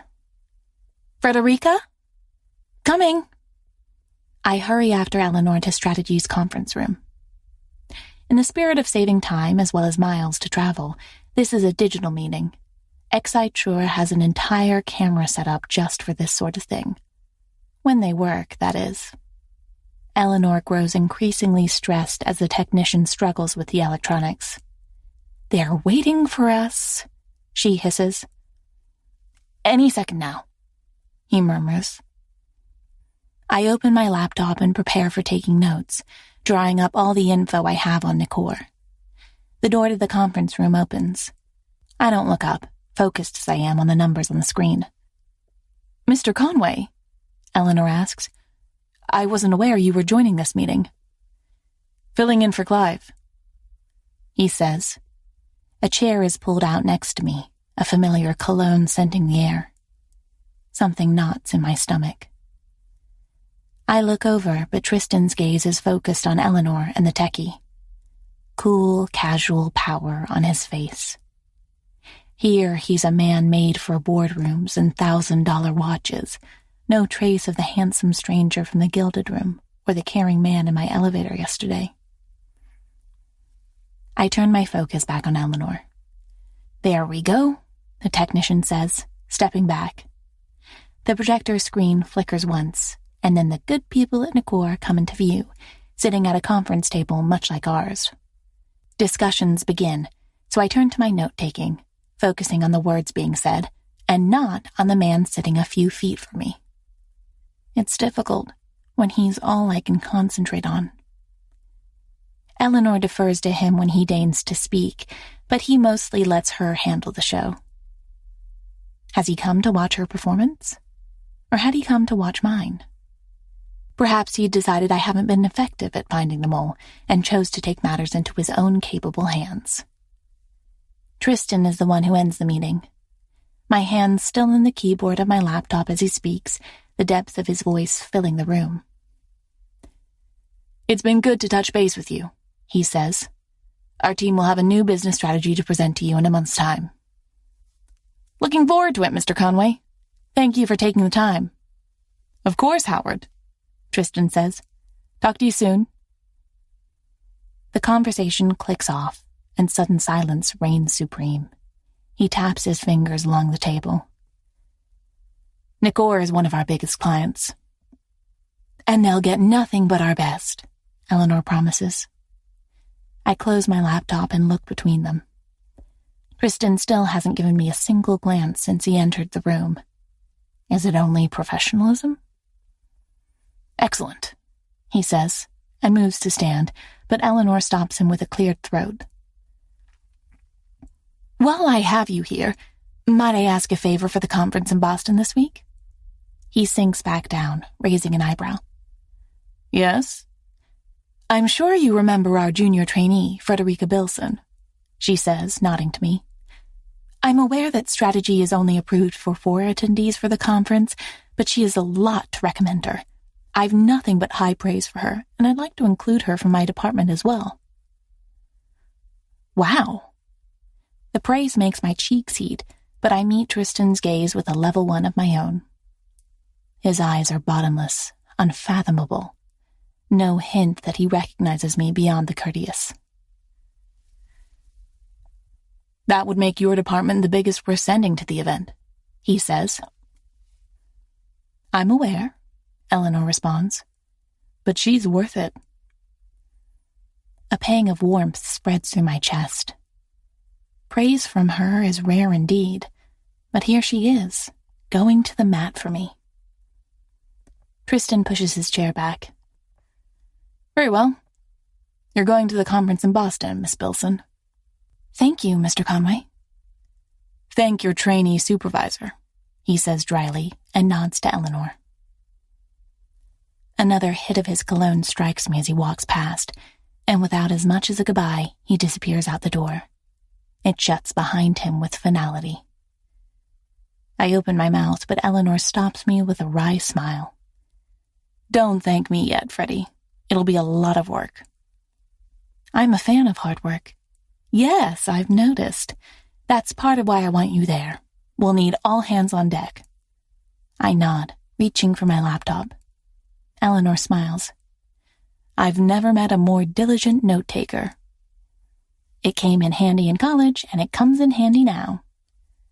It sure does. She gathers her own papers, standing. A frown mars her lips. Mr. Conway's not usually so short. I focus very hard on looking pleasantly interested. Who knows what bothers management? Who knows indeed? She shakes her head, the clean-cut bob swaying. Oh well, he'll be excellent at the conference regardless, I'm sure. Is he ever anything else? Eleanor shoots me a surprised glance. Indeed, Freddie. I've sometimes wondered that myself. As I return to my desk, my hands tremble. Not with fear or nerves, Not even with anticipation. The mess of emotions inside me includes far too many to be classified. Yesterday, he'd held me like I was all he wanted. Yesterday, all I'd wanted had been him. And yet we'd stopped it. For me, it had been on account of this job, my career, my sense of self-worth. He's not someone who dates, but I can't forget the words seared into my mind, the sad way he spoke about why women want him. I can't forget the way he is with his son. Had I been wrong? "I just heard the good news," Toby says, sliding into view on his desk chair. "You're going to Boston with us this week." "Another pair of hands on deck," Quentin says from his desk, not turning around. "Not to mention another soul ready to party on Thursday evening." Toby does a little dance in his chair. "Are you ready, Freddie?" "Yes," I say weakly. I was born ready. Chapter 16. Freddie. Toby grips the conference badge hanging on a lanyard around my neck, turning it one way and then the other. "It still looks pretty good." "It does not," I protest. "It looks like it's taken a dip in a cup of coffee, because it has." "Well, it sort of works with your dress. It's blush-colored." "It's supposed to be peach." I reach out and put a hand on Toby's shoulder. "I really appreciate the pep talk, but let's face it. I'm just going to have to give up on the idea of one day framing this." He laughs. "Can you imagine the sociopath who would do that?" "You mean me?" "If the shoe fits," he says, leaning on the high drinks table we're standing by. Not 15 minutes after the last workshop ended and the conference hall had been transformed into a professional meet and greet. "Where's Quentin?" "Off networking," Toby says, waving a dismissive hand. I raise an eyebrow at him. "Quentin? Networking?" "He's good at schmoozing when he wants to be. Others, like me, aren't." "Toby, you're the most sociable person I know." "Yes, but see, that's the problem." He raises his glass of wine to me in triumph. "I'm unable to be anyone but who I am, and in places like this, no one's really interested in getting to know you. They just want to get to know the you that will help them get ahead." Wow, that was astoundingly cynical. He grins at me. "I'm only 2 years older than you, Freddie, and yet so much wiser." "And so humble," I laugh, raising my wine glass to his. It's the one free drink included in our conference package, but I already see attendees heading to the bar to pay for their second. "So?" he asks. "What did you think of your first day?" I mimic wiping sweat off my brow, and he grins. "Yeah, strategy is always sent to every single meeting, just in case there are new tactics to pick up on." Eleanor asked me to go to 2 workshops at the same time. When I pointed out that I couldn't, she actually growled down at her phone. He snorts. "Yeah, the bosses get a bit intense here. This is where they recruit new clients and do a bit of schmoozing themselves." My eyes catch on a familiar figure over Toby's shoulder, far in the distance. Quentin. His gaze is fixed on us, or at least on Toby. There are none of the usual traces of wryness on his face. As soon as he catches me watching, he turns, disappearing into the mingling crowd. "Uh-oh," Toby says by my side, obvious relish in his voice. "Your date is coming our way." "What?" "Luke, at 11 o'clock. I didn't think sales would be here." "Love will find a way," Toby teases, too loud for my liking. And then Luke reaches us. He gives us both a wide grin and runs a hand over his short hair. "Of course strategy is here," he says. "You know it." I raise my glass to his. We've texted a bit after our day spent in New York, but I've made it clear that I'm only looking for friendship. "Sales made it too?" Toby asks. Yeah, it was a last-minute thing, not planned or anything, but when my boss asked me, I jumped at the chance. He moves next to me, our elbows touching. Of course you did, I joke. Who can resist 12-hour workdays and lanyards?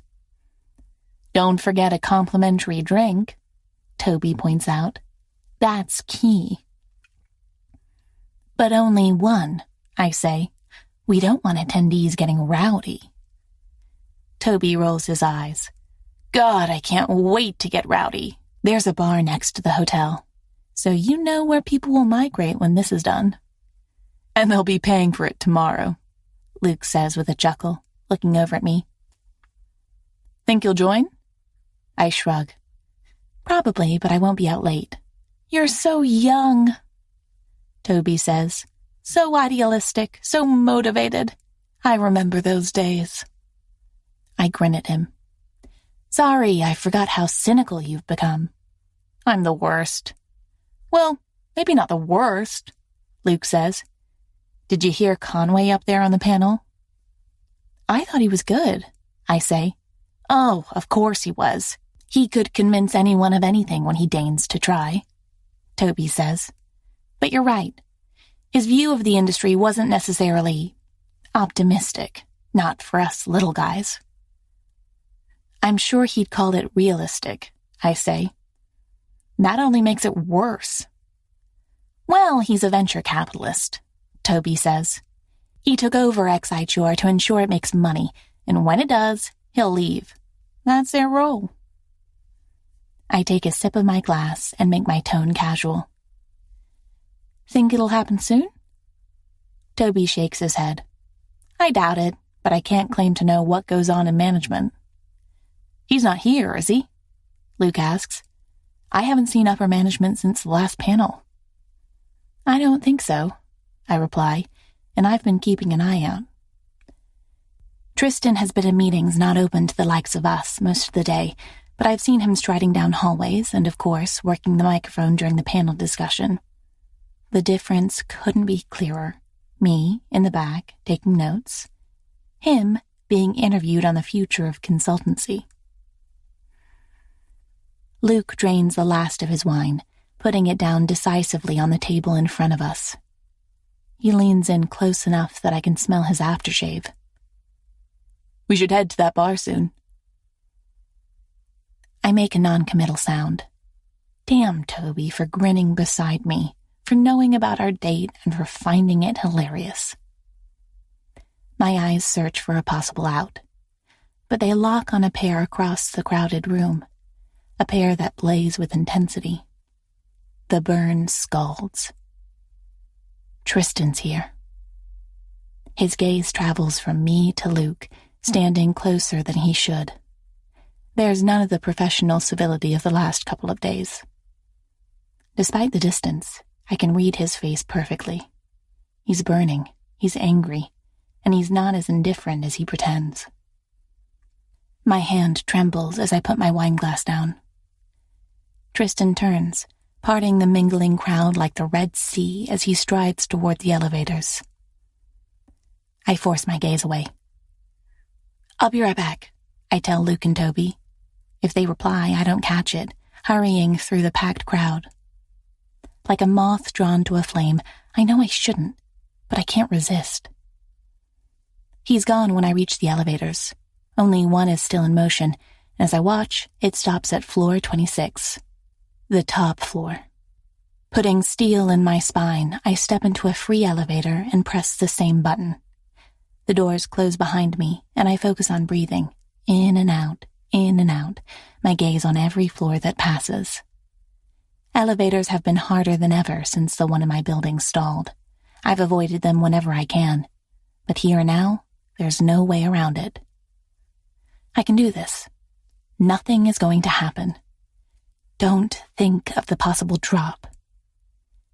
The elevator gives a cheery sound when it reaches the top floor, and I breathe a shaky sigh of relief, emerging in a narrow corridor. A sign points to the right with the words Rooftop Terrace emblazoned in gold letters. Balconies and rooftops are my kryptonite. I hedge toward the glass door. It's dark outside.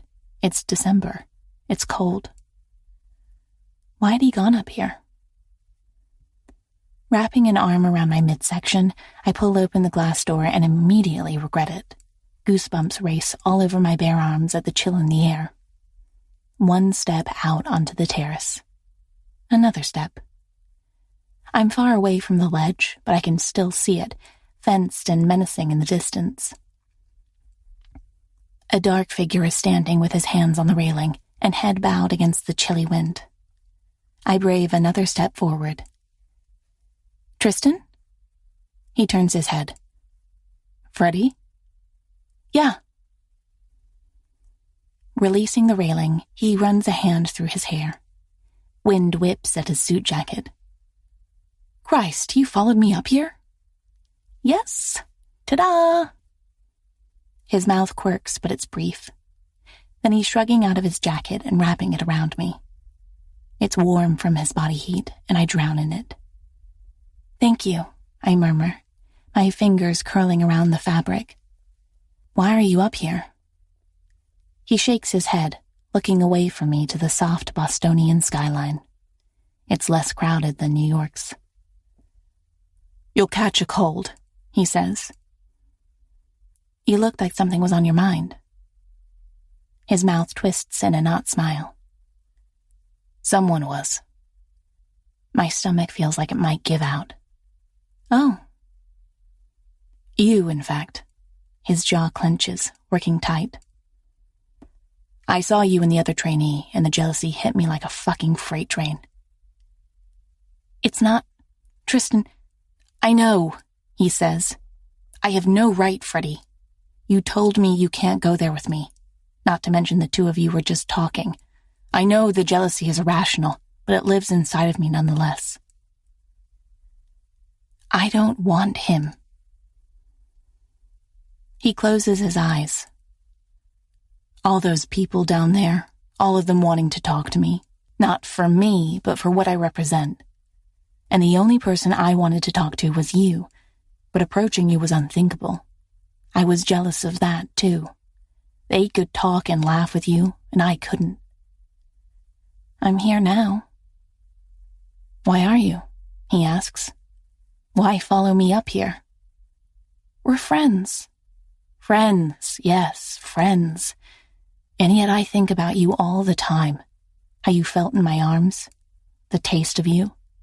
The sounds you made. I want you so fucking much, Freddie. And I can't have you.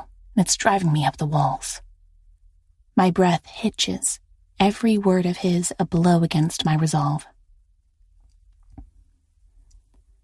I didn't tell you I wanted to be friends because I don't want that either, Tristan. I go to bed hoping you'll call me and ask me to meet you at the deli. I walk the corridors at work hoping to bump into you.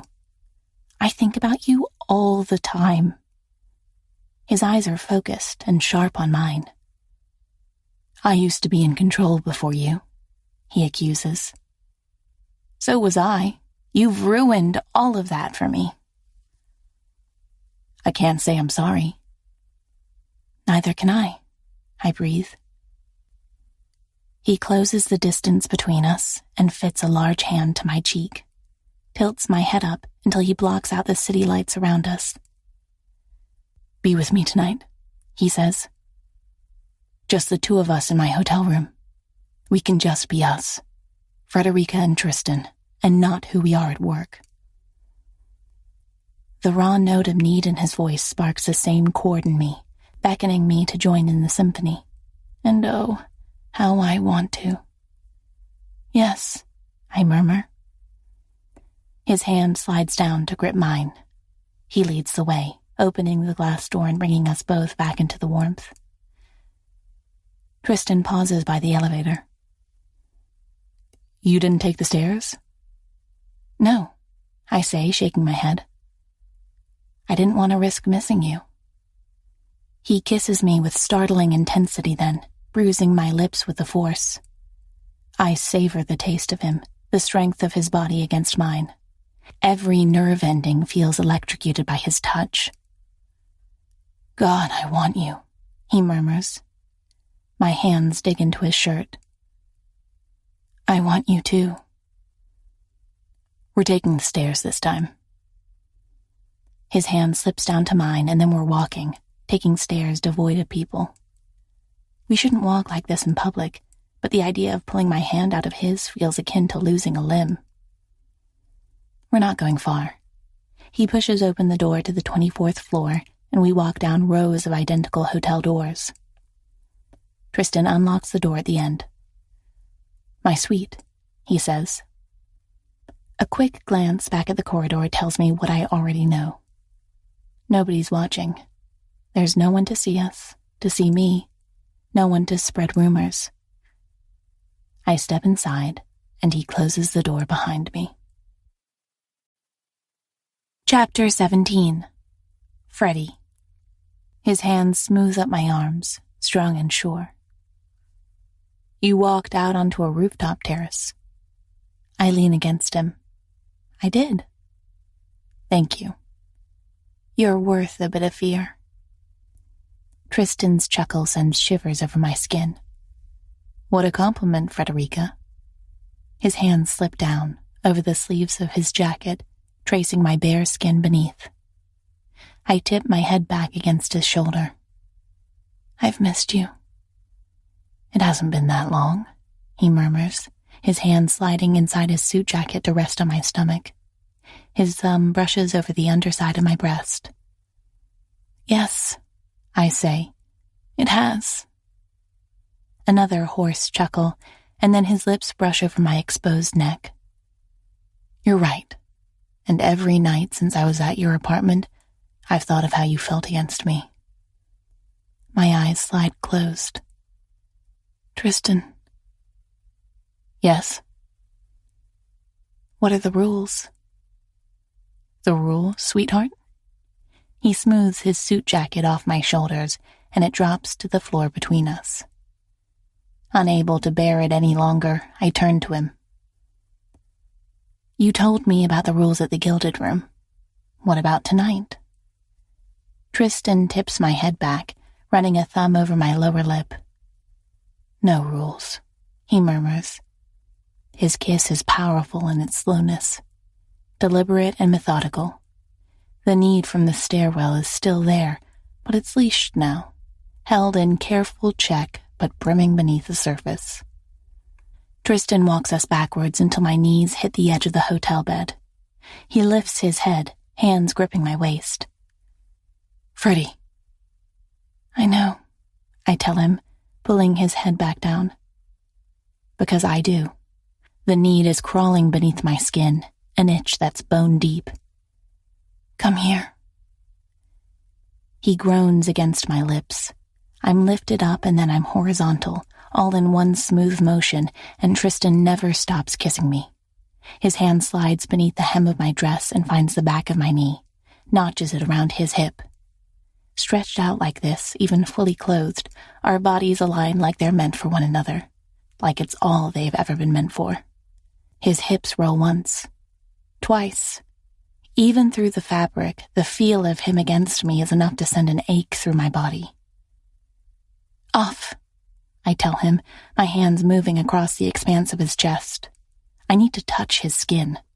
Tristan sits back on his knees and tears the shirt off in one smooth motion, not bothering with the buttons. His chest rises and falls with the force of his breathing. A smattering of hair dances across his chest. Freddie, he says hoarsely, hands digging into my thighs. I need you too much to go slow.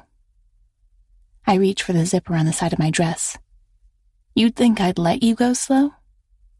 A savage grin crosses his face, and then he's there, tugging the sheath off me. The fabric snags at my breasts. I wiggle to help it slide down, and he growls, eyes tracking the movement. His hands linger at my ankles, over the straps that keep my heels in place. These stay on. I nod, stretched out on the bed in front of him. Anything. The way he watches me is my undoing. There's nothing he could ask of me now that I'd say no to, nothing I wouldn't seek to satisfy. His want fuels mine, and mine inflames his, a cycle I can't wait to lose myself in. Tristan trails kisses down my neck, my collarbone, the sharpness of his stubble grazing the swells of my breasts. He buries his face between them with a growl, hands reaching for the bra clasp. I arch my back and sigh with relief when it comes undone. Tristan lifts himself up on one arm, eyes on my chest as he peels the bra off me. Freed, my breasts rise and fall with my breath, my nipples hard. I've missed these, Freddie. My breathless laughter is cut off as he dips his head, sucking one of my nipples into his mouth. Every aching pull spreads liquid fire through me. He shifts between my legs, the hard length of him pressing against me once more. Tristan, I beg, burying my hand in his thick hair. He switches, taking my other nipple in his mouth. But he hears me because his hand dives beneath the waistband of my panties. My breath turns shaky as he cups me, fingers parting, stroking. I roll my hips against his hand in the search for more friction. He doesn't give it to me. No, he pulls my panties clean off instead, tossing them to the side. Once again, I'm spread out naked in front of him in a hotel room while he's half-dressed. But this time, he's not wasting any time playing. Tristan undoes his zipper and the swollen length of him springs free. I'm so hard for you, you have no idea. He opens his wallet, fishing out a foil wrapper. Do you know how many nights I've gotten off just thinking about our night together at the Gilded Room? I shake my head, the image his words elicit making my throat dry. Tell me. He rolls the condom on with a low groan. A line of hair runs up to his navel, muscles tensed beneath still tan skin. So many. I've been hard and cursing myself for leaving as early as I did that night, he says. For not taking the time to fuck you more than once. Thinking that if I had, I wouldn't crave you like I do. I sit up, reaching for his arms, the rock-hard muscles shifting underneath my hands. It wouldn't have been enough, I say. Once, twice. I would have wanted you again. He takes my mouth in agreement. It's a kiss to devour, a kiss to seal, a kiss to claim. He grips my thighs and pushes them apart, settling between my legs. Thank God for high hotel beds and tall men, because the angle is perfect. He grips my hips and uses them as leverage, burying himself inside me with one strong thrust. I gasp at the sudden sensation, but it's drowned by Tristan's hoarse groan. His eyes drift closed in pained bliss as he pauses, buried to the hilt. Tristan, I murmur. He grins and looks at me, because he knows exactly what he's doing by denying us both movement. But two can play this game. I arch my back, reveling in the way his eyes track the movement, the way they widen when I cup my breasts. He groans at the sight and flexes his hips, thrusting hard inside me. Gorgeous, he mutters, his fingers digging into my hips as he strokes in and out. I arch my back further. Do you know how good you feel inside me? He thrusts so deeply the air is knocked out of my chest. I reach out blindly and grip the comforter, holding on as he responds by pushing us both closer to the brink. I've never been driven out of my mind by a man like this. There's no room in my head for doubts or thoughts, just this connection and the growing pleasure. He hooks my knees under his arms and bends forward until I'm folded in half and his face is inches from mine. Oh my God, I breathe. That's deep. Too deep? I shake my head and he resumes his thrusts, hips moving like a piston against me. The muscles in his arms strain, bulging on either side of my neck. I latch onto his neck and kiss the heated skin, tell him exactly what I'm thinking in the moment. I can feel you so deep inside me. He growls into my ear. You can't fucking talk dirty to me, Freddie, or I won't last. I wrap my arms around his back. My body is near the breaking point with pleasure and intensity, so close to my own release, but I can't help myself. I still want to be the best sex he's ever had. So I tighten my muscles around him and press my lips to his ear. I want to feel you come inside of me. He gives a hoarse groan, his muscles tensing up. I hold him through the force of his release as he pushes harder against me, bruising my inner thighs. It's the most glorious thing I've ever experienced. Tristan, undone like this, undone in the same way I've been unraveling for weeks. A complete loss of control. I dig my fingers into the wide expanse of his back as if I can keep him by force, fuse the two of us together. He's crushing me, but I think I'll die if he moves. Holy shit, he whispers.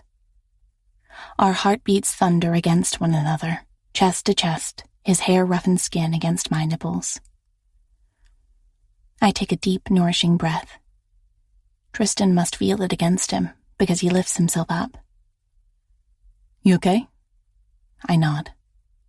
He raises a questioning eyebrow, thick hair falling over his brow. The gesture tugs at my heart. You didn't hurt me, I insist, flexing my legs around his hips. There'll be soreness tomorrow, sure, but none of it is uncomfortable. Tristan grips the base of the condom as he pulls out. I wince at the lack of him. It's just as jarring as his intrusion had been. He returns to me within moments and stretches out beside me on the bed. I turn on my side, but he stops me with a hand on my hip. Not yet, you don't, he murmurs, bending his head to my nipple. It's still taut. But I'd never leave you hanging. His hand skates down my stomach, and oh God, he's circling that spot again. I close my eyes against the sensations building inside me. I'd been right at the edge before, and now... Tristan tugs me effortlessly to the side and curls his hands around my thighs, spreading them. Bending his head.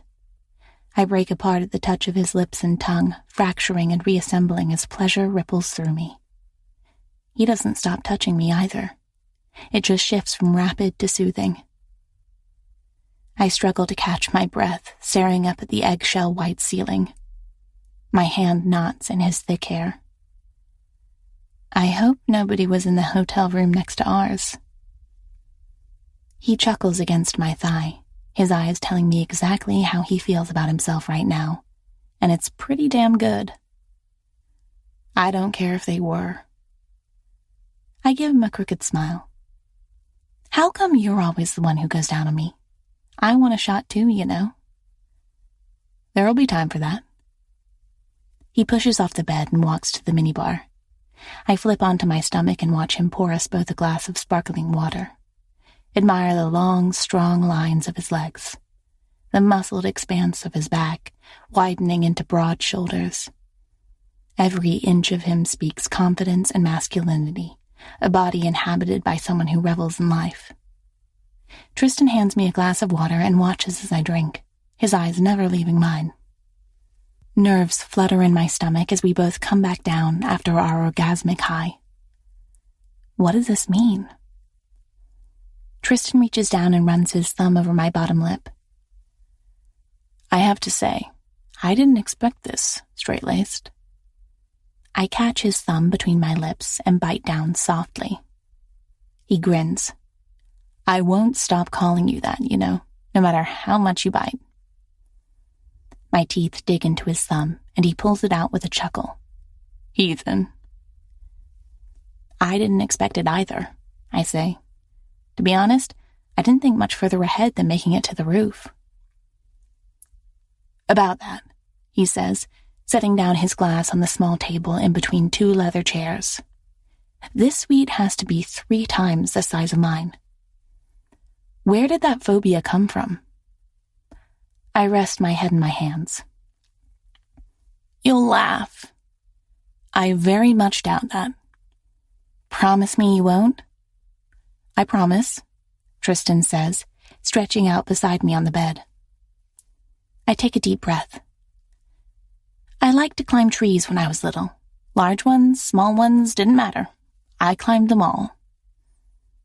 Non-discriminatory, Tristan notes with a nod. Admirable.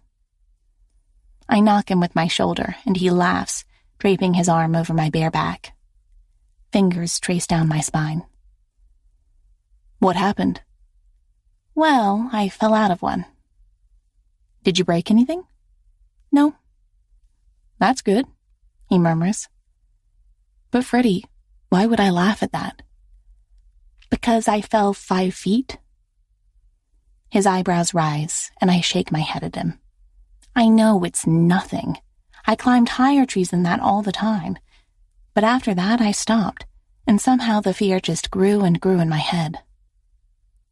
Tristan presses a kiss to my forehead. We all have scars. I won't judge where yours came from. And what would... The shrill sound of my cell phone cuts off my response. It's jarring and sharp in this little bubble we've created. I fly off the bed and fumble through my handbag for the offensive thing, all while Tristan is watching me. It's Toby. Hey? Freddie! He calls. Where are you? You said you'd join us at the bar. Someone cuts in, and then I recognize Quentin's voice. Please come save me for having to talk to any more strangers. I'm all strangered out. Did you hear that? Toby asks. Quentin said please. Where are you? In my hotel room. What? Are you feeling okay? Yes, I'm not... Good. Either you're joining us or we're coming to get you. I'll be right there, I hear myself saying, reaching for my discarded dress on the floor. Buy me a drink. Toby hoots. The bar next to the hotel. We'll save you a seat. See you soon. I click off and scramble in search of my underwear. Toby and Quentin's voices in my ear were like a slap of reality, a cold bucket of water. The entire conference center, not to mention the hotel, is crawling with people we know. People who are all too eager to put 2 and 2 together and arrive at 28. Heading out? Tristan asks. He's lying on the bed, an arm behind his head and a knee bent, like nothing bothers him. But his face is unreadable again.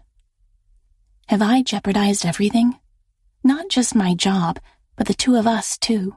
The budding friendship, the way he looked at me in my apartment just a few days ago. That look is gone at the moment. Yes, I say. We can't have people knowing about this. They're not in this hotel room with us. No, but they are in the hotel. I shimmy into my dress, and he watches me struggle with the zipper in silence. Why on earth had I decided to do this at a work conference? Had people seen me following him up to the roof? He watches me search for my panties. He tossed them to the side, but the carpet is infuriatingly panty-free. Over there, he mutters, pointing to the chairs in the corner. My bright red lace panties hang off the edge of one. A blush creeps up my cheeks as I shimmy them up my legs and beneath my dress. I'm sorry I have to run so fast, I tell him. You don't want them to suspect anything, he finishes. I get it. We'll talk later. I give him my widest smile, but even I can hear the faint panic that flavors my voice. Thank you. He nods. Go. So I do, the door shutting behind me with a solid thud. The corridor is still empty, and nobody sees me race for the elevators in an attempt to get off a floor I have no business being on. Chapter 18. Tristan. We could get Grandma another set of knitting needles. She likes that, Joshua comments. He kicks at a stray lump of snow on the sidewalk, one of the final remnants of last weekend's weather. That's not a bad idea, I say. Perhaps a pattern book, string too, maybe. Or is it yarn? You're just making stuff up, Dad. You have no idea how to knit. I grip his shoulder, giving him a playful smile. Who made you an expert, huh? He laughs and pushes away from me, grinning under the thick head of curls. I know a ton of things. Like I know I'll get another sweater from her. Oh, you sure will. Makes sense, too, since we're going somewhere cold for Christmas. It takes a moment, but then his face lights up as he gets the joke. We've been working on sarcasm and irony. Do you have any clever ideas for what Linda might want? I ask him. You were just there last night. His godmother had been my sister's best friend, and after Jenny died, she stepped in as often as she can. She'd helped me navigate the first few years of parenthood in a way that made her more god than godmother in my eyes. Joshua takes a moment to think. She complained about the dishwasher. You want us to give Linda a new dishwasher? She'd love that. As often as I can, I've tried to let Linda and her husband know that I'm here to help just as much as they are with me. I reach out and tug Joshua's jacket back into place. It's cold out. He lets me, despite hating how snugly it fits around his neck. You'll be in charge of what we buy her, kids, I tell him. I'm delegating that to you. His smile is back. Really? Absolutely. Well, within reason. But he knows better than me what they'd like, not to mention this Christmas shopping expedition should be fun. Another notch in my grand scheme of creating more holiday memories. Jenny and I used to bake gingerbread cookies with Mom the night before Christmas. We'd race down the steps the next morning to the Christmas tree, one side of it decorated with our ornaments, the other side with Mom's collectibles. A pang of familiar guilt hits me. Joshua looks just as he always does, walking next to me with a bounce in his step. But he's never known what it's like to have a sibling or two parents. All he'll remember of his childhood is me, and I'm not Jenny and Michael. Look, Joshua says, it's the elephant lady. I'm so focused on him that I don't notice who's walking towards us until he points her out. Freddie's coat is bundled tight around her body, a hat pulled low over her dark hair. Her feet are in giant boots, unlike anything I've seen her wear in the office. Gone are the sleek skirts and heels. It's a Saturday, and we live in the same neighborhood. Her gaze drifts from mine to Joshua's, and then a smile spreads on her face. Hi there. Hi, he says back. We're out doing our Christmas shopping. Freddie makes a show of looking between the two of us. But where are the bags? We just left home, I reply. Freddie's eyes dance, not quite meeting mine. Redness starts to tinge her olive-toned cheeks. How are you doing? Good. Oh, great, I mean. I've spent the morning doing laundry. Her gaze flicks from me to Joshua. I was at the same conference as your dad this week. In Boston? Yes, she says. He spoke in front of several hundred people. Joshua turns to look up at me. Really, Dad? Yeah, I suppose. That's pretty cool, he says, with the air of someone who can make such judgments. Did you do it too? Freddie shakes her head. No, I don't think I'd dare. You would, I interject. I have no doubt you would. Her eyes return to mine, and there's a question in them I can't decipher. Not when she'd been the one to rush out of my hotel room in Boston as if we'd committed a sin. We haven't spoken in the days since. We're going to Tahiti for Christmas break, Joshua tells her. Dad's taking me swimming with whales. Really? That's so exciting. Yes, we've done lots of research, I say. Joshua nods. There should be humpback whales there this time of year, migrating from Antarctica. They stop in French Polynesia, I fill in. Right, they stop there to have their calves. And there are whale sharks and dolphins. Freddie's eyes widen. And you'll swim with them. That sounds a bit scary. No, it just seems really, really cool, Joshua says. I can't help but smile at the bluster. We've had long discussions about this very topic, because even if he won't admit it, he thinks it sounds a bit scary too. I've told him it's fine to stay on the boat, but he's committed to getting into the water. It sounds out of this world cool, Freddie confirms. How awesome of your dad to take you there. Yeah, and my grandma's coming too, Joshua adds. I clear my throat. Where are you going for the holidays, Freddie? Probably back home to Philadelphia. My extended family celebrates together every year, with all of my aunts and uncles and cousins. She shrugs, a wry smile on her face, as if she's describing something dull and ordinary. It's not swimming with whales in French Polynesia, but it'll do. It sounds lovely, I say, meaning it, too, her hands falling still where they'd fiddled with the sleeve of her coat. Looking at her, I realize just how much of a fool I've been for being hurt she rushed out of my hotel room in Boston like that. Perhaps she's regretting what she did. Thinking about her job, the possible consequences if someone finds out. If she's having doubts, I'm not helping. Joshua's voice cuts through the silence. Do you have a lot of aunts and uncles? Freddie refocuses on my son. The winter sunlight glints off her raven hair. I have a few, yes. Let's see. 3 uncles and 2 aunts. Do you have any? Oh, no. Yes, Joshua replies. Dad is actually my uncle and my dad. I think that's pretty cool. I close my eyes. He doesn't understand how that sounds to people, and I've never wanted to enlighten him about it. But that leaves us with encounters like this. God help me if he goes around saying that without context at school. Freddie's silence is shocked. I clear my throat. Joshua is biologically the son of my sister and her husband. After they passed, I adopted him. I was tiny back then, Joshua adds, helping hold up his index finger and a thumb to indicate just how small he was.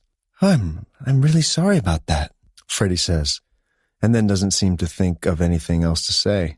I don't blame her. Most people have the same response whenever Joshua wants to let them know. I always let him decide if and when, both with friends and adults. I put a hand on his shoulder. Thank you. We do all right, don't we, kid? We do, he confirms. We also didn't mean to keep you here. Are you heading somewhere? Freddie's smile turns rueful. Just the grocery store. Good luck with your Christmas shopping. We'll probably need it, I say. Here's hoping the stores won't be full yet. Freddie smiles and takes a step to the side. I'll let you go then. Enjoy your day. You too. I'll see you at work, she tells me. It's the last place we'll be seeing each other, with the floors and the red tape separating us. As much as I've wanted to over the last couple of weeks, walking into the strategy department and talking to one of the trainees is verboten for me. All the power of the CEO, and yet I can't choose which of my employees I want to talk to. We'll talk later, I say. Bye, Joshua calls. She heads past us down the street. Joshua peers over his shoulder before tugging on the sleeve of my jacket. She's really nice. I think so, too. She's your friend, right? I nod. Yeah. He gives me a solemn two-eyed wink, not yet having mastered the art of using only one. I get it, Dad. You want to become her friend first before you tell her you like her. My mouth opens, my brain drawing a blank. He's using my own words against me. Clever kid.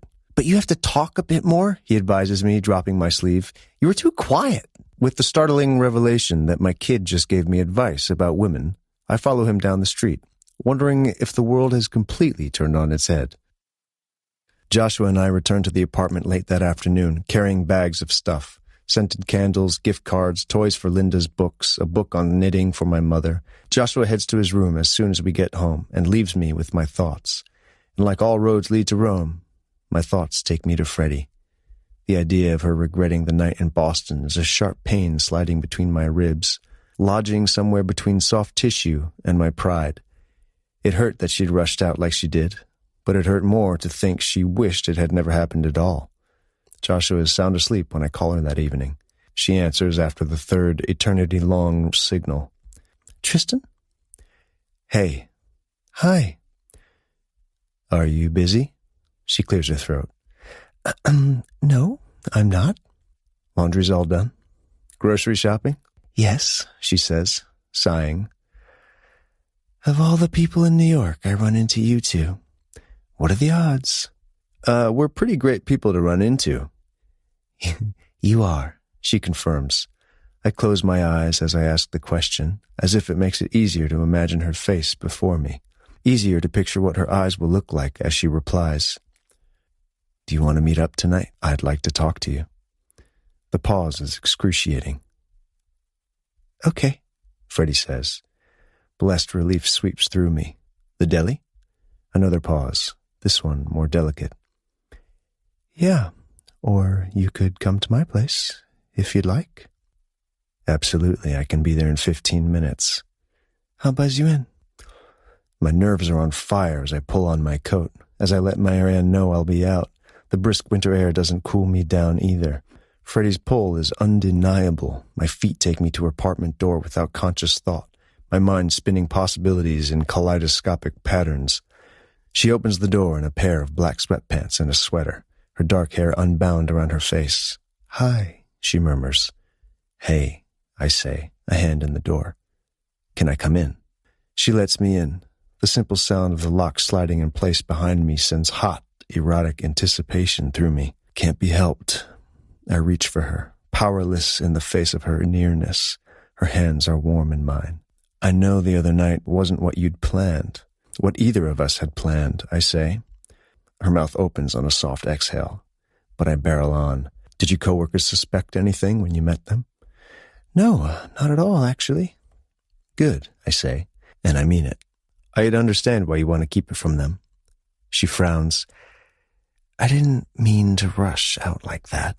The idea of them being in the same hotel, of potentially having to answer questions, of HR finding out. I understand. It was panic. I don't like to panic. Her eyes turn to our intertwined hands. A soft thumb smooths over the back of my hand, the smallest, tiniest of caresses. As long as you don't regret it, I say. My body feels like it might break if she says she does, but Freddie shakes her head. I don't regret it. My eyes close at the relief of those 4 words. How could I? She continues, when it was everything I've wanted for weeks. You're not the only one who's been burning since the gilded room.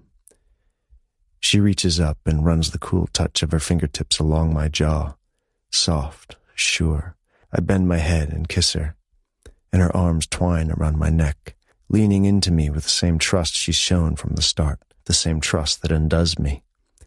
As much as I loved her body from the tight dress and heels, the feel of her in loungewear is almost better. It's easy to slide a hand under the hem of her sweater, smoothing across the skin on her lower back. She tugs off my coat, and I toss it over the single chair in her studio. I'm happy you're here, she says, running her hands over my chest. I wasn't too forward in inviting myself over. Her grin widens. No. Kissing her is like losing myself. All the titles, the roles, the worries, they all melt away. She pulls me forward until we're back on her bed, devoting ourselves to kissing. Freddie bends a knee to fit me more snugly against her, but my hand never rises further beneath her sweater than the curve of her hip. When I finally lift my head, her lips are rosy and swollen. I didn't come here just for this, you know, I murmur. I know, she says, her hand sliding under the collar of my shirt. But you're not complaining, are you? Never. Her smile beneath me is intoxicating, beckoning me back down. We lose another few minutes to kisses, but any time lost in that way is never wasted. She's the one who tugs the sweater over her head. I watch as it inches over olive-toned skin, and Christ, she's not wearing a bra. The magnificence on display derails all my thoughts of being a gentleman. They derail all thoughts, period. She laughs as I bend my head and suck one of the nipples in my mouth, worrying it hard between my teeth. We slip effortlessly into an intimacy deeper than we shared the first night at the Gilded Room. A repeat of Boston without the urgency or the hesitancy. Freddie explodes before I do, clinging to my shoulders and moaning against my ear. I give in, burying myself deep and shaking from the pain of my release. I rest against her until the thundering of my heart has quieted, until I can see straight again. It's somewhat reluctantly I lift myself off and shift beside her, wrapping my arm around her waist. I know we shouldn't, I say, but I can't imagine ever tiring of this. Freddie's smile is heavy with pleasure. Me either. I glance around the tiny apartment. Last time I'd been in here, I hadn't given it much thought, focused as I'd been on her. She'd been trembling from the stalled elevator. Now she's relaxed and languid beside me, and the trembling this time hadn't come from fear. So, this is your kingdom, I note. She chuckles. Yes, if a kingdom can be considered less than 200 square feet. Sorry about the chill in here, by the way. The heating system isn't great. Oh, I hadn't noticed. I lean over and press a kiss to her shoulder. You kept me warm. Her smile widens. Oh, what a line, Mr. Conway. Does it give me bonus points? Half of one, perhaps. You'll have to show me the heater later. We forgot that last time. I nod to her dresser. The framed photographs standing there. Who are they? She settles in the crook of my arm. My parents and my grandfather. From Philadelphia. Yes, well, my grandfather was technically from Palermo. Italy? Yes, he came here after the war. Had nothing, really, but his studies as a technician and a few English phrases. Learned to speak the language within months. That's impressive, I say, and I mean it. Her voice warms. We started working in a small clothing store, and within a year he became the manager. Opened his own store a few years later. I curve my hand over her hip. And his granddaughter got an MBA. Yes, he passed a few years ago, but we used to talk a lot about business. He'd like to give me the name of a company, and a week later he'd ask me why I thought they were successful. I'd have to give him my analysis. He'd listen, nodding every now and then, eyes thoughtful behind his glasses. And then he'd tell me what I missed and correct any Italian grammar I'd messed up. The warmth of the picture she paints is enough to make me smile. He sounds brilliant, I say. You speak Italian? Yes, but anyone can tell I'm American from my accent. That's more Italian than I speak. My fingers trail across her bare ribs, her skin like silk. How do you become more interesting every time I talk to you? She raises an eyebrow. The smile on her face is glorious.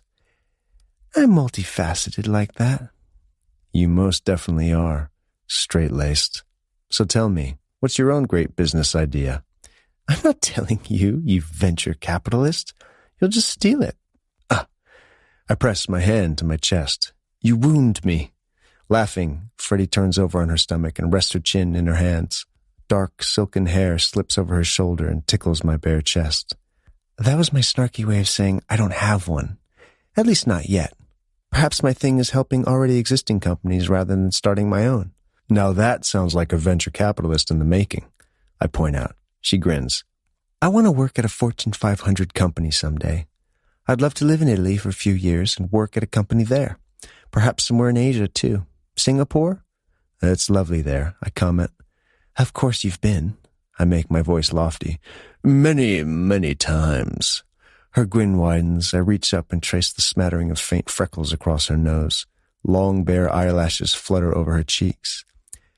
I won't be able to stay away, I tell her. Not when I know you want me to. Freddie's eyes soften. I don't want you to stay away. My thumb slides down to her lips, tracing the outline. Outside the office, then? Yes. When it's just you and me, I murmur. Just us, she agrees, her lips brushing mine with promise. Chapter 19. Tristan. My cards are terrible.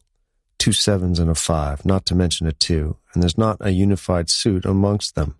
The only possible strategy is to bluff, but looking around the table, I doubt any of my business partners at Acture Capital will buy it. We've played too many times. Carter reaches for his glass of whiskey, smiling a bit too widely to himself. I narrow my eyes at him. You're the worst at bluffing. Or the best, he counters. He's certainly the least consistent, Victor says dryly. You change your tactics every few months. I have to keep you sharp, Carter says, raising his glass to us. You're welcome. Anthony says nothing, just shakes his head at our youngest partner. Carter burns with the same kind of energy that I had at 28. Victor looks at me over his cards. How are things in the consulting world? Tired of being for sale? Not yet. The beast is just starting to turn around. Just. Excite has been profitable for months. It was profitable when we bought it, I pointed out. The aim is to make it more so. The decision to acquire the majority share in Excite had been joint, but Acture always offers human capital as well as financial. I'd insisted on being the one to take the CEO position. Carter tosses his cards on the table. I fold. I grin. So you were bluffing after all. I'll never tell. Victor looks down at his cards and there's not a smile in sight. The bastard might be ice cold, but he knows his business. Have you found a media company you think might be right for us yet? Carter leans back in one of my leather chairs. No, but I'm monitoring a few. I'll email the short list to all of you when I have it. Good, I say, because you know that if you're not running point on something, we're going to foist a company on you, like that matchmaking business, Anthony says, the threat hanging in the air. Carter groans, Oh, please don't. I'll find a media company for us to buy tomorrow. We joke about it, Victor points out, but Opaque Match could go off the market any day now. If we're going to make an offer, we need to do it soon. I reach for my own glass of whiskey. It has global potential. Very small overhead, minimal effort. Victor's right, Carter. We should buy it soon. I can draw up the papers for you tomorrow, Anthony adds. Carter's eyes narrow with betrayal. Don't think I don't get what you're doing. I'm not opposed to running point on this one, but I'll be damned if I let you all win on walkover. You folded, I point out. That was before I knew this was on the cards. He gestures to the wads of cash in the center of the fold-up table. I stashed it in the closet when Joshua was home, but he'd begged to spend the night at Linda's talking about her son's new video game. If we're playing poker for who has to run point on Opaque Match, Carter continues, I demand a rematch, one where the stakes are clear. I run a hand over my jaw, the stubble rough against my hand. You're not wrong. Victor shoots me a withering look. Your sense of fairness is appalling sometimes. Just because you lack one, I retort. Victor St. Clair is all caustic humor and underhand business deals, and has been since the moment I met him on the other side of the negotiating table years ago. Half the time, I'm not sure why we tolerate him at all. The other half, he reminds me by bringing in an obscene amount of money through hostile takeovers. One final game, Anthony decides. The weakest hand has to run point on Opaque. Fuck, that's a stupid name. I drum my fingers against the velvet-clad table. We make them an offer of purchase on Monday. No procrastination this time either. No procrastination, Carter echoes, shuffling the cards. I won't fold this time, boys. Anthony snorts, crossing his arms beside me. If Victor is ice-cold, bordering on rude, Anthony is skepticism personified. Joshua once referred to him as my sad friend in a bout of childlike insight. He'd also been my friend through all of it. Jenny and Michael's airplane crash, and Joshua's adoption. I lean against him. I'll bet you 10,000 that Carter will fold in the first 5 minutes. I heard that, Carter grinds out, handing out the cards. I tilt mine close to my chest, watching as the others do the same. The table falls into a tense silence. As opposed to when we play for money, this has real stakes. I don't have time to take on the running of a secondary company, even if it is a small, easy flip. Judging by the cards I've been given, I probably won't have to either. 2 queens and a 4. Dealing the river, Carter says, flipping up card after card in the center of the table. It seems like we're all holding our breaths. You know, I say, I think there's an inherent value in having the one of us who's best at romance running point on this. It is a matchmaking company after all. Victor and Anthony catch on instantly. Imperative, the former agrees. For business's sake. Anthony nods. I'd be just as likely to wreck the business as I'd be to make it profitable. Matchmaking for the rich? You know I think it's bullshit. Carter keeps his eyes on his cards. I hate all of you. Laughing, I reach for a card in the river and exchange my 4. 2 queens and a king now. I could lose, but the others would have to have a hell of a hand for that. Thanks for having us here tonight, Anthony tells me as he reaches for his own cards. Yes, Victor drawls. The kids out tonight? Out of the apartment, yes, but hopefully not out of town. He's 9. Right. He's at his godmother's. Begged me to go, really. Something about her kids having a game that he really wants to play. He's getting big, Anthony says. Yes, only a few more years and I'll have a teenager to deal with. My condolences, Carter says. I remember how I was, and I don't envy you. Huh. Let's hope he's a better kid than you were. Carter grins at me. Let's hope. It's over an hour later when the game comes to an end. Carter has folded, as we expected, and he's already enjoyed a solid 15 minutes of jokes on the topic. Anthony is the last to show his cards. He spreads them out on the velvet table and leans back in his chair. Sorry, Carter, but the cards he's displaying aren't good. Wait a minute, though. Victor leans over and inspects the mismatch of cards. It's almost a flush, but it consists of both spades and clubs. That's not a flush. The suits are mixed up. Anthony lifts up his cards, eyes narrowing. Well, fuck. I could have sworn those two were the same. Shit, Carter says. Seems like you're our love expert after all. Anthony the Matchmaker Winter, Victor adds. It has a nice ring to it. Anthony runs a hand over his face, pushing back from the chair. I need another drink. And Tristan, I'm blaming this entire thing on you. On me? A $10 million apartment, and you have lighting dim enough to make a man lose at poker. He stopped by the bar cart I keep in the corner, pouring himself another brandy. A matchmaking company, Christ! See it as an opportunity, Carter yells. You can use it to find love. One more word out of you, and you're out of the company, Anthony responds. I reach for the cards on the table and start to shuffle. Do we go back to money? There's nothing better, Victor agrees. The sound of my phone cuts through the room, drowning out the low music from my speaker system. I push back from the table. One moment. The familiar number sends a thrill through me. Hello?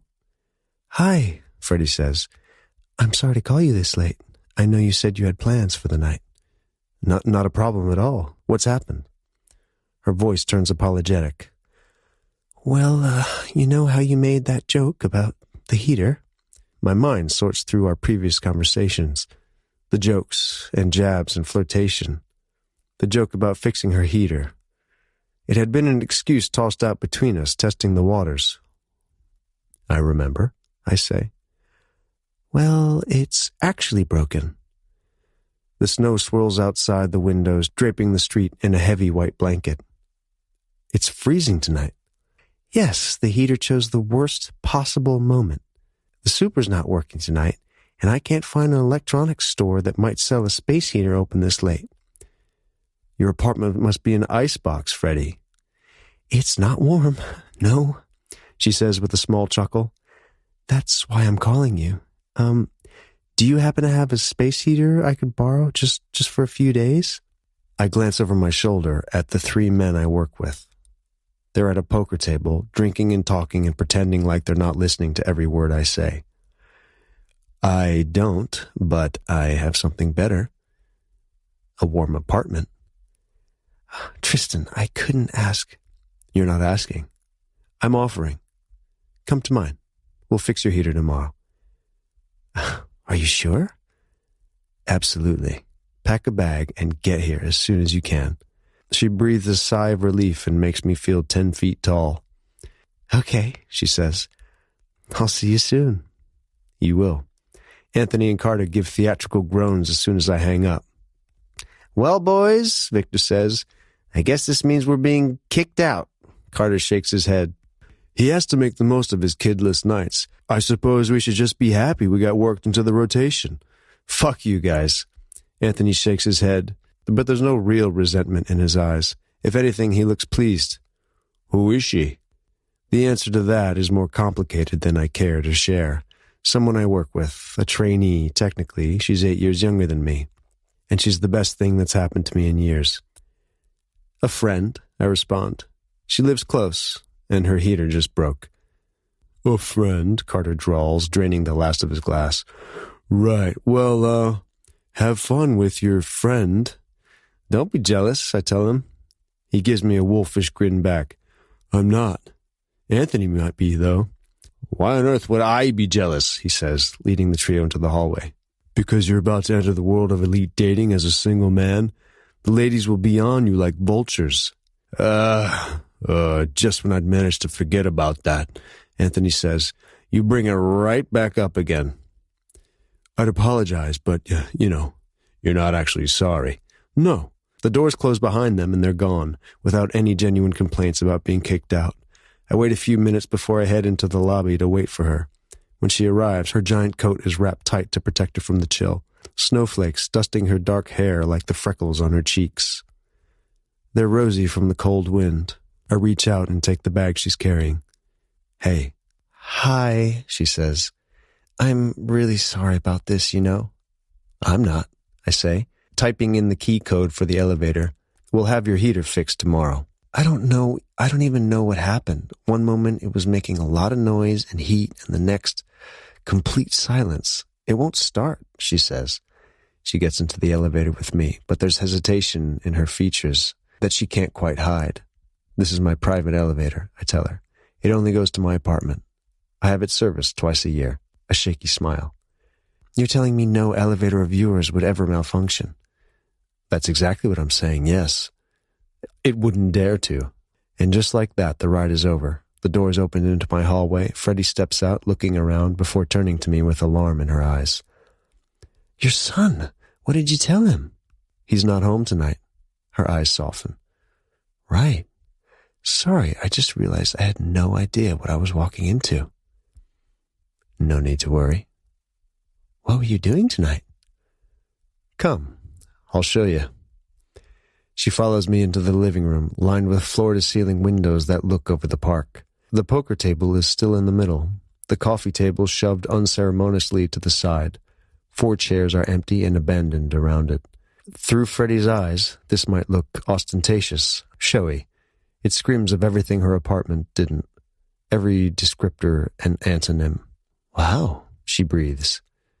"The view must be amazing during the day." "It is, especially after it snowed, actually.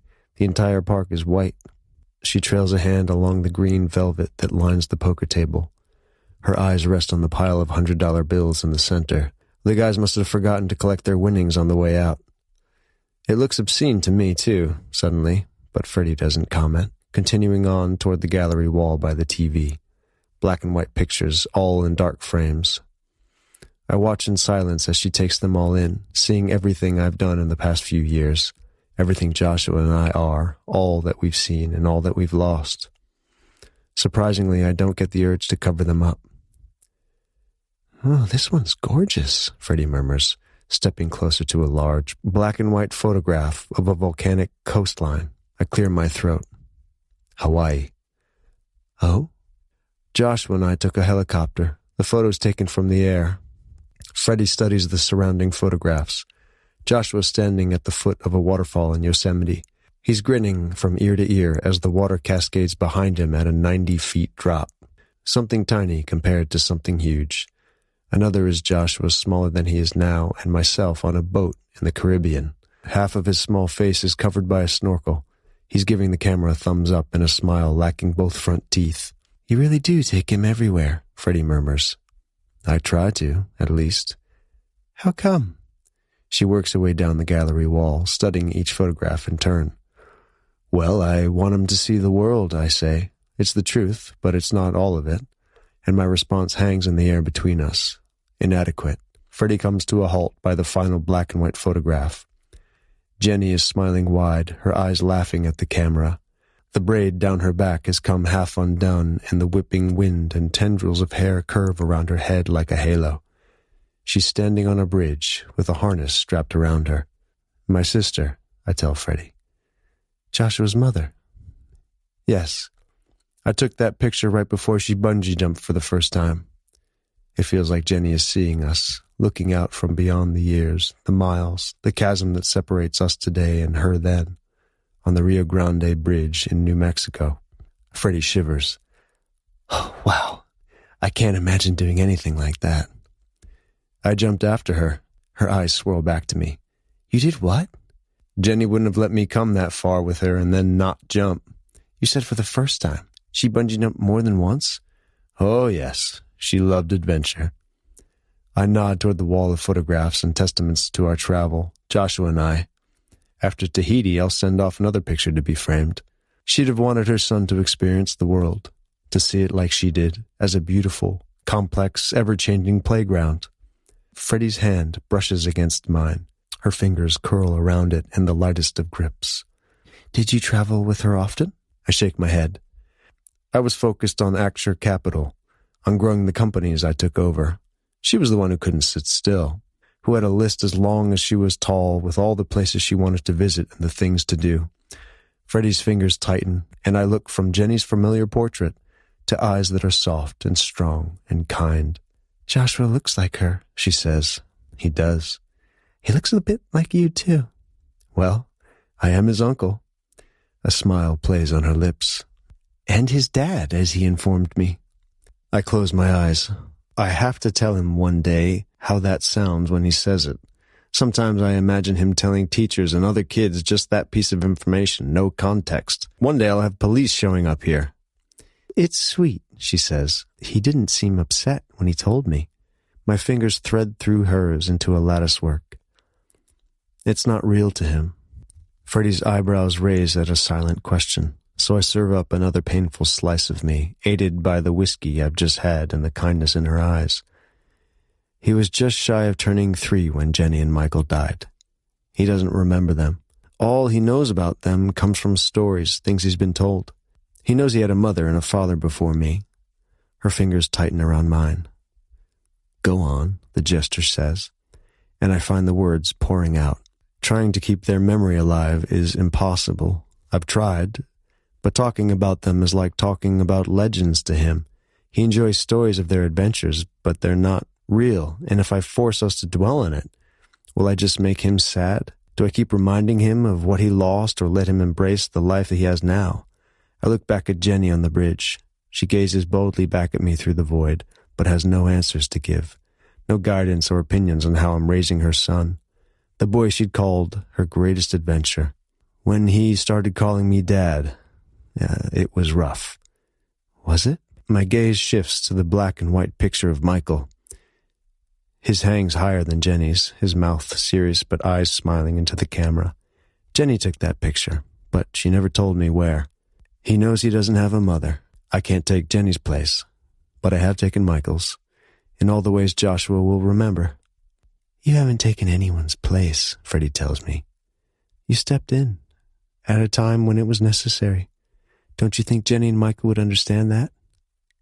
"They would." I run my free hand over my face. All the ways I'm not good enough racing through my head. The nights I'm not home in time for dinner with Joshua and Marianne. The curious questions I haven't answered as well as Jenny would have. A soft tug of Freddie's hand takes us past the discarded poker table, toward the cloud couch on the corner. We sink down onto the softness together, like we've done it 1,000 times before. Like her body was meant to curl up next to mine. And the words keep coming. I know every day that they do a better job, too. I know I'm a replacement. Being the best father to Joshua is something I'll fail at. I rest my head on top of hers, scenting floral shampoo and Frederica. "You came over for heat, and you got this heaviness instead." There's a smile in her voice when she responds. "I don't mind heaviness, Tristan, and I enjoy getting to know you better." My eyes drift closed at the words. Innocent, simple words, but they haven't been spoken to me with sincerity for years. I wonder if they ever have. Her hand drifts into the nape of my neck and fingers slide onto my hair, touch for touch's sake. My last relationship ended when I adopted Joshua, I admit. Freddie's fingers still for a moment, but then they plunge deeper, rails raking softly over my scalp. She says. "I imagine it was a difficult time. I wasn't a good partner in the months after Jenny and Michael died, and she apologized for it, but she wasn't ready to become a stepmother." I close my eyes, wondering at how a simple touch can feel so good. I can see now that she wasn't in it for the right reasons. Freddie makes another humming sound, shifting closer. Seconds later, and her lips brush softly against the edge of my jaw. "The right reasons?" she repeats. "What are the wrong ones?" "Money, prestige, status," I give a shrug. "Jenny never liked her." "You told me that's why you go to the Gilded Room parties." So I did. At a time when I wanted to distract you," she smiles. "It was appreciated and remembered. Clearly.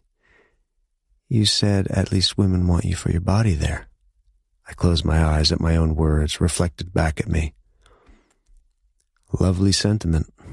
Freddie chuckles, and I shift us so she's in my lap, hands on either side of me. The soft fabric of her sweater is ridden up, and my fingers brush against the skin of her lower back.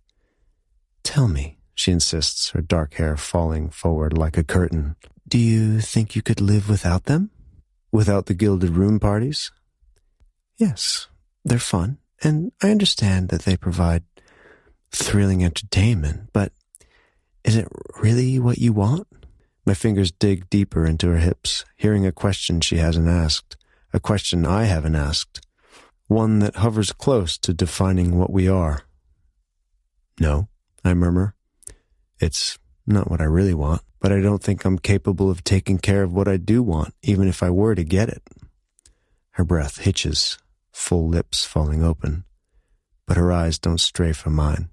I think, she murmurs, that you've made it pretty clear you never give anything less than your best. The air warms between us, her compliment stirring inside me. It forces me to bend my head to her neck and press my lips against the sensitive spot beneath her ear. Her fingers tighten in my hair, a soft sigh escaping her. And I know I always want to be the man she sighs like this for, the man she confides her fears in, the man she trusts and holds on to. So I grip her tighter and pull us both into standing. Her hands slide down my chest. We're going somewhere?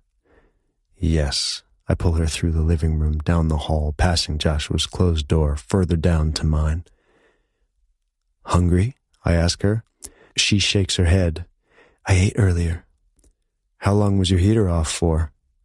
A few hours. A few hours before you called me? Freddie gives a sheepish shrug. Yes. That's it. I grip her around the waist and grin as she squeals, tossing her onto my bed. She bounces once on the wide surface and spreads her arms like she's about to make a snow angel. Her hair is a dark halo. You told me you were busy tonight. I didn't want to bother you if it wasn't important. You not freezing to death is pretty important. She reaches for me, pulling me down onto the bed. Do you know, she asks, her smile a beautiful wicked thing, that I agree with that? One more thing we have in common. I brace myself on my elbows above her, and while her breasts press tantalizingly against my chest, it's her smile I can't look away from. Do you want to know something else? She asks. I do, I say, bending to press my lips to the soft skin of her neck. She lets out a soft sound, somewhere between a sigh and a moan. From where I stand, you've done a pretty good job with everything, Tristan, she murmurs. Things don't need to be perfect to be worth doing. Chapter 20. Freddie. I wake up in a bed that's large enough for 5, snuggled deep under soft linen comforters. A heavy arm is draped around my waist, my legs threaded through someone else's. I smile sleepily. I'm with Tristan in his bed, having spent the night. The intimacy we'd shared has settled into my bones, thorough relaxation throughout my body. Lingering pleasure from the night before. A light, pleasurable soreness. The giant room is cast in soft shadows and flickers of faint December light. The strong lines of Tristan's face are smoothed into softness, the thick hair mussed. A man used to being watched, here where no one can watch him. Tenderness clenches in my chest at the sight. He might be my boss. There might be 1,000 things standing in our way, but I want this man, with all of his doubts and flaws and strengths and skills. His arm tightens around my waist. You're awake, he murmurs, not opening his eyes. So are you. His arm inches higher, a hand settling around one of my breasts. I've quickly learned it's one of his favorite handholds. I run a hand over his chest. Thanks for being my heater. He says, hand squeezing. I do my best. You must run a degree or 2 hotter than me. We all have our skills. He rises on an elbow, his shoulders a contrast of sharp masculine angles against the softness of the comforter. You really have amazing breasts, you know? It's such an offhand comment that I laugh. He raises an eyebrow. It's true. Perhaps not a skill, but very true. I peer underneath the comforter, where his hand covers one of them from view. They're all right, I agree, but the size can get pretty annoying. I can't really buy sports bras from normal stores, for example. Shirts often gape at the buttons. Tristan frowns. Must be difficult. It's a nuisance sometimes. One wonders if they're worth it. He pulls the comforter back, folding it at my waist, and inspects my breasts. His hand switches from one to the other, and my laughter makes him bounce. Yes, he finally announces. From my perspective, they're worth it. I'm so happy to hear that, I tease. He grins as he bends his head, taking one of my nipples in his mouth. A sharp sting of arousal rushes through my body at the heat. Can't resist, he tells me as he switches breasts. You did warn me, I murmur, sliding my hand into his hair. Closing my eyes as his hand moves down my stomach and over my bare thighs. It's a Saturday morning. That's right, I echo. We don't have to be anywhere. Your heater is not running away. My breathing hitches as he pushes my legs apart beneath the comforter, his fingers finding me as naked as I'd been last night. No, I breathe. It'll be just as broken in a couple of hours. No need to rush. None at all. My back arches at the smooth circling of his fingers. My pleasure comes easily, a path well trodden in the past few weeks with him. That's it. He bites down softly around a nipple, and I shudder against him, my fingers knotted in his hair.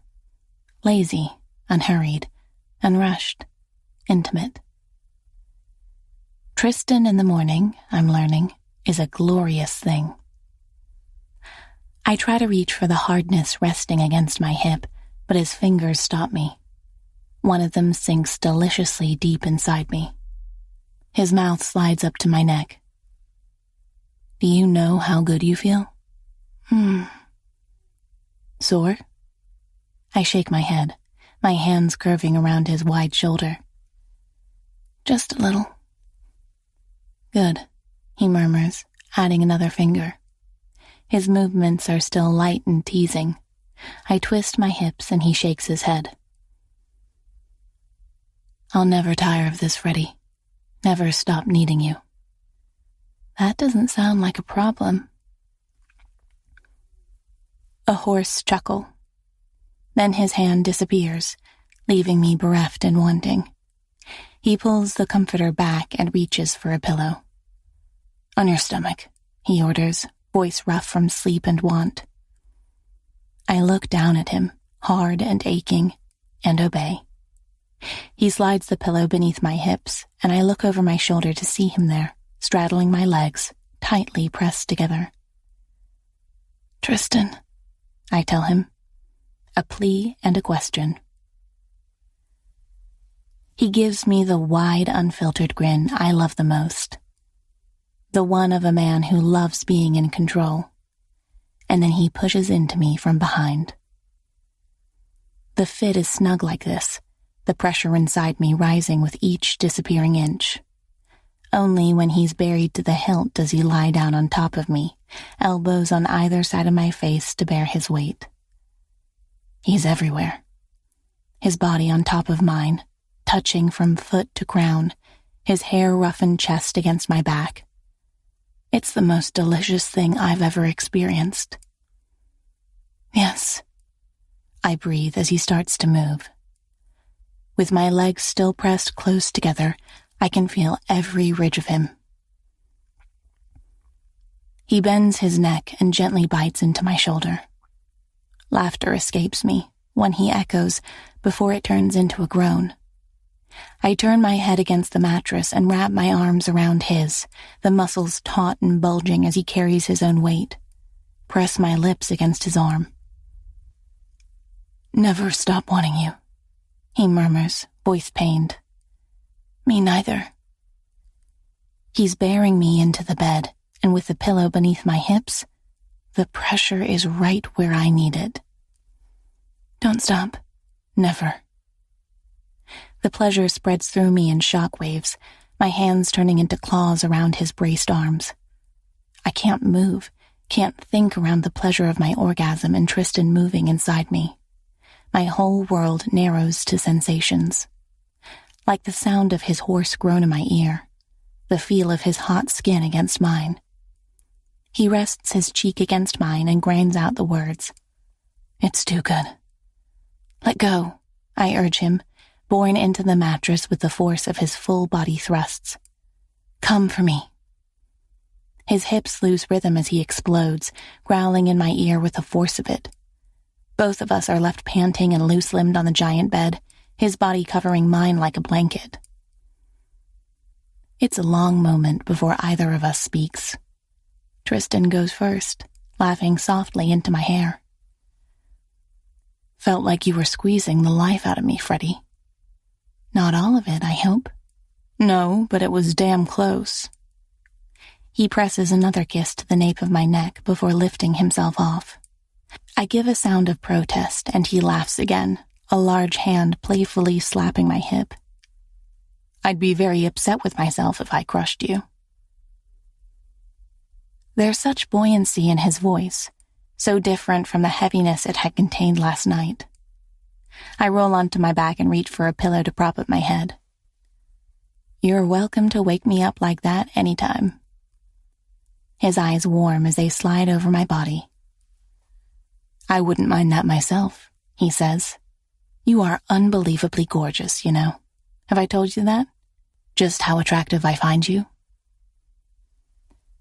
Despite what we've done, a blush creeps over my cheeks at the frankness in his tone. At this man, kneeling naked on the bed beside me, who isn't the least bit afraid of saying what he's thinking. No games, no hesitations. You've made it pretty clear, I say, but I'll never tire of hearing it. He grins. Good. I won't tire of saying it either. I don't think I've told you how handsome I find you. Oh? That's what I called you in my head when we met. Handsome. I reach for his hand, playing with his fingers. So much better than straight-laced, by the way. Oh, but I love undoing your laces, Frederica. It's my favorite pastime. Not complaining about that. My thumb smooths over his. I didn't know it was possible to want someone this much. His gaze warms. You didn't? No. It's never been this way before. This easy or this natural. Effortless, he echoes. I understand. You do? A single clear nod of his head as our gazes lock and hold. This is more than either of us had anticipated when we gave in to the attraction again. But judging from the way he's looking at me, he's not the least bit unhappy about that.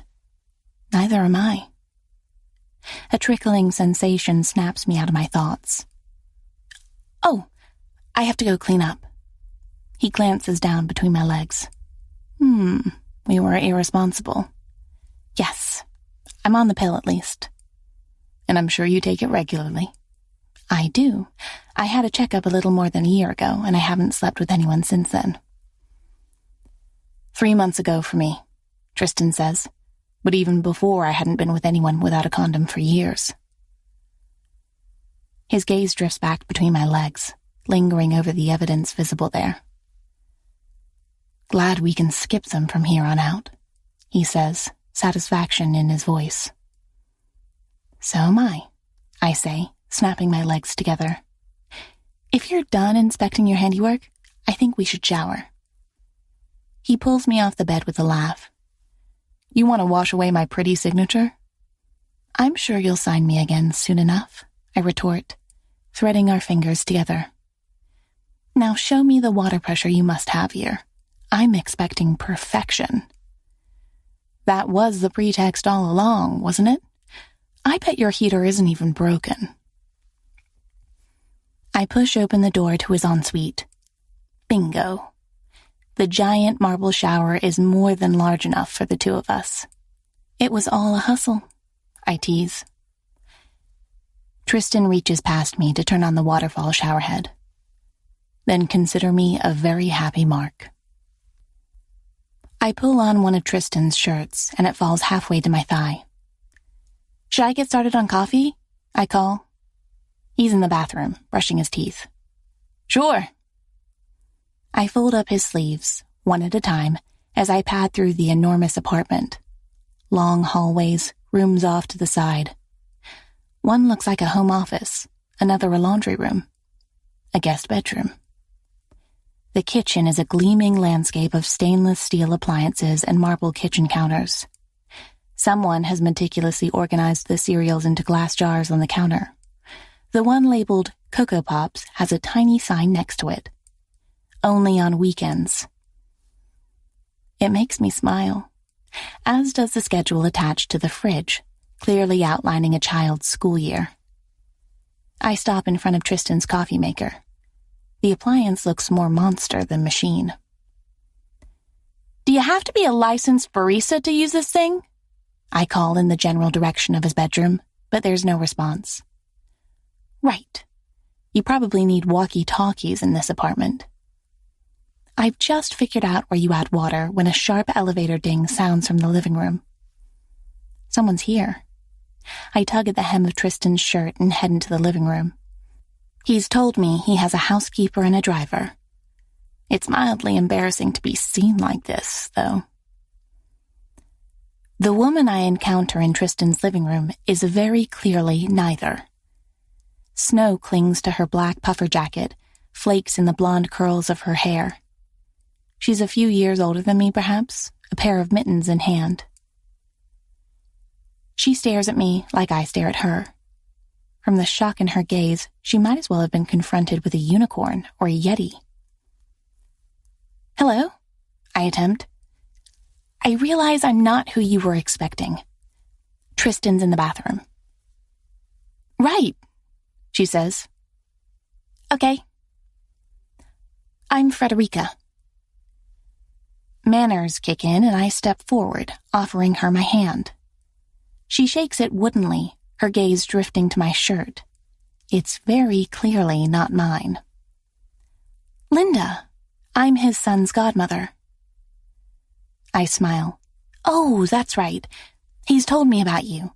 Joshua stayed with you last night?" Her eyes widen further, but then she gives me a tentative smile back. "That's right. He's downstairs." "Well, that's good. I should probably change." I glance down at my shirt. Mortification nips at my heels, but I don't let it in. Tristan and I have done nothing wrong. Well, not unless this woman is also an ex-HR rep.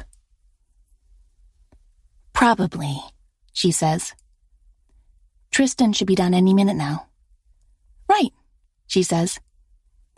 I have to say, I wasn't expecting to meet anyone. He doesn't often have guests over. "I see. With his work and his son, he's a busy man." I nod. "Yeah, he is that. Did you perhaps want a cup of coffee? I was going to make one, but I can't seem to figure out the machine." "No, thank you. I just came up because—" "Freddie?" Tristan's strong voice echoes from the hallway, and then he emerges, dressed in slacks and a barely buttoned shirt. His eyebrows rise at the sight of Linda. "Is everything okay?" "Yes," she assures him. "Absolutely. Joshua's downstairs." "Right." The question is clear in his voice, now colder. "Didn't know you were coming up." I tried to call ahead. A few times, actually, but there was no answer. He nods. "Sorry about that." Linda gives us both a genuine smile. It snowed. Look outside. We turn toward the window-clad wall, and yes, Central Park is covered in a blanket of thick white snow. My breath catches in my throat.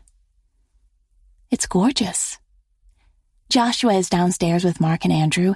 They've got a head start into the park. The boys want to have a snowball fight, or build a snowman, or a fort. They keep changing their minds. Tristan snorts at my side. "Of course."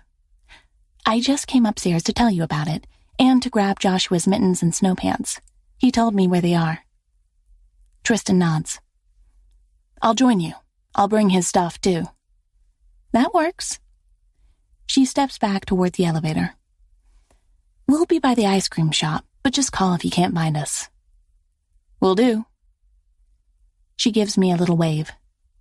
"It was nice to meet you, Frederica." "Likewise." The elevator doors close behind her, and then we're once again alone. Tristan runs a hand through his hair and steps past me to the coffee machine. A few wan clicks of his fingers and it whirls to life, responding to its master in a way it had refused to do for me. I know I can't be angry at her for coming up, but I still am. He shakes his head, back turned. All for snow pants. Was it bad that she saw me? He hands me a cup of freshly brewed coffee. No. Thanks, I say, the heat warming my hands. I'll leave in a few minutes, Tristan. I don't want you to, he says, but the conflict is there on his face. I know, but you need to go meet your son and play in the snow. Your apartment has no heat, he retorts. I still haven't called my electrician to have a look at it. That's okay, I'll figure something out. His jaw works with the force of his thinking. I've never introduced him to a woman I'm seeing before. I'm not sure it's a good idea to tell him about us unless it's serious, I finish, putting the cup down. God, I understand, Tristan. Completely. Let me just pack my stuff. He follows me down the hallway, clearly displeased with the situation. But I mean what I said. I understand. He's a father. He has someone else to think about. While it's not at all the same, I have my career and reputation too. Neither one of us is entirely free to do as we please. He leans against the doorway and watches me get dressed. Joshua's already met you, he says. Yeah, I suppose so. Twice. Right. Look, this is what we'll do. I'll call the electrician right away. Have him come over as soon as he can to look at your heater. It should be no more than a few hours. That's perfect, thank you. Meanwhile, you join us in Central Park. My hands pause on the zipper of my jeans. You're sure?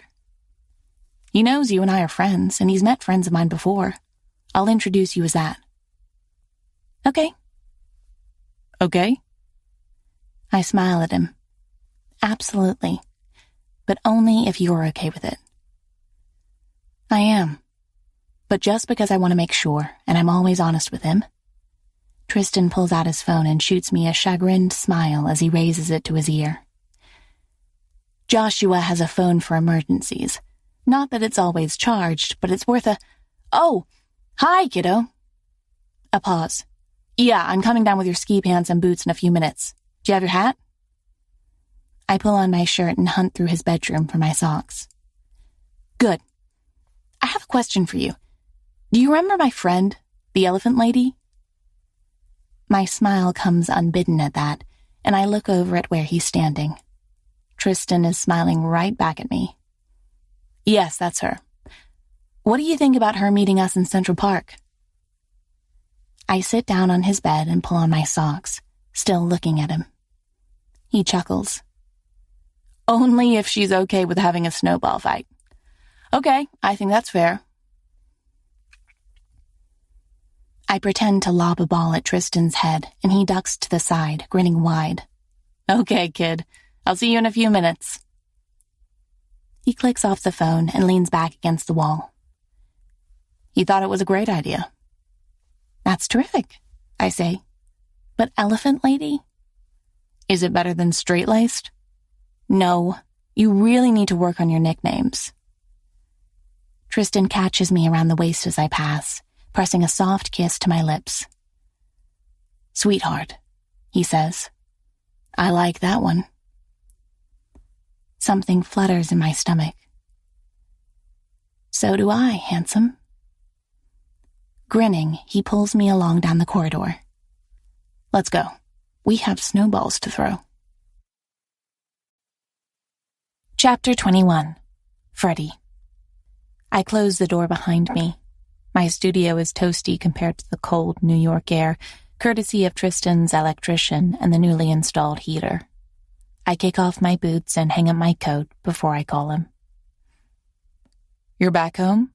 He asks. Yes, I tell him, and you're overprotective. He sighs on the other line. Walking home at night is still a risk. A small one. I was just at the bar next to work. It takes me 15 minutes to walk. With your coworkers? Yes. I sit down on my bed and pull up my legs. You know, after having worked with him for a few months, I really don't think the mole is in my department. There's a smile in his voice. I'm not surprised you'd think that. It's not because I'm biased. Of course it's not. I've really been paying attention, you know, to their schedules and what calls they take, how they talk about projects, more so how they talk about you or Excite when we're alone together. But all of them seem loyal to the bone. That's good to know, he says. I fluff up a pillow behind me. I can be a great corporate spy. I don't know why you doubt me. He laughs then, warm and rich, and the sound washes away the days since we'd last seen each other. Since our snowball fight on Saturday, we'd only managed one late-night meeting since, here in my apartment. It's been nearly 4 days since then. I don't doubt you, Freddie. I know better than that. But I think you bring out the best in people, including someone who might be leaking information. I take a sip of my tea, contemplating his words. Perhaps I'm the one who has to make the first move. If I start talking crap about the company in your takeover, they'll feel more comfortable to let their traitor flag fly. He laughs again. You're that good of an actress? I'm good at everything, haven't you heard? I have, he says. The pitch you helped Eleanor deliver today has received raving reviews.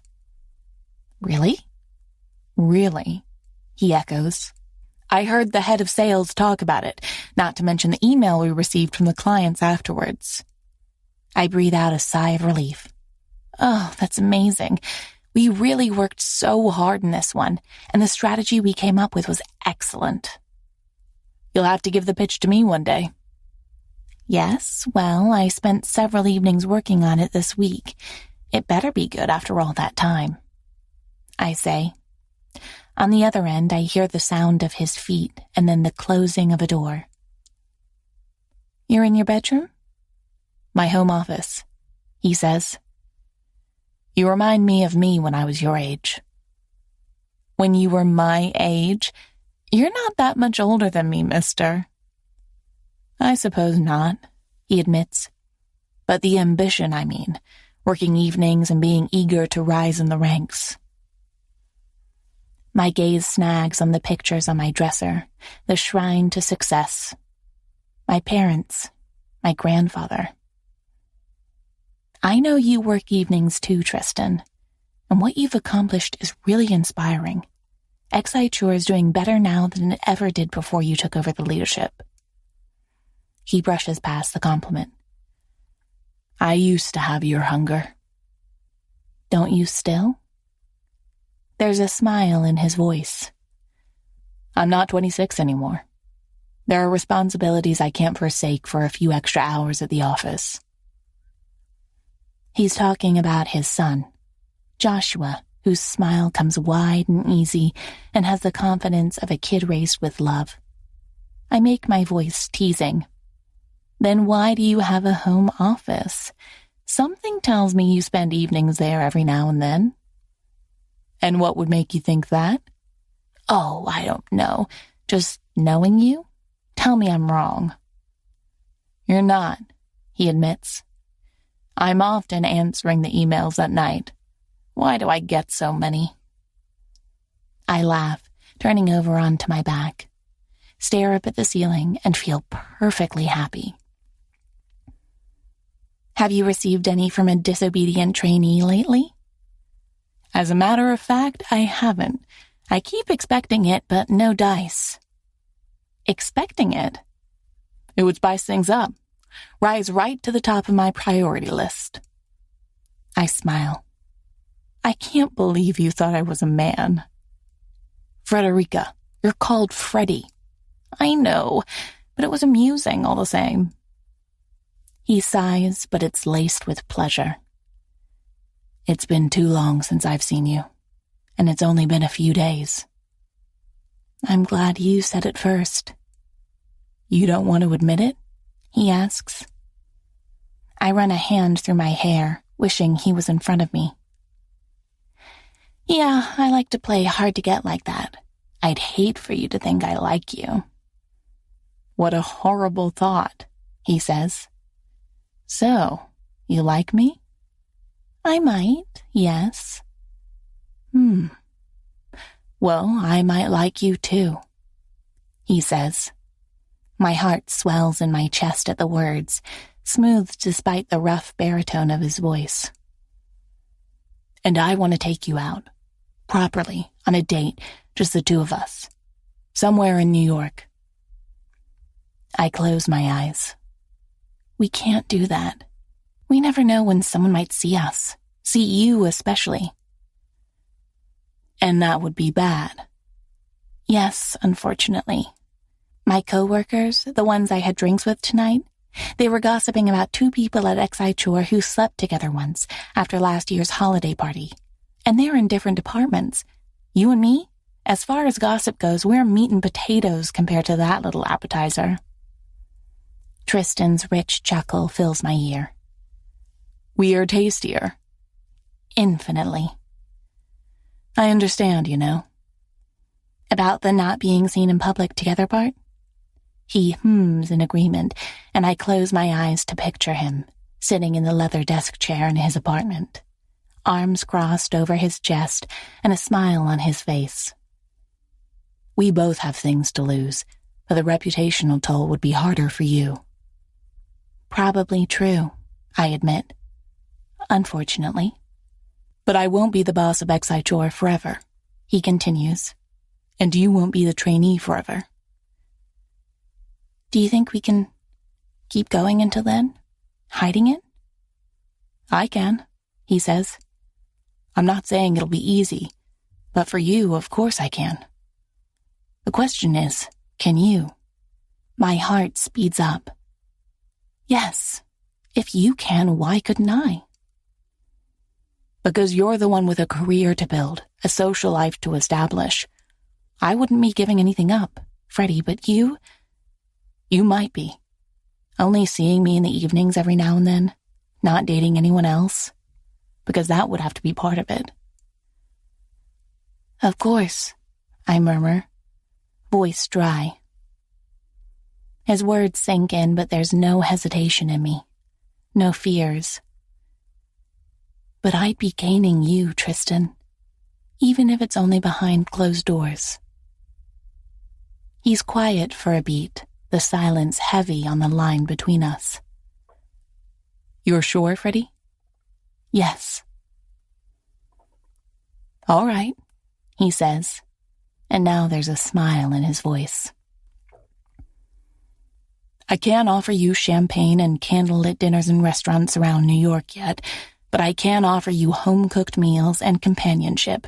Not cooked by me, really, and companionship includes my son. You're welcome to dinner tomorrow evening if you want to. I have to swallow before I can answer. Are you sure? Yes, he says. He had more fun with you with the snowball fight than with me. Besides, I think he's more observant than I give him credit for. The other day he offered to be my wingman, and I have no idea where he learned that term. He's 9, for Christ's sake. I laugh, turning on my side in the bed. That's sweet. Or creepy. Haven't decided yet. I'll be there, Tristan. Tomorrow. I can't wait, he says. You've turned me into a teenager, Freddie, and a few days without you are suddenly far too many. Tell me about it. I work every day in a building with you in it, and I can't see you. I've thought about bending the rules. I bite my lip. More than we already have? Oh, yes. The past week, I conjured up 10 different reasons I had to go down to strategy. I didn't see you. I didn't go through with any of them, he admits. I understand how important it is for you that no one finds out. Truly, I do. So I keep myself to the 34th floor. Your ivory tower, I murmur. Thank you for that. We might be crossing all kinds of lines, but he has never been anything but respectful every step of the way. He clears his throat. Tell me more about your grandfather. Really? Yes, or your parents, or where you grew up in Philadelphia. Anything to keep me from having to answer these damn emails. Laughing, I turn onto my back. I think I can save you from that fate, handsome. Chapter 22. Freddie. We could go to the salad place, I tell Quentin, or the sushi one next door. He frowns. No, they're always packed for lunch. Toby, do you remember when we had to stand in line for 30 minutes? Toby gives a non-committal grunt from his desk. Quentin doesn't comment. No snide, aren't you done soon? Or, what's keeping you? Nothing at all. I glance at him, but his face gives nothing away. Still, I'm convinced something has happened. The tension between them has changed flavor. I lean against Quentin's desk. How late did you guys stay at the bar the other night? His gaze slides to mine. Not that late. Uh-huh. My face is neutral, but he narrows his eyes regardless. I give him an innocent look. I don't know anything, won't say anything. A flush creeps up his ruddy cheeks. He turns from me to Toby. Are you done soon? Yep, I just need to send this email off to Clive. He's on my ass about the Stanton project, wants all the details. I don't even know why. He grumbles. I'm reporting to Sharon on this case, but I'll be a few minutes late for lunch. Quentin groans beside me, but it's not as dramatic as it would have been a week ago. Call me Sherlock, but I'm onto something here. We don't mind waiting, I tell Toby. Isn't that right, Quentin? He shoots me another withering stare. I grin gladly back at him. But then his gaze drifts over my shoulder, eyes widening. It's the classic oh shit look. Eleanor's voice falls like a scythe. Frederica, do you have a moment? Of course, I say, pushing from the desk. In your office? Yes. Not waiting for me, she turns on her high heel. I grab my notebook and pen. Go ahead and have lunch without me, boys. Quentin groans. Unlikely. At this pace, my stomach will devour itself, and you two will be responsible for my death. In that case, Toby responds, fingers typing furiously, I suggest you start working on your eulogy. I leave them to their bickering and head into Eleanor's office, closing the glass door behind me. She gestures to the chair in her office and looks over at me from the edge of steel-rimmed glasses. She rarely wears them, but when she does, she goes from ice-cold raptor to intimidating librarian. Excellent job on the pitch the other day. The unexpected praise makes me smile. Thank you. The clients were impressed, and I've sent word along to my superiors about how important your contribution was.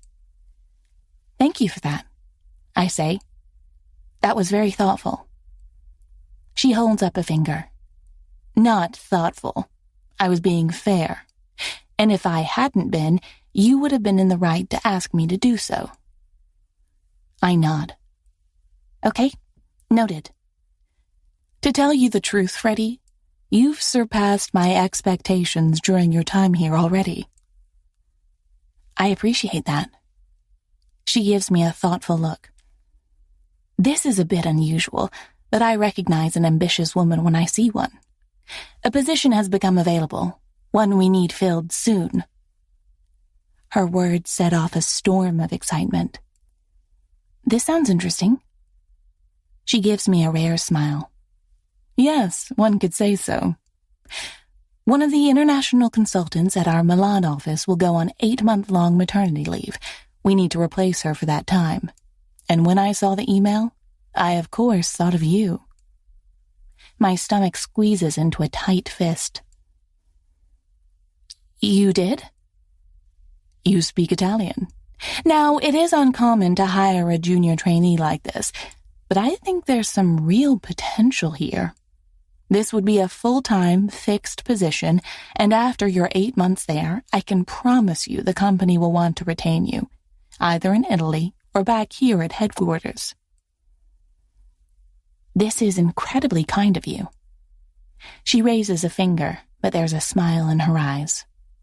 Not kind, she says. Remember, just like I wasn't being thoughtful before. Right, I'll remember, I say, smiling. I'm glad you see the potential in me. That's better, she says. I wouldn't do this if I didn't want to ensure the company keeps you. So, if I have your permission, I'm going to recommend you to HR in the Milan office immediately. My throat dries. Milan, Italy, 8 months. A full-time job and a salary that's higher than what a trainee makes. A more permanent foot into this company and a chance to live in Italy. The giant, man-shaped butt is like a dagger inside of me. Tristan. I have to talk to him about it. I have to think about it. Can I have until Monday? I ask. Eleanor's eyebrows rise, but not in dismay. Absolutely. Very wise to take some time to think about your options. Yes, I want to do a bit more reading about Milan, but I won't keep you waiting longer than that. I appreciate it. She stands, and so do I, surprised when she extends me a hand. Like we've concluded an informal interview, which I suppose in a way we have. Good to see another strong woman joining Excite-Shore. Her words reach right inside and twist the innermost core of me. Everything I want, everything I've dreamed about is within reach. And I'm not sure which of the two options I should choose. Thank you, I say. It feels like a lie. I appreciate it. The offer churns inside me for the rest of the day. Everything inside me is leaning toward no, that I can't give up what I've just started with Tristan. But saying no to an opportunity because of a man feels like a betrayal of everything I've worked so hard for. My MBA, my grandfather, my family who believes in me, myself for working long hours. My head and my heart torn. It's so cliché, it would have been funny if it wasn't my life, if it wasn't real. Tristan smiles at me when I arrive at his apartment for dinner with him and Joshua. He's leaning against the wall in his hallway, hands in his pockets, the top buttons of his shirt undone.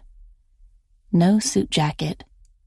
Casual masculine elegance, power in the frames of his shoulders.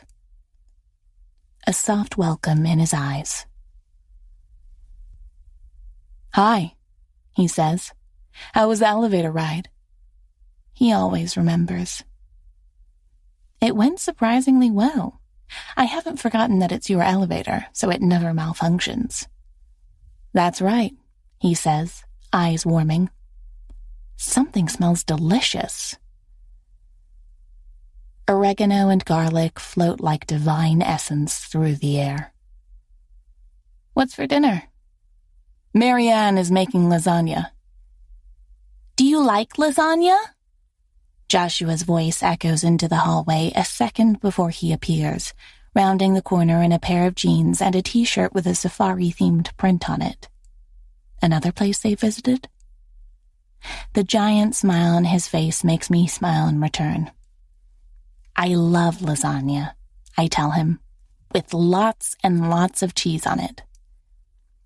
Cheese is my favorite meal. It's not really a meal, Tristan tells him. Yes, it is.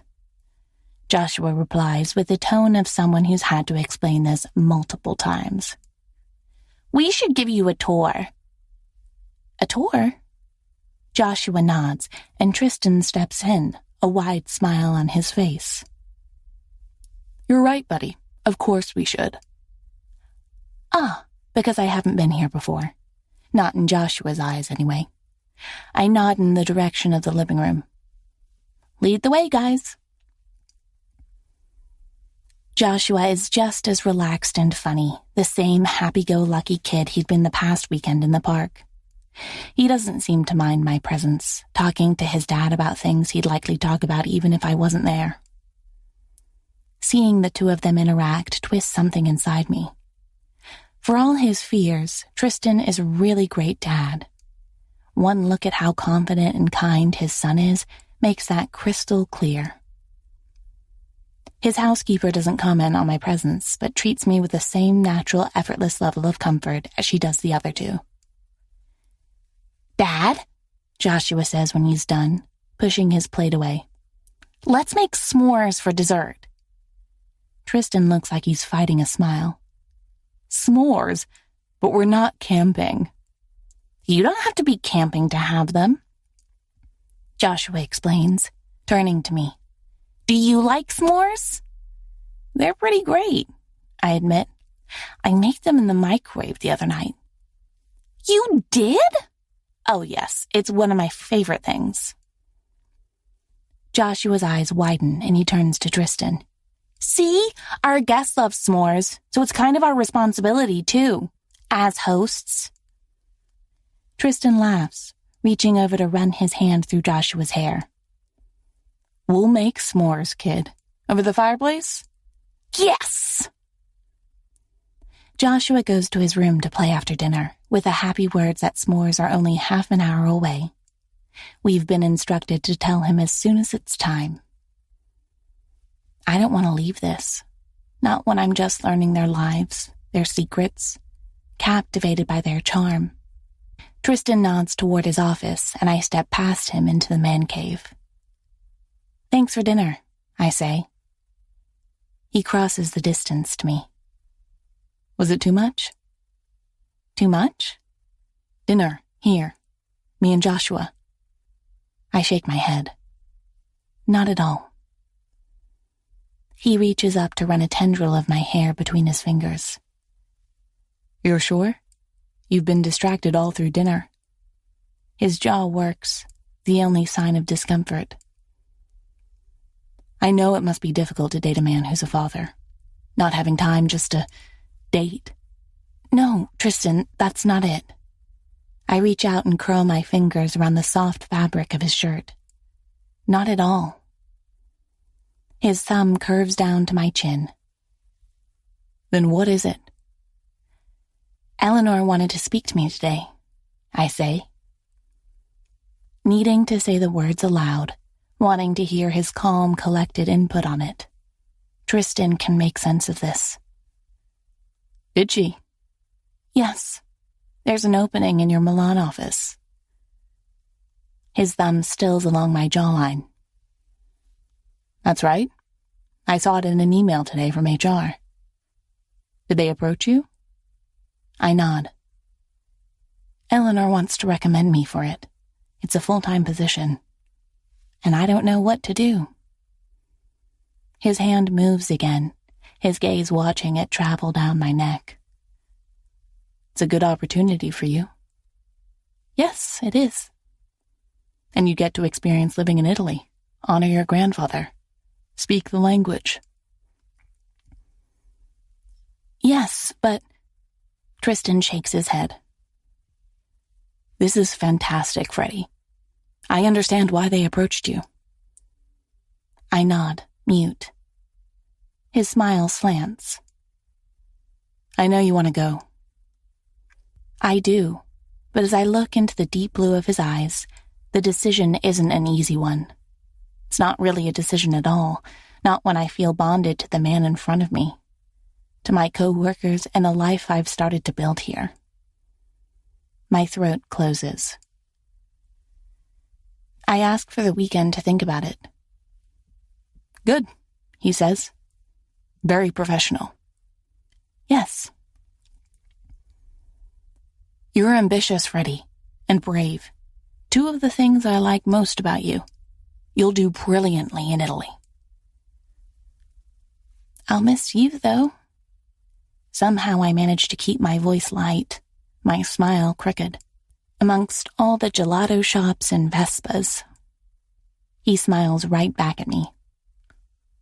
So will I, but I'd hate myself for holding you back. I find myself nodding, like we've agreed on this, as if the decision is made, even as my heart feels like fracturing. He's not reacting the way I'd hoped, the way I'd needed. Tristan tips my head back and presses a kiss to my lips. It's full of the same quiet confidence as usual, but something about it makes me want to cry. Come on, he murmurs. Let's have s'mores. They don't have that in Italy, do they? Chapter 23. Tristan. I rest my head in my hands, turning away from the bright glare of unread emails in my inbox.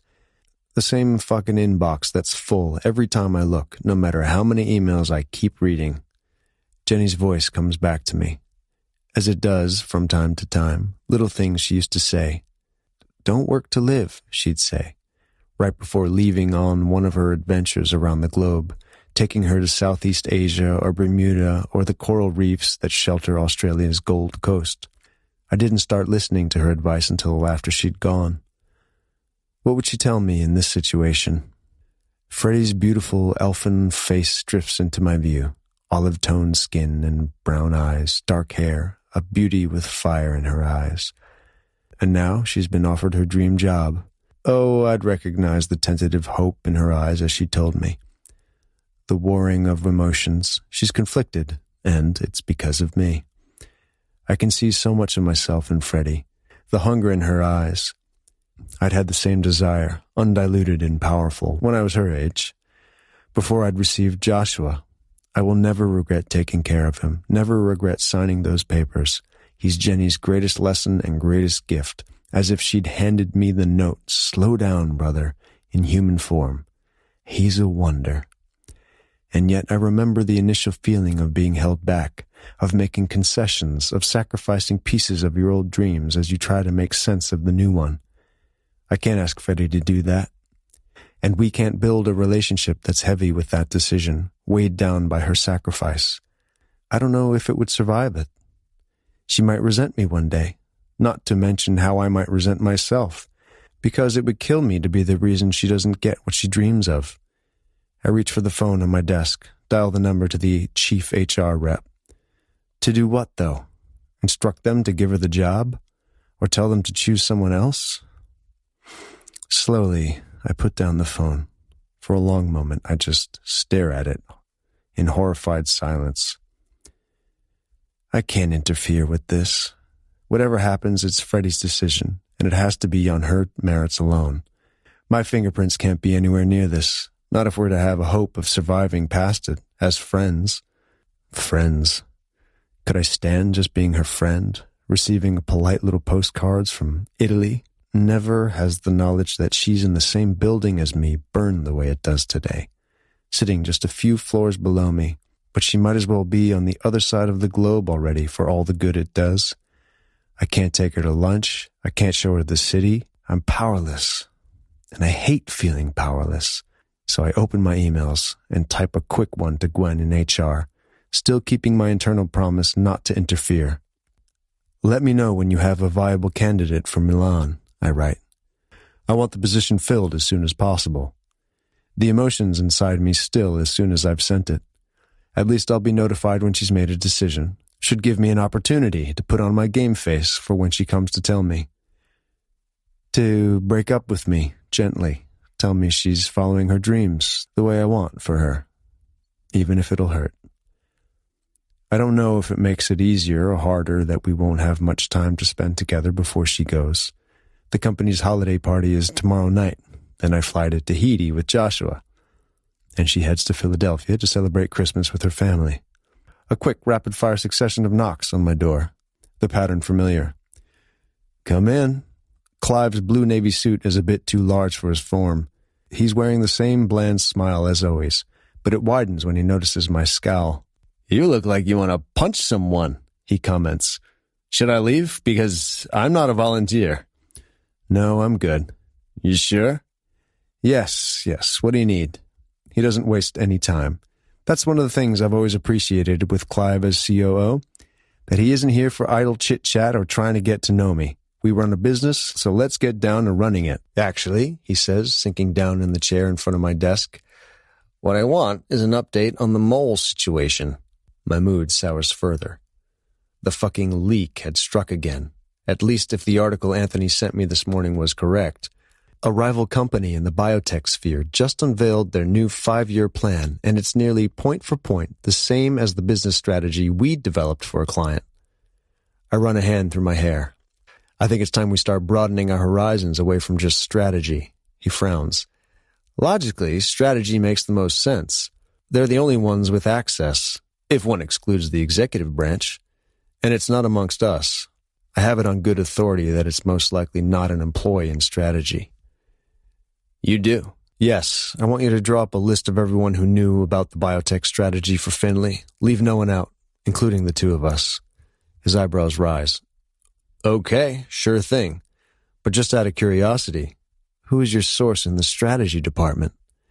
The name hovers on my tongue, but something about Clive's interest halts me. Freddie doesn't deserve to be dragged into this. I'll keep that to myself. Yes, sir. Clive shuts the door behind him as he leaves, the silence of my office complete.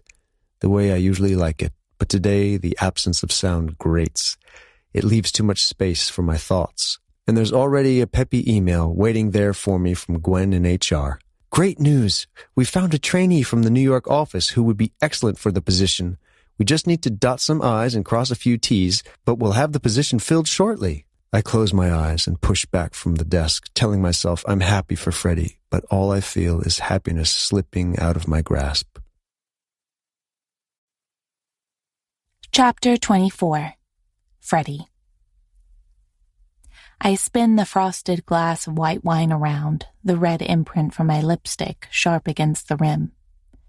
He isn't here, and yet I can't stop glancing around the packed holiday party, searching for a glimpse of the man I'd first locked eyes with across the gilded room.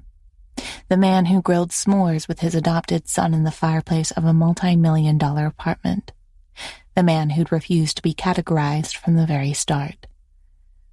Earth to Freddie, Toby says. Are you okay? Oh, yes, absolutely. You looked lost in thought, he says. I hope you were somewhere far better. Better than this? I sweep an arm out at the lavishness. One of Excite Shore's office spaces has been transformed, and food-laden tables surround a tastefully decorated Christmas tree. What more do we need? Oh, I don't know. A beach, a raise, a longer vacation to look forward to? Toby suggests with a grin. God, I'd love a longer vacation. What are you doing for yours? I ask. Both of you. Quentin frowns into his glass, but he shoots a sideways glance at Toby. Toby, who is almost forcefully cheery, who hasn't made a single snide, cheeky remark about Quentin. I'm staying in New York. Well, I'm going to my family in Jersey for the holidays, but that's only 30 minutes away. I glance at Quentin, but he doesn't rise to the bait, doesn't make a comment about how Jersey isn't New York. I'm staying here, he tells us both. That's nice. You two have someone to hang out with then, I say. Just in case, I mean. I know I spent some lonely weekends here when I first arrived. They don't look at each other, but nervousness flavors the air. Perhaps they're navigating the same turmoil that Tristan and I have, working at the same firm. But for them, it might amount to no more than a slap on the wrist. For me and Tristan, a junior trainee in the company's CEO looks awful from both perspectives. But not anymore, not when you have us, Toby says. because we're going to the opera in January. Quentin groans at this, but I don't.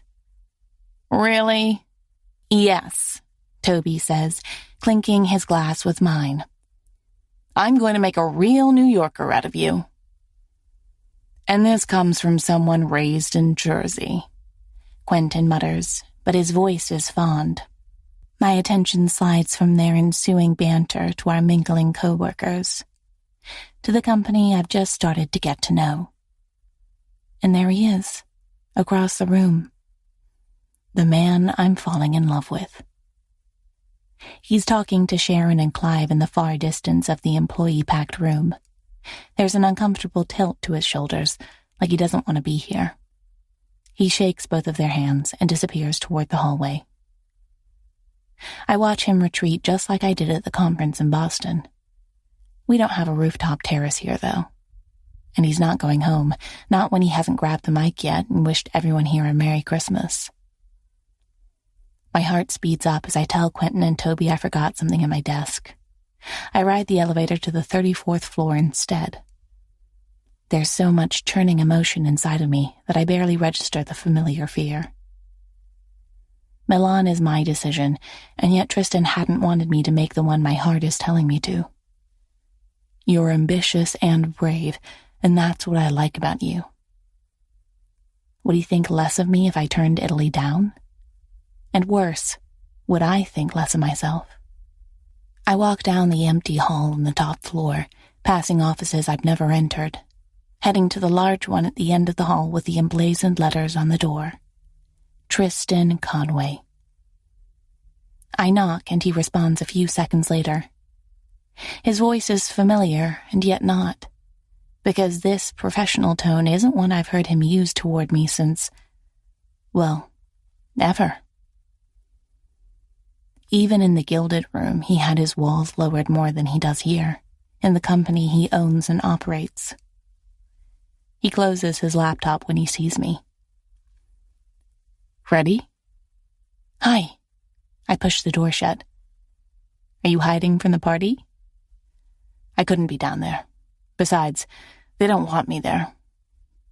They don't? He pushes back the chair and rises. No. They want to gossip and blow off steam. They want to talk about me, not with me. I frown. That sounds sad. He waves a dismissive hand, coming around to lean against his desk, not crossing the distance to me, not wrapping his arms around me or pressing a kiss to my temple, just calm, collected, restrained. A man who's made up his mind. We haven't spoken this weekend, I say. I've been busy. So, I take it, have you? The voice isn't unkind, but it is determined. I heard you accepted the job. No, I haven't. Eleanor gave me an extension. I have until the end of the week. I say, taking a step closer and hating the unusual formality between us. Tristan meets me halfway. I lean against his chest and he wraps his arms around me, pressing a kiss to my forehead. The bristles of his rough-shaven jaw tickle my skin. You're hesitating? He asks. I am, yes. I hope you're not hesitating because of me, he says. The hand on my back is soft, but the steel in his voice is not. Something in my chest cracks. And why not? He sighs, both arms coming around me. Because we're in different times of our lives, he murmurs. Because I can't be the one who holds you back. Because this is a dream of yours, Freddie, and it would kill me if you regretted saying no. My next words aren't well thought out. They're a fear-given words, and like a genie, they can't be put back into a bottle. What happens if I go? Does that mean we'd be over? The single nod against my head is heartbreaking. How can it be differently? He asks. There are a million things in my mind. I can stay here instead. Or you can quit being the CEO. We can do long distance. Or, worst of all, why don't you come with me to Italy? But it wouldn't be fair to ask him that, not when I know what he'd have to sacrifice in return. The value he places on being a good father and a good boss are his very best qualities, and I wouldn't want him to break them even if he was inclined to. My eyes burn and I clench them tight, but it only speeds the tears on their journey down my cheeks. Frederica? Tristan murmurs, a hand smoothing over the back of my head. Are you okay? I shake my head against his chest, and he sighs, pressing me closer. He might not say a word, but I can feel it in the strength of his arms. I know, he's saying. I know exactly. When do they want you there? He murmurs. My words come out muffled. 1st of February. I understand if you don't want us to continue seeing each other, if I'm moving. He leans back, eyes widening as he takes in my face. They grow soft as he cups my cheek, a thumb smoothing over my tear-tracked cheek. We can, he says, but it will make things harder for us both when you go. Yes, it might.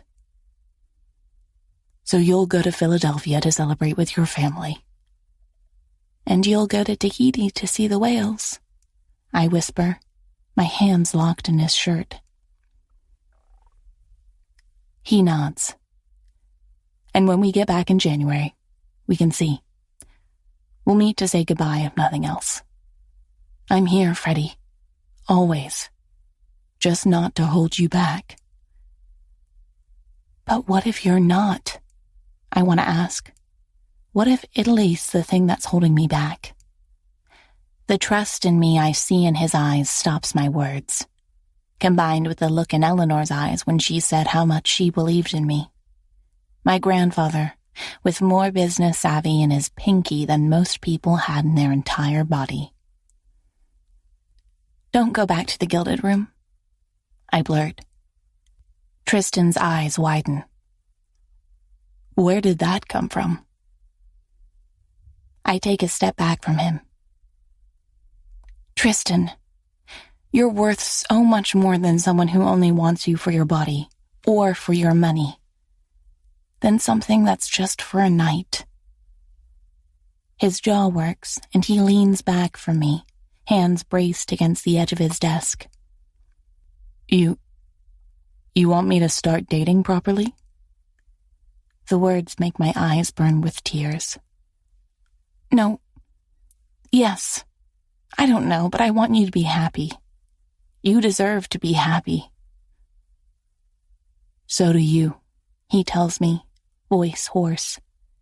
More than anyone. But forgive me, Freddie, if I'm not quite at the stage yet where I can wish you happy dating. My attention narrows to small, discernible things. The miserable lines on his face. The way he's holding himself back. My own feelings spinning out of control.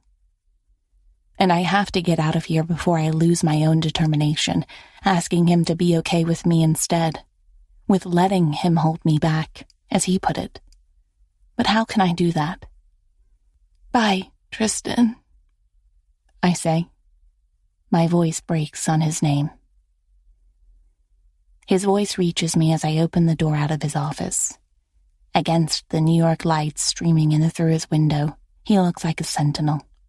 A quiet guardian, a warrior of old. Bye, Freddie, he murmurs. The door shuts behind me with a finality that bruises, and I race down the hallway toward the elevators, the hated, blasted things, and for the first time I think I'd be happy if they dropped me all the 34 floors to the bottom. A hard chest stops me and I stagger back, looking up at the man who stepped out of his office. Oh, I'm sorry. Clive holds my elbow a second too long to study me. That's all right, he says, eyes widening as he sees the tears on my face. Are you okay? Yes, absolutely. Just allergies. It sounds just as stupid spoken out loud as it did in my head. Allergies? Clive looks from me to the office down the corridor, at those incriminating letters emblazoned on the oak door. His eyes widen. Ah, I see. Did he hurt you? What? No, of course not. We were discussing work. Work? He releases me and steps back, eyes narrowing. You work in strategy, right? One of the junior trainees. You organized that Thanksgiving thing he suddenly decided to throw. There's no way to surreptitiously wipe tears from your cheek, so I just go for it, forcing spine into my steel. That's right. Clive nods. Interesting. And you're sure, absolutely sure, that he didn't hurt you? It's an odd question. So is the gleam in his eyes, a gleam that turns my stomach from sad to uncomfortable. Suspicions form in my mind. He didn't. Good. Had to ask. I'm heading out, I say, stepping past him. Good night, Mr. Wheeler. Clive gives me a nod, gaze lingering. Good night, Miss. Frederica Bilson. Frederica Bilson, he echoes. That's right. Good night, then. I make it home without sobbing, but the tears burn at the back of my eyes like a party crasher or an unwelcome guest. They're in good company with the suspicions Clive had brought up, twisting into fear in my stomach. He'd realized right away that there is something between Tristan and me. My hand trembles around my phone. I can't talk to him. Not so soon. Not yet. And yet I've worked for this career, and so has he. If my suspicions are correct, I have no other choice but to be professional and suck it up. I dial Tristan's number. It takes him 5 long signals to pick up. Had he been back at the holiday party? Still in the sheltered silence of his office? There's no knowing, but the voice on the other end is weary. Freddie, he murmurs. Clive saw me on the way out of your office. He saw me and he saw that I was crying. I think he put 2 and 2 together. Tristan's voice snaps into competence. Okay, what makes you think that? I pace the tiny space of my apartment. He knew. He asked me if you hurt me. He asked what? He asked it twice. Tristan's shock on the other end of the line is profound. Mine, however, isn't. I can't keep silent as the suspicions bubble out of me. Are you sure he's not the mole? Of course I'm sure, is the response, but something about it sounds reflexive, rehearsed. He's been asking Toby, one of my coworkers, for information about projects that Toby doesn't usually report to him about. That last time I heard, it was regarding the Stanton case. Huh. And remember that meeting over a month ago where he couldn't make it? You went in his stead. I remember. A hard note creeps into Tristan's voice. Yes, the pattern matches up. He was away that day for personal reasons, and a week later we found out that, well, he could have been selling the strategy you pitched to our competitors. So you believe me? It's plausible. A rough sigh, and it's everything I feel too. It's a sigh of, I can't take any more of this shit. Clive was with me from the very beginning. He was my right-hand man when I took over, the one person who seemed to welcome it when Acture Capital bought the company from the old management. Maybe he wasn't so welcoming after all. No, maybe he wasn't. But Tristan, he knows. About us.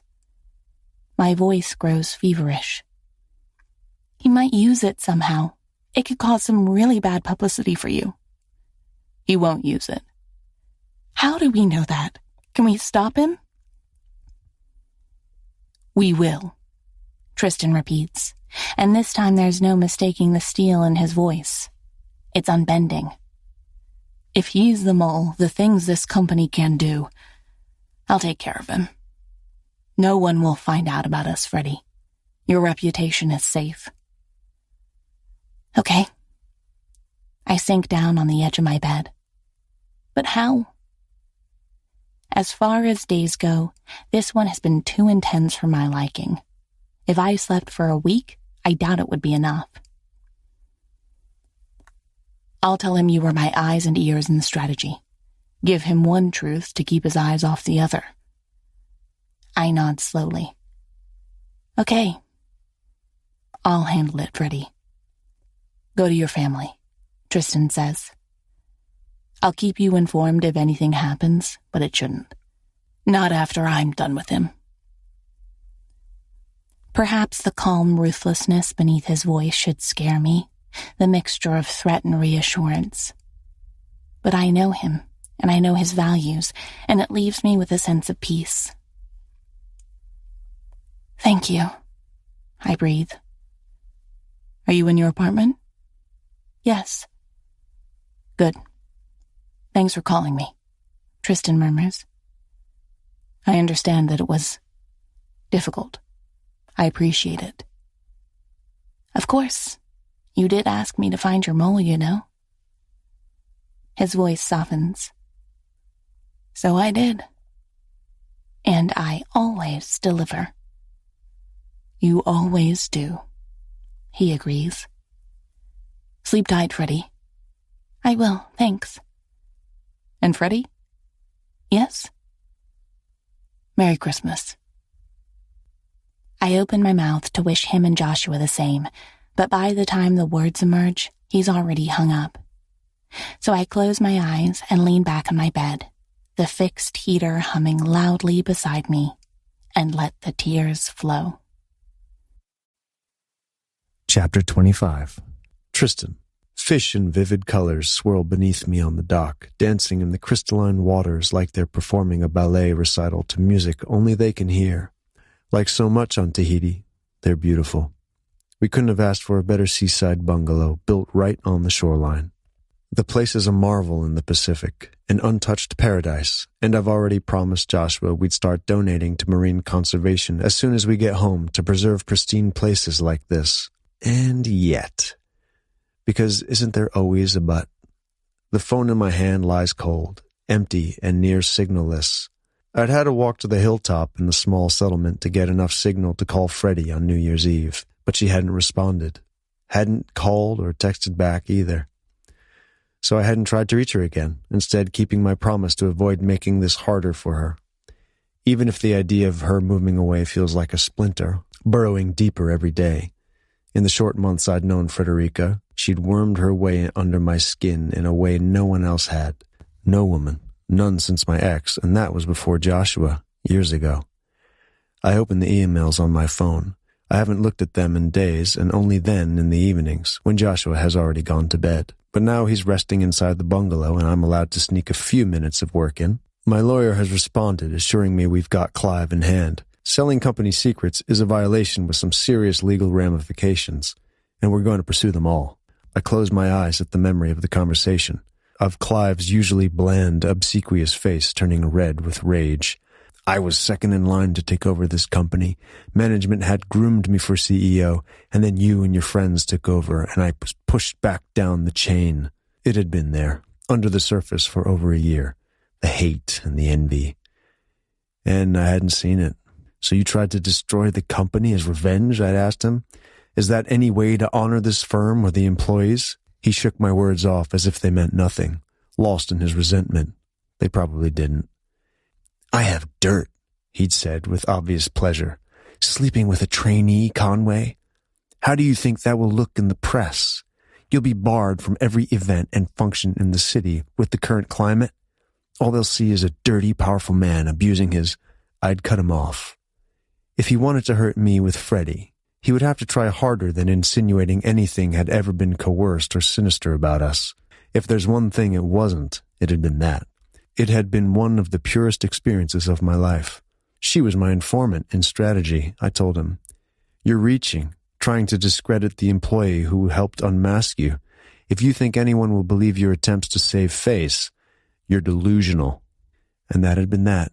He'd been escorted off the premises, all of his company accounts shut down, his email communication on company servers seized. The very next call I'd made had been to Eleanor. I had briefed her on the situation, letting her know Freddie had been reporting to me. Phrased it correctly. It wasn't a big deal. I'd simply been impressed with Freddie's abilities after Thanksgiving and asked her to keep her ears and eyes open. Eleanor had been quietly impressed, rather than offended that I'd bypassed her. I never liked Clive, she told me. Something about his manners always felt too sugary. I'd sent her the email asking her to replace Clive as my COO the very next day. I put my phone down and closed my eyes against the Polynesian sun. The anger at Clive still burns, even if it's more his threats than his betrayal. His complete disregard for Freddie, who had never done him a single wrong. Freddie. All thoughts start and end there, it seems. A child's skipping footsteps on the dock makes me turn. Joshua's in a t-shirt and shorts, his hair mussed from where he's been lying on the giant hotel bed.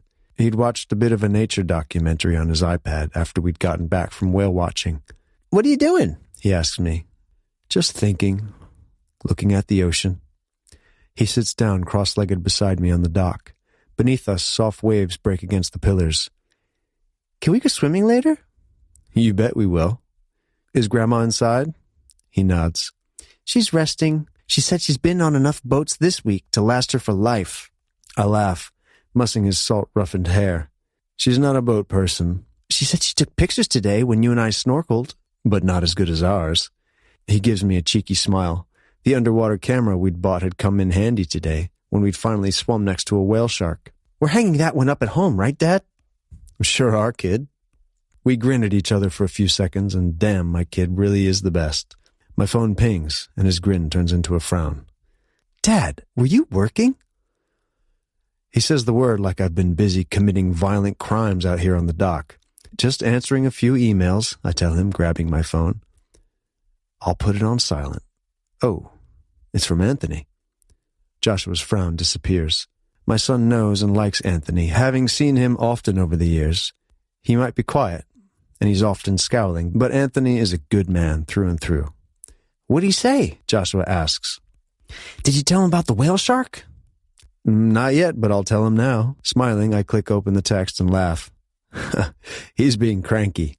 "Why?" "Because of the company we told him he had to take over next." "He doesn't want to?" "Nope." Seeing Joshua's expression, I hurry to explain. "No, he does. It's a good opportunity, but it's in an industry he thinks is a bit silly." "What is it?" "A matchmaking company." Joshua frowns, a tiny furrow between his brows. "A what?" "It's for grown-ups who want to meet a wife or a husband but are having trouble finding one on their own." "Oh." Joshua lets out a chuckle, swinging his legs above the water. "That is silly." "Yeah, Anthony thinks so too." "There are a ton of grown-ups. Shouldn't it be easy to find someone to marry?" I run a hand over my rough jaw. I hadn't bothered to shave this week, and the feeling is foreign against my hand. "Well, grown-ups don't want to just marry anyone. It's difficult to find the right person." Joshua gives a wise nod. "Is that why you haven't gotten married, Dad?" "Part of it, I suppose. And I work a lot, too."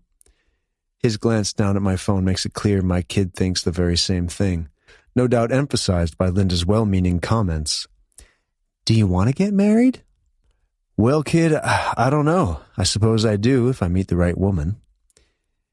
He shades his eyes and looks out across the endless water ahead of us. He's a little red at the nape of the neck despite the copious amounts of sunscreen my mother is careful to slather him in.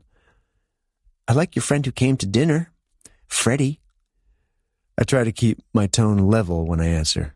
"She's really nice, isn't she?" He looks down at the fish beneath us. "Yes, when she comes over again, I think I might give her my giant stuffed elephant, the one I won at the Thanksgiving fair." "Oh? How come?" "She liked elephants more than me, and besides, I'm almost too old for stuffed toys." He turns to me with a smile that looks so much like Jenny's that I suddenly feel 7 years old again, looking up at my older sister at his age. Besides, you want to marry her, don't you, Dad? I can help you convince her. My heart squeezes tight in my chest, and perhaps my answering smile is a bit sad because his falters. Don't you want to? I do, I admit, but she's moving away. What? Yeah, to Italy. He sighs, looking down at his bare feet. Danielle might move back to France. Really? She told me before she went on break. She'd heard her parents say that they weren't going to stay in America forever. I smile. Well, that still might be a while. They could stay here for years. He shrugs. I told her I didn't want her to go. You did? Yes. A private smile forms on his lips, and I know he's far away, lost in the memories of his first crush. I wonder when he'll stop confiding this sort of thing to me. I hope it's never. So you still like her? I comment. He nods. And I think she likes me too. She stopped spending time with Dexter, and she always sits next to me. Nah, that's great, kid. His smile widens. Yes. Did you ask Freddie not to move away? I shake my head slowly. No. Why not? Perhaps she won't, if she likes you too. It's so simple coming from Joshua. Obvious. The clarity in his voice isn't hindered by adult concerns or nuance. I run my hand through my hair, and it's just as salt-roughened as my kids. If I say it, she might stay. And as much as I want that, I also know that moving to Italy is her dream. Joshua frowns in concentration. He's really considering this, gears turning in his mind. But Dad, he says, if you don't tell her, perhaps she doesn't know you want her to stay. I think she knows. Thinking and knowing isn't the same thing, he informs me, legs swinging. Miss Kim always says that in science class. My lips tug. Well, she's right about that. I think you should tell her. Then she knows, and she can make up her mind. So simple. So clear. And yet his words lead me into a different direction, one I hadn't considered before. By not asking her, by not telling her explicitly how I feel, I'm not trusting her to make her own decisions. I haven't given her the full picture. All the words I haven't spoken suddenly fill my chest, clog my throat until they feel like they're going to choke me. Joshua gives me a wide smile. I'm right? You are, I tell him. You really are. See, Dad, I know things too. Oh, you sure do, kiddo. He's his own person, someone unique and separate from me, Michael, and Jenny, and yet I get the strangest feeling that Jenny has just told me off again, this time from the grave and through her son. And this time, I'm going to heed her advice and throw caution to the wind. Joshua stretches out on the dock beside me, putting his skinny arms beneath his head. It's such a teenage pose, showcasing the length of his legs and torso. The shorts we'd bought him for this trip already look a bit short, but he's only 9. Is this the precursor of a growth spurt? You gotta stop growing, kid, I tell him. It's going too fast. He grins up at the sky, a boy without a care in the world. A boy who was brave enough to swim with a whale shark today. His smile had been ecstatic when we'd been back on the boat, his arms wrapped tightly around his shoulders to keep him from shivering. I'll be 10 in a few months, he informs me. Don't remind me. You want me to be a kid forever? I lie back on the dock beside him, my feet hanging off the edge. The sky is as turquoise above us as the Pacific beyond. I want you to be my kid forever. He laughs. I'll still be your kid when I grow up. Yes, I suppose you're right. You're being stupid, Dad. He shakes his head, nudging me with his elbow. And we'll go on adventures then, too. My heart aches with love for him. And for the first time in years, something pricks behind my eyes. I look up at the heavens, above. Thank you, Jenny. Yes, I assure him, we always will. Chapter 26. Freddie. Who knows? Toby asks. It could have been anything. Breach of contract, insider trading, Perhaps he just pissed Mr. Conway off one time too many. Quentin shakes his head. No, the man wouldn't fire someone who's productive just because of his attitude. $10, it's because he harassed someone. Are we really taking bets on this? I ask, my hand tight around my glass of whiskey. The first day back after the Christmas holidays, and the entire office had been abuzz with speculation about the personnel changes. It's a weight off my shoulders that nothing relates to me. You don't have any theories? Toby asks me.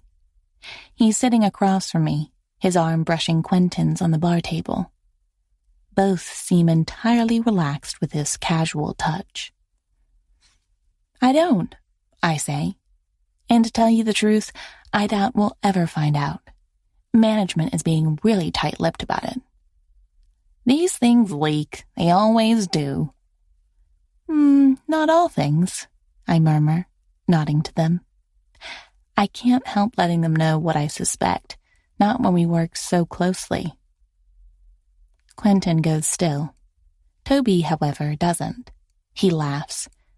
Freddie, you know? I shrug. I always thought the two of you would be cute together. Quentin looks away from our booth to the crowded bar, a flush rising on his cheeks. Cute, he mutters. Toby elbows him, still looking at me. Although, now we have a new problem. You do? Quentin looks back at me, face fondly resigned. I was offered a job today. My eyebrows rise. What? Really? Yes. Apparently Eleanor's been offered a position higher up, so to speak. Clive's job. It has to be. Oh, God. Are you saying what I think you're saying? I'm not saying anything, is his cool response, as I'm not yet allowed to. But you see what this means, right? Toby asks. We're not just co-workers who are dating. I will now be dating my boss. That's a whole different ballgame with HR. I can't help but laugh, and there's no stopping it, despite my happiness for them. The irony is too much. Toby joins in, even if he's laughing for a different reason. It's like a bad movie, isn't it? What do I do? You're an MBA grad, Quentin comments, and it's the first time I've heard him say it without a trace of scorn. You're in high demand in all the other departments, too. But then I'd leave Freddie behind, Toby says, touching his glass to mine. How would she survive without my guidance? I'd flounder, I say, my smile growing wider. As happy as I am for them, I'm just as nervous about talking to Tristan again. When I see him next, I'll have to tell him what I decided. What I told Eleanor the day before I left for Philadelphia. That while I truly appreciated the offer, I was committed to staying at the Excite Shore headquarters and fulfilling the position for which I was hired. The second I'd said it, and the moment I'd seen the begrudging acceptance and respect in Eleanor's eyes, I'd felt completely at ease with my decisions. Happy, even. Italy will still be there in a few years, in decades, too. But what I have going on now feels more important. Tristan feels more important. But I don't know if he'll think less of my ambition because of it. My phone rings, vibrating on the table between us. I give Quentin and Toby an apologetic smile and slide off the stool. My heart stops in my chest when the familiar caller ID appears. I weave my way through the people in the bar as I answer, still in the outfit I'd worn at work. Hello? Hi, Freddie. His deep voice is familiar in my ear, like the past 2 weeks of separation hadn't happened. I'd very much like to see you. I swallow. I'd like that too. Did you just get back from Tahiti? Yes, a few hours ago. I can come to the bodega on your street if you'd like. Someone screams beside me in post-work bliss and drink, and I hold my hand to my ear. Sorry, I'm heading for the exit. You're at a bar? Oh, the one close to work. Yes, but I'll be leaving soon. No need, I'm already out. I'll meet you there. Tristan, But he's already hung up. I stare at the phone in my hand, blindly, wondering if that just happened. But there's no denying the effect his voice and words have had on me. Adrenaline floods my system and launches me into action. He's coming here. When I return to our table, I reach for the coat hung over the back of my chair. I'm sorry, guys, truly, but I have to head out. What? Why? We just got here. I know, I say, and I'm sorry, but we'll have other nights. Congrats again, Quentin. He gives me a rare smile. Thank you. And don't worry, I'll keep it to myself until it's official. Thank you, both of the things I know. Toby winks. And don't... Oh my God, what is he doing here? Their eyes are both locked on a point somewhere over my shoulder, and I still, too scared to turn around. Frederica, he says, drowning out the sounds around us.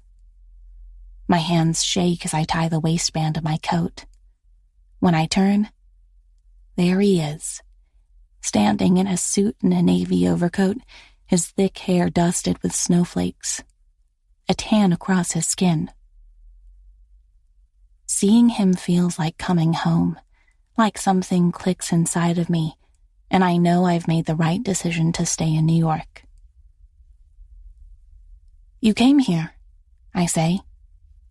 I did, he confirms, looking past me to Toby and Quentin. He gives a single professional nod in their direction. Gentlemen? A glance over my shoulder tells me they're in a complete and utter state of shock.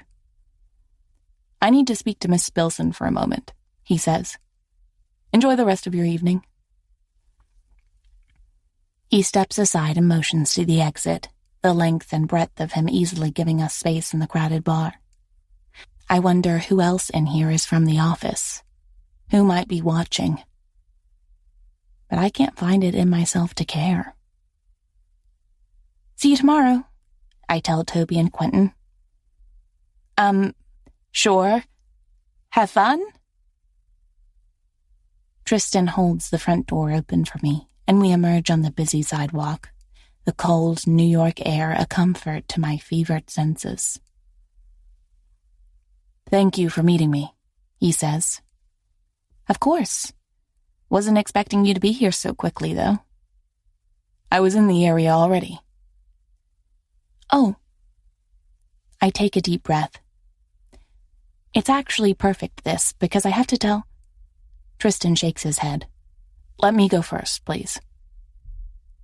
I need to tell you what I should have told you weeks ago, before you accepted the job in Italy. What I wanted to say. My mouth closes on my words. You do? I've been an idiot. You have? A smile spreads across his features, and combined with the tan and the look in his eyes, he's breathtaking. Every inch the handsome stranger I'd met at the Gilded Room all those months ago. Frederica, I want you, and I vowed to never stop telling you just how much. Fuck, Freddie. Do you know how deep inside of me you've crawled? A shake of my head and his words pour out, passion blazing in his gaze. I was in the crystal blue waters of Tahiti with my son. I was determined that I wasn't going to hold you back in any way. I tried to be happy for you, genuinely. But you were there on that trip along with me, next to me the whole time, a phantom you. One I couldn't reach out and grasp, couldn't share my thoughts with, couldn't sleep at night for thinking of. My throat is dry, a desert of emotion. Tristan, I want you too. You know I do. I do, Freddie, and I'll never take it for granted again. So I'll tell you what I felt like I couldn't before, and perhaps it's selfish of me. And if so, you're free to hate me for it. But I don't want you to go to Milan. I want you to stay here in New York with me. I open my mouth to respond, but he shakes his head. But he interjects. I know you have your dreams and goals, and I will never stand in the way of that. So if you'd like, go to Milan. I'll be there as often as I can, as often as you'll let me. I shake my head at him, but I'm smiling. Tristan, I turned down the job. You did what? I turned it down, I say. Above us, snow whirls in indecipherable patterns under the streetlight. I just got to New York and I want to stay here. I want to work at the headquarters and I want to live in my tiny apartment a bit longer. Tristan grips me around the waist. You're serious? I am. Oh, I definitely am. He laughs, a deep, unbelieving sound, and then he bends his face to mine. Perhaps I should mind. There might be people from work passing by. But I can't, and I don't, because the feeling of his lips against mine is a promise and a balm after 2 weeks of uncertainty. He kisses me like it's the first of many, many, many. I've already called my co-owners, he murmurs as he lifts his head, thumb grazing my chin. Okay, why? Because I'm renouncing my title as CEO of Exciture. You're doing what? I'm not going to spend the coming 10 months of your internship hiding, Freddie. His hand slides down my arm to grip my hand. Long fingers twine through mine. I want to show you around the city. Take you to my favorite spots, have dinner with you at restaurants, Sundays in the park. All of it. I grip the lapels of his coat. But what about Exciture? One of my business partners will take over as CEO. A trace of sly confidence appears in his smile. I'll still be able to influence decisions behind the scenes. Of course you will, I tease, but there's no emotion behind it. Nothing can drown out the happiness bursting through me like a broken dam. What will you do instead? Perhaps, he murmurs, lowering his head again. I'll take some time off. Oh, will you? Mm-hmm. And if that doesn't work, there's a publishing company I've been looking to buy. Laughing, I rise up on my tiptoes and kiss him. He can deny his hunger all he wants, but he's just as ambitious as me, and that hasn't changed with fatherhood. Let's get out of this cold, I tell him when he finally raises his head again, both of us breathing hard. I have a brand new heater in my apartment. He lets me pull him down the street, smiling. Oh, do you? Yes, and I don't think you've seen it. I better come up then, he says, to inspect it. Chapter 27. Tristan. 4 months later. The damn mask chafes at my skin, reminding me why I've rarely worn the thing. I tuck it into the inner pockets of my suit jacket instead. The incense hangs thick in the air, the scent of citrus and chamomile familiar but not unpleasant. I gaze out over the writhing bodies in the warehouse, the gilded room chose for this occasion. Women in lingerie serve drinks out of highball glasses while a man trails them in nothing but a police hat and shorts. I watch as one of the city's top bankers invites a model to sit on his lap. She agrees, smiling with false modesty. My gaze continues past the performance until I find the one woman I'm here for. She's leaning against the opposite wall. The silky fabric of her red dress clings to every exquisite curve draped around her chest in a way that beckons a man to drown himself between those breasts. Dark, thick hair hangs in loose waves down her bare arms and shoulders. I know how it feels over my skin as she rides me, and how it must be tickling hers even now. The mask she wears hides most of her face from view, but I'd recognize Frederica anywhere. I motion for a waiter and replace my empty whiskey glass with another. Coming here tonight had been her suggestion. It's been 6 months since we first met, and when I'd proposed dinner to celebrate the occasion, she'd suggested this. I'd been shocked, intrigued, and what a lady wants, she gets. A sultry voice to my right forces me to break eye contact with Freddie. A woman has her hand on my arm, nails digging into the fabric of my suit. "Hello, stranger. I haven't seen you around in a long while." She's vaguely familiar, with ice-cold blue eyes and a pointed chin. It's been a while, I agree. The old days when I'd attend a few of these parties a year seemed like they belonged to a different life, one where interactions with women were short, to the point, always fun, but never serious. A way to keep relationships at arm's length until Freddie refused to stay away. Until I couldn't let her go. "I'm going to head into one of the bedrooms soon," the woman drawls, her hand inching down to wrap itself around my hand. "If you'd care to join." I release her with a placid smile. "Sorry, but I'm taken for the night." Her eyes scan the area. "And she's left you here alone?" "For the time being, yes." "Pity," Ice Blue Eyes says with a shrug. "She'd better come to her senses soon." As she meanders off, my gaze returns to where Freddie had been. But she's gone. I take a sip of my whiskey and relish the familiar burn down my throat, amplifying the punch of lust in my stomach. She's here, somewhere, being admired by all men. But she'll pick me. Her strength, ambition, and fierce intellect hasn't stopped impressing me yet. With Victor in charge of Exciture, that talented son of a bitch, I'm still kept informed by both him and Freddie. So I know she's been offered Quentin's old job in strategy, a position that would guarantee a full-time job after her internship ends. I lean against the wall and scan the crowd for a spark of red silk and dark hair. Some of the women here are in lingerie, but even fully naked, they'd have nothing on Freddie's allure. Her voice reaches for me first. "Hey there, handsome." I turn to find her leaning against the wall beside me, her arms tucked beneath her breasts.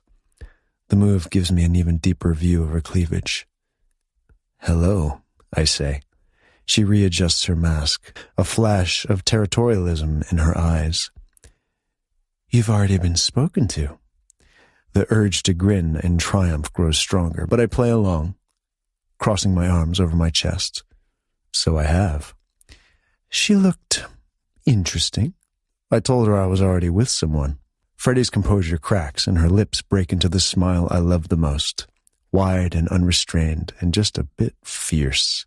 A mouth that is kind, but never weak. "I'm happy to hear that," she says. I take her hand in mine, fingers brushing over the diamond tennis bracelet on her wrist. It had been a gift for her 27th birthday.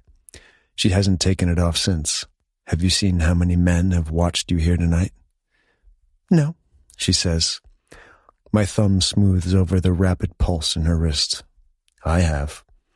I've seen them all look at you, at how that dress clings to your body, at your hair. They've all been hoping they'd be the one you came and spoke to." "Yet here I am," she murmurs, shifting her hand in mine. "Talking to you." I incline my head. "Here you are. And do you want to know something?" "What?" I lean forward, brushing her ear with my lips. "I'll never tire of being chosen by you." A shiver goes across her skin, and it'll never stop turning me on, seeing how I can affect her, even after these months of ever-growing intimacy.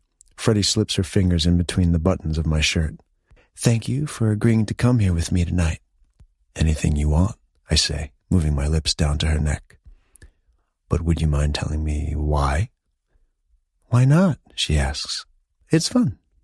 "It is, indeed." Her fingers tighten in my shirt. "You once told me you don't need this anymore. Not while we're together. Is that still true?" "Unequivocally," I tell her. Through the thin fabric of her silk dress, my hand traces the outline of her hip. I love these handholds. "Good. Then this is our last time here." I smile against her skin. "I won't miss it." "We're saying goodbye to it tonight," she murmurs. "And I'm claiming you." I tip her head back to give me better access to her collarbones. I won't go further than this, not with all these people looking. But there's no denying a part of me longs to with the fall of her chest so close to my face. My teeth graze over the thin spaghetti strap. "Claiming me?" I ask. Freddie gives me a single nod. Yes, the last thing these men and women are going to see tonight is me, leading Tristan Conway out of the gilded room.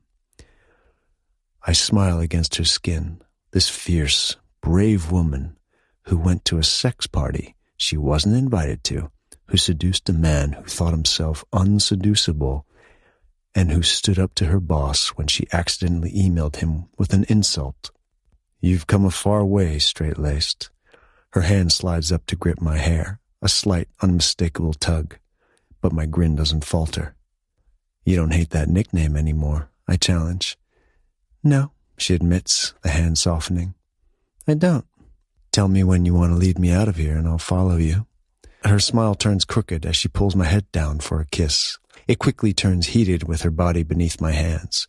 A tug and she's pressed against me, those gorgeous breasts a delicious weight on my chest. Now, she murmurs. Her hand slips down to grip mine as she turns, leading me with confident determination through the populated warehouse. And people do watch us. How could they not? Her, drop-dead gorgeous and on sky-high heels, a woman on a mission, and me, following her with my hand linked to hers. My conquerors showing off, and yet I feel nothing but pride.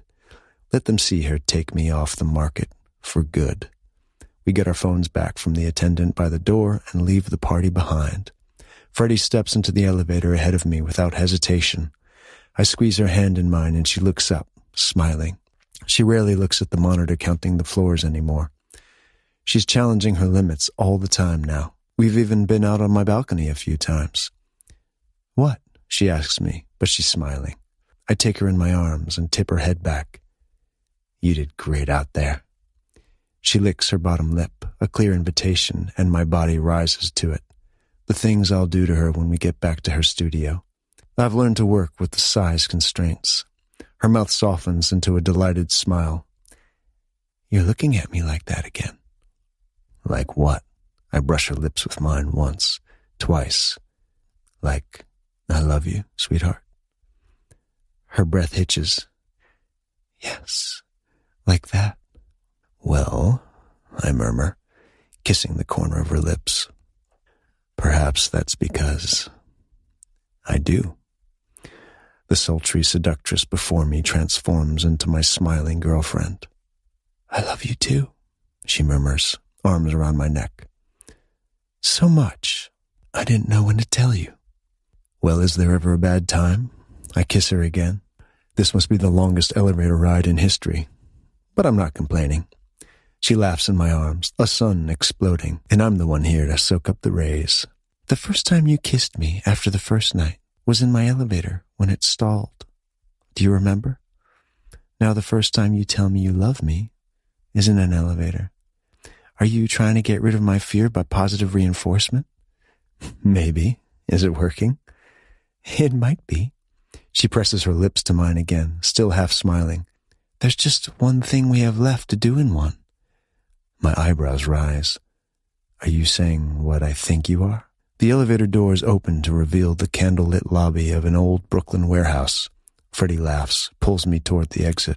You do have a private elevator, she says. You're right, I do. It's almost the same size as your studio.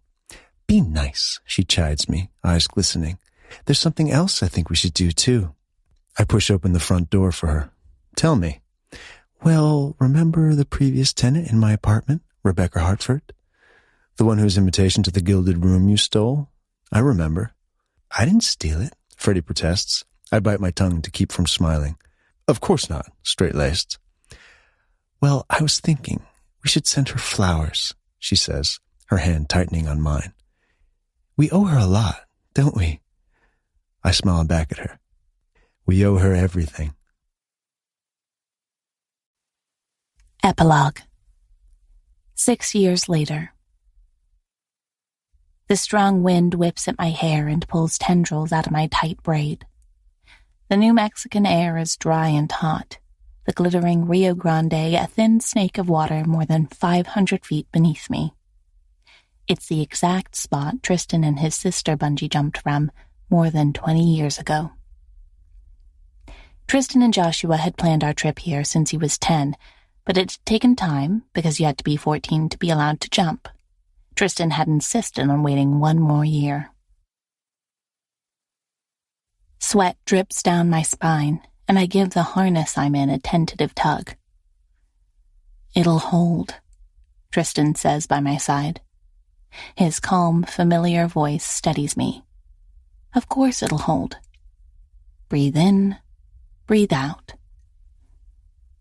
2 bungee jump operators unstrap Tristan's own harness with quick hands, and I grip the railing tight.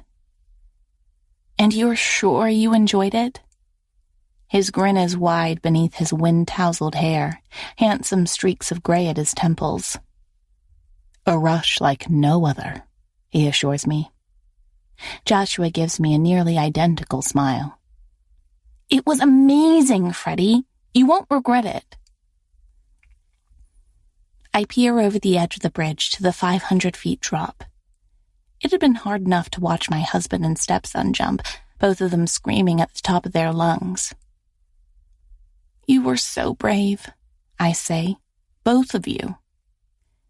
Joshua runs a hand through his curls and smiles down at me.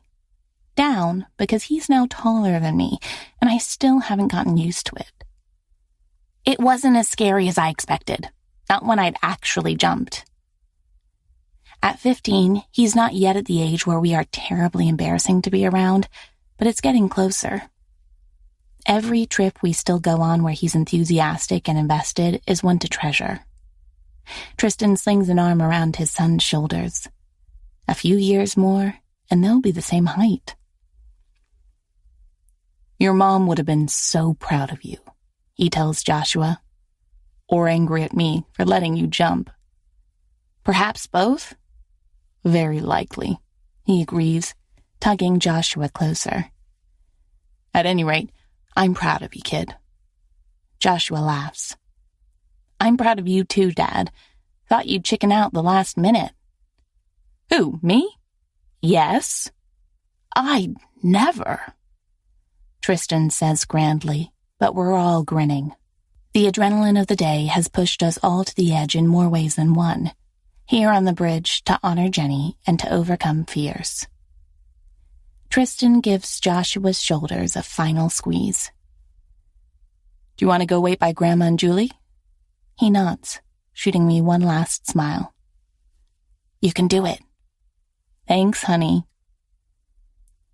Tristan and I watch him walk the 20 feet or so back to where Maud is standing, our 2-year-old safe and snug in her arms. Julie watches us with the rapt attention only an awed toddler possesses.